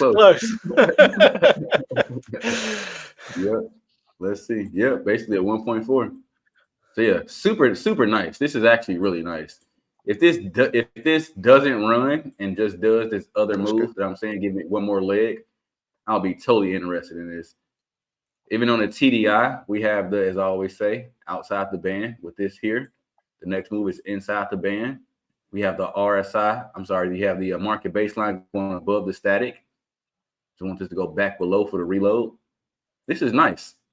Everything about this setup is nice. The only thing that's off with this is the fact that it confirmed at 2 o'clock in the afternoon. This is not when you want to be executing this trade, not at all. But everything else is really, really, really nice about this setup. And then let's check one last. Oh, nice. I do want to check one last thing. I'll put that vertical line on here and just look at the 4-hour chart. I'll delete all of this because it's kind of a lot. So the only thing that we're really missing is, for me, is that we don't have a close below the 13 EMA yet. So I wouldn't be interested in this trade just yet. Because if you look here, you can see that price is above the 13 EMA right now. This is an open candle, so this doesn't count. I want this to close below this, and then I'll be interested in it. But right now, it has a lot of the pieces to the puzzle to take this short. So I'm loving USD CAD for the shorts right about now. Not right now, but yeah, for this week. Yeah, let me just show you what I think on the daily, because on the slightly larger time frame. Yeah, let's see it. And it really backs it up, in my opinion. Just 1 second. Let's see it. Okay. Yeah. So basically, we had that descending triangle thing, which broke, and we had this boom, boom, boom, 3 down days like that. On that's the descending triangle line. Was it 142.40 or so? And now we're just retesting it and rejecting from it. So this is classic stuff straight out the book. And also you got this level going back even further. You've got a whole bunch of people that are long and wrong above this, in this sort of 142.80, 143 and above. A lot of people that are on the wrong side of the market above this upper line. So this could be a nice little kind of retest, a bit like the one we saw on the S&P before it broke down. Same with Bitcoin, where we had the double top on those 2 markets, then the retest, and then boom, crash. It looks like a similar kind of setup to me, where we 3 down day move. So this could be tying in very nicely with what you're talking about there, Mike. Nice. Yep. And then again, if you just look at that area, it's just like a break and a retest. It broke that area. Now it's retesting that same area. We can get a nice close. It's the daily chart, right? Yeah, the daily. Yep. Get a nice close in this daily chart.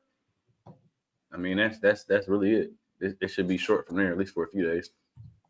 Yeah. My target would be below those that green candle, 2 candles before that one, the low of it. Not necessarily the wick, but at least the low of it. This one here. That's a nice. Yep, that's a nice carve out area to So, grab. yeah, targeting, yeah, like a retest kind of. Yep. Just yeah, I can see that. Yep, good. We like that. Very nice. Crazy Monday, to say the least. Yeah. Seriously. But yeah, I didn't really see too much. I've got to say on a lot of these currencies, it's been yeah.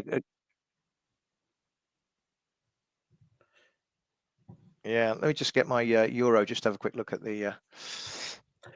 Yeah, I just looked at the CAD futures, but because obviously it's just a CAD, the Canadian dollar futures. Yeah. It's obviously the wrong way round because it's US dollar CAD on FX, and I think you're right. Like on the CAD futures, looks like it's going to go up. If obviously futures are going up, then the FX version will go down. So I think you're spot on. We're in a gap in volume, and yeah, I think so. Therefore, in the FX will drop, and in the futures it will go up. So yeah,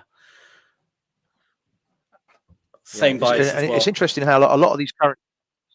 Yeah, it's interesting how a lot of these currencies are kind of decoupled from each other. Whereas you'd normally see the dollar do, all the dollar pairs would go one way for the most part. But now you're getting, sterling going down. You've got the euro holding up, the Canadian looking like it's holding up, that kind of thing. So it's interesting how I guess Trump and all the news that's coming out is causing all sorts of interesting revaluations of different currencies. That's true. Yeah. That's how you mentioned Euro GBP earlier. Typically, the other way around would be GBP CHF, and the same thing. They're not moving how they would typically be moving. Yeah. So interesting times for the currencies. Exciting. Yeah. I mean, for Euro, I mean, obviously, we've been following this thing together. So I had that pull. Sorry, guys. Give me a second again. My pool guy's downstairs. I don't know. That's all right. No worries. Yeah, so I had that the pullback as a corrective pullback, which we got. We got that long lower shadow, and then we got the boom, the thrust on the next week. These are weekly candles. Pretty much the same as all these other examples here. So I was kind of expecting that flip higher, and then we've got this big rejection last week. So now we're in the chop zone. So we very much for me kind of a lot of two-way stuff before we can continue this uptrend. Yeah. On the daily, moving down to the daily. So pretty much as I had it before when we last looked at it. So yeah, this whole thing was a fourth wave correction for me to see new highs, which we saw. So it ramped up on the news on the second day, and I think that was the end of that third wave. So we had this kind of 1, 2, and then the third wave breaks down into 1, 2, 3, 4, 5. So that's that's the end of wave 3 of a larger 5-wave sequence, which should take you to one more new high. So I think what we're doing now is we're just stuck in a fourth wave correction, which is really just back into this range, really, just a lot of sideways chop. To mark time before we finally make that push to new highs. So very, very different than sterling dollar cable. Very, very different. The aggressive nature of that move that we saw, the breakdown from the high on sterling dollar. So yeah, I think this one just goes sideways, maybe with a downside bias as well, as you say. You can see resistance above, and it maybe looks like it wants to head down a bit. So maybe sort of sideways to down for a while, week or two, before the buyers can come back in again. So yeah, so I think we're back into a kind of a boring range, but perhaps not such a boring range, because the swings are going to be, the daily swings are going to be sort of quite tradable, I would say. Whereas before it wasn't massively tradable, I think, during this consolidation, but now we're going to see a lot of this part looks interesting. The right thing, you're looking at the right charts and indicators during the day on the intraday stuff, then Yeah, this is daily euro dollar. So so what I had was, as I say, I had this pullback as a fourth wave correction, where you see one more push to complete that 5-wave move, and then you start to correct lower, but from a higher point. So yeah, that's where I think we are right now. We're just literally in a choppy phase, correcting this whole move up from here to here. Yeah. Yeah, this is interesting because it looks like, I mean, technically, so this it whole goes short or long. Sorry. Yeah, I was saying this is an interesting chart because it actually looks like it can go short or long. Yeah, and I think I agree with you guys that I think perhaps there's a slight downside bias within this range, because that's quite a climactic push up to the top, and then we're starting to trend a bit lower, down, up, and trying to go down, kind of thing. So it looks like we're kind of sideways down just to correct this this large move. Yeah. And then for me, like for like legs, like how that's, let's say 3 is the first leg, and then on a leg front, as long as on the second leg is not 4 candles above the first leg, which would be 3. Technically, if this closed basically around where it is now or where the wick low is, it could go short. Or they could also, this could be the retest of that area to go long. So this looks very interesting. It could go either way. Yeah, and that's maybe it's a good one for breakout traders. Could be one of those breakout trade things. You retest of the high or pull back towards the low. Right. Yeah. So I mean, with euro dollar, I think maybe there could be some sideways movement for a bit, but I would definitely want to be selling it more than buying it, just because of the area we touched. There's got to be bit more of a pushback. I know it's kind of decoupled from the pound, but the pound has had very aggressive, rejection from its version of that area, if that makes sense.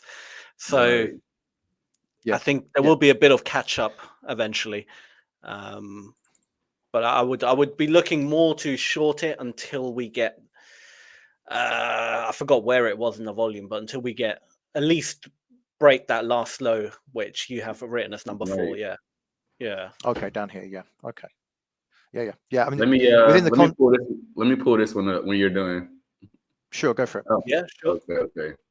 Yeah, it's kind of the same. I think we're all saying pretty the same thing, right? And obviously this is the daily chart, so it looks a bit different, but it's the same thing. Like in that process of what it all looks like, right? Look at this clean M here.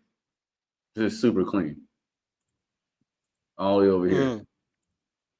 That's super, super, super clean M. We got this, we got this structure here, right? So we got the M. We got this 5200 cross, right? So we know we're looking for M's off the 200, which would be here. Leg 1, down, leg. Now this is a leg high 2, right? But this is why I say it needs to come down and close below a certain price below this. But you could expect something like this coming down at least to touch this. Yeah. At least. Yeah. Right? Like sterling. As long as this is Yep. So long as this is just kind of drill this in. As long as this price closes below this high right here, which it looks like it's pretty at right now. As long as it's closed below this, we're still in short territory because I don't want this to be 4 candles above this. So candle 1, candle 2, candle 3. So we're still within that range of 4 candles being below, like within the 4 candles below the first leg. So this definitely isn't too bad. And if anything, if it was to go long after that, right, this is where that 5200 crosses, and then we have some type of W structure from there. Going back long to break those out. But initially, this definitely should come back down to touch this area here for sure. I'll say watch it tomorrow. Daily chart. But it's gonna take forever to happen, obviously. But Watch the euro tomorrow. Yeah. Do some crazy Now stuff. we might have some all-time resistance. highs. Mm-hmm. Right. Just because I said that today. Yeah, of course. Yeah, we're all saying it's going to go down tomorrow. It's going to like Now we should have some type of gains. area. Yeah. Oh yeah. Yeah. That's the way it is these days. You know, last few days, it's like, okay, no, that's not. I can see it now too. And another interesting one, I think, is our friend gold. Yes. Where I've got, let's just get my chart there. Okay, yeah, because Mike, we've been tracking this thing, I think, together. I think on over the last few weeks. Quite a bit. And we were looking. I was looking at this kind of 5-wave structure here. So we had that final push up, and that was basically the top. That was it. And normally gold will go up when the currencies go down against the dollar for the most part. So this uptrend in gold was kind of a lot of this was without the dollar. I think this last leg was when the euro and the pound were going sideways. This was pushing higher. So gold got a little bit ahead of itself relative to, say, the euro and the pound against the dollar. And that's sort of classic kind of last leg phenomenon. So we saw that, and then obviously Trump came out and the dollar collapsed, but gold didn't collapse. So it really kind of told you that gold it's done it. It's overdone. And then of course now we started to see the euro and the pound head down. Gold has started to do its thing on the downside. So it's like this is a nice kind of like it's supportive for the US dollar. I think the fact that this is headed down, correcting. I think we're headed back down to these. We're back into this consolidation for sure, which is what 28.40 or a little bit lower perhaps. Right. But it does look to be quite aggressive overhead supply there. I wouldn't want to be expecting new highs in the very near future. No. It's so interesting though, right? Because a lot of overhead supply, I think, on. You can't say like because typically when the markets are bad and there's so much uncertainty, people sell their stocks and they buy gold. Yeah, but I think gold has kind of anticipated that. Yeah, that's what I'm saying. It's so interesting, and it's not continuously going up. At least me, I would have thought I would have saw a huge move up over the last few days with how the market tanked, and that hasn't really happened. That's interesting.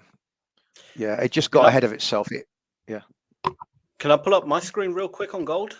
Go for it. Yeah, I got something. Here we go. I just got to add it to the stage. Sorry, this time I'm doing the whole background admin part as well. So I got it all today. Doing a great job there. Well, thank you. So on the 4 hour, if I take the volume from this little leg up from the last leg up, basically, and it should load any second.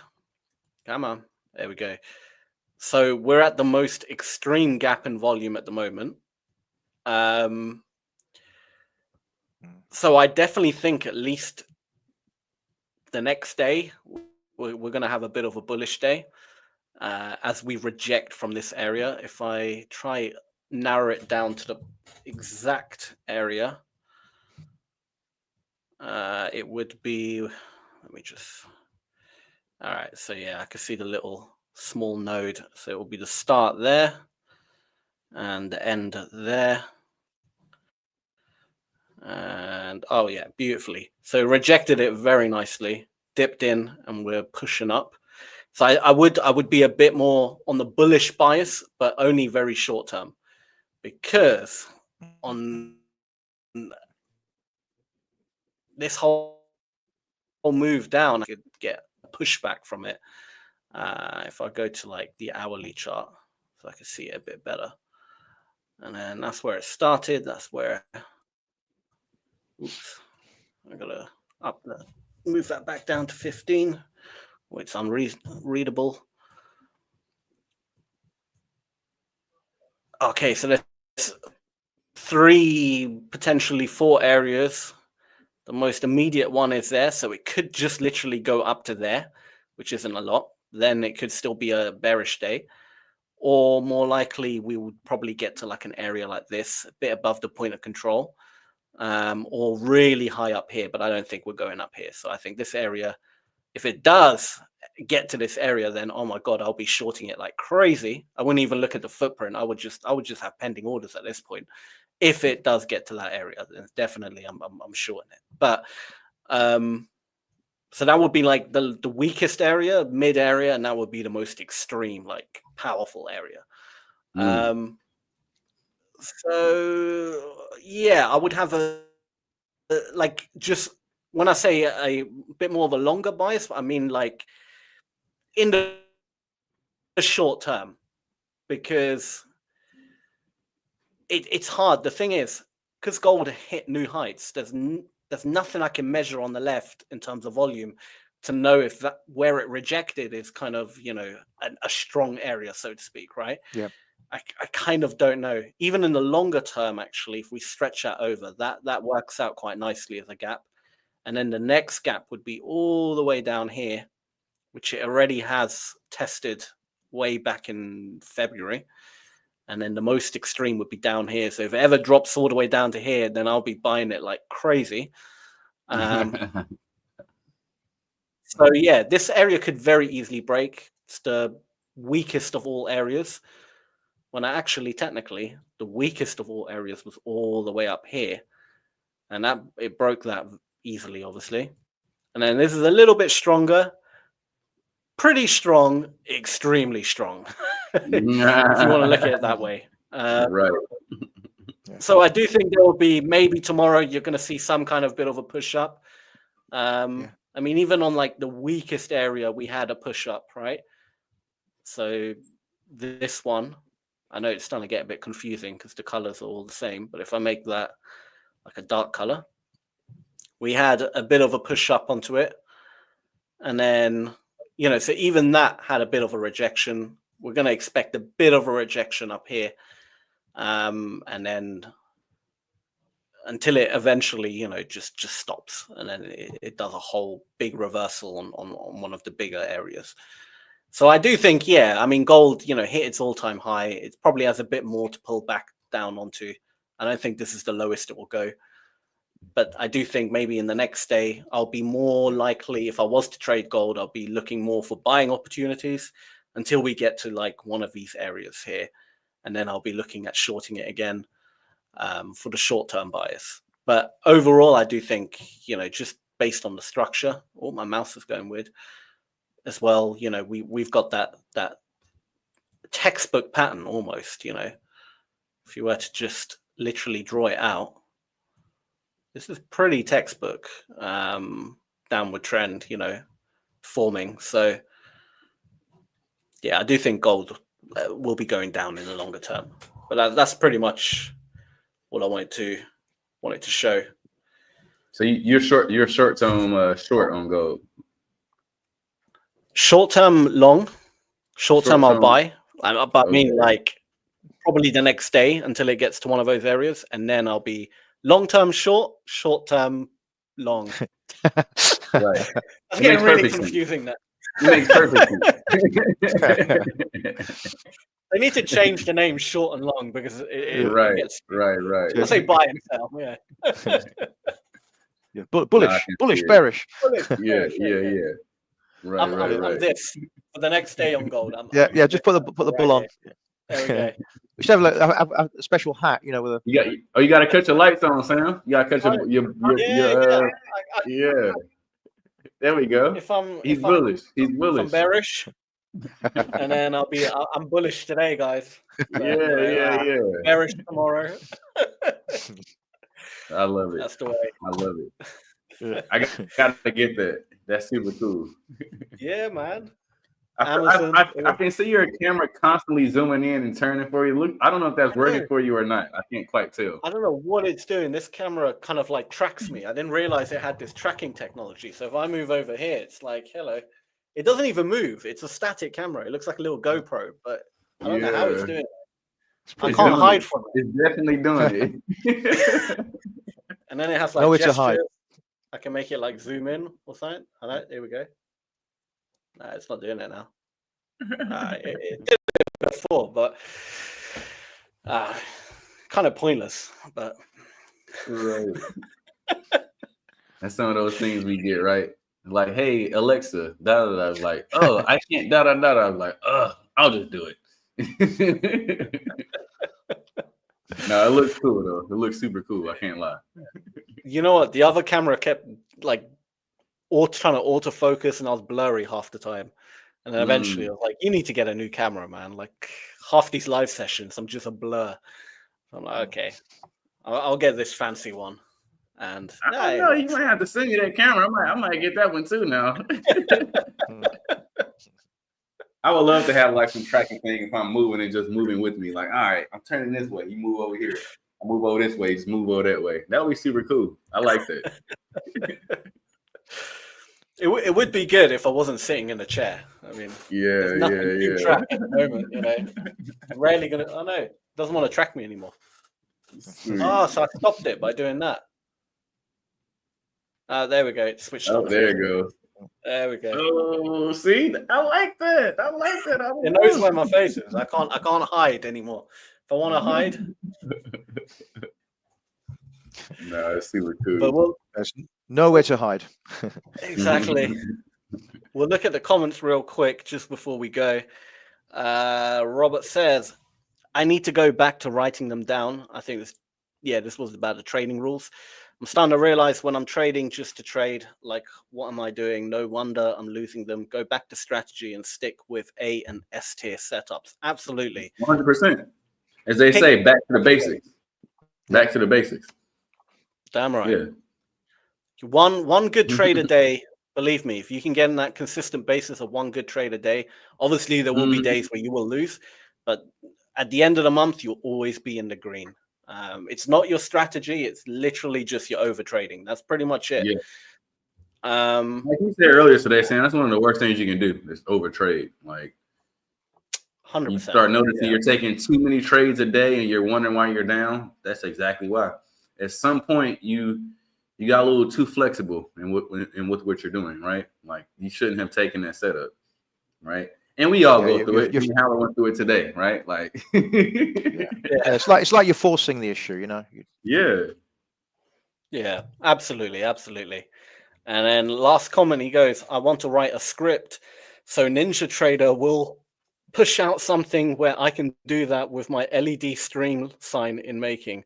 Okay. Oh, that's not a bad idea, actually. It's not. Yeah. I like that. I like that too.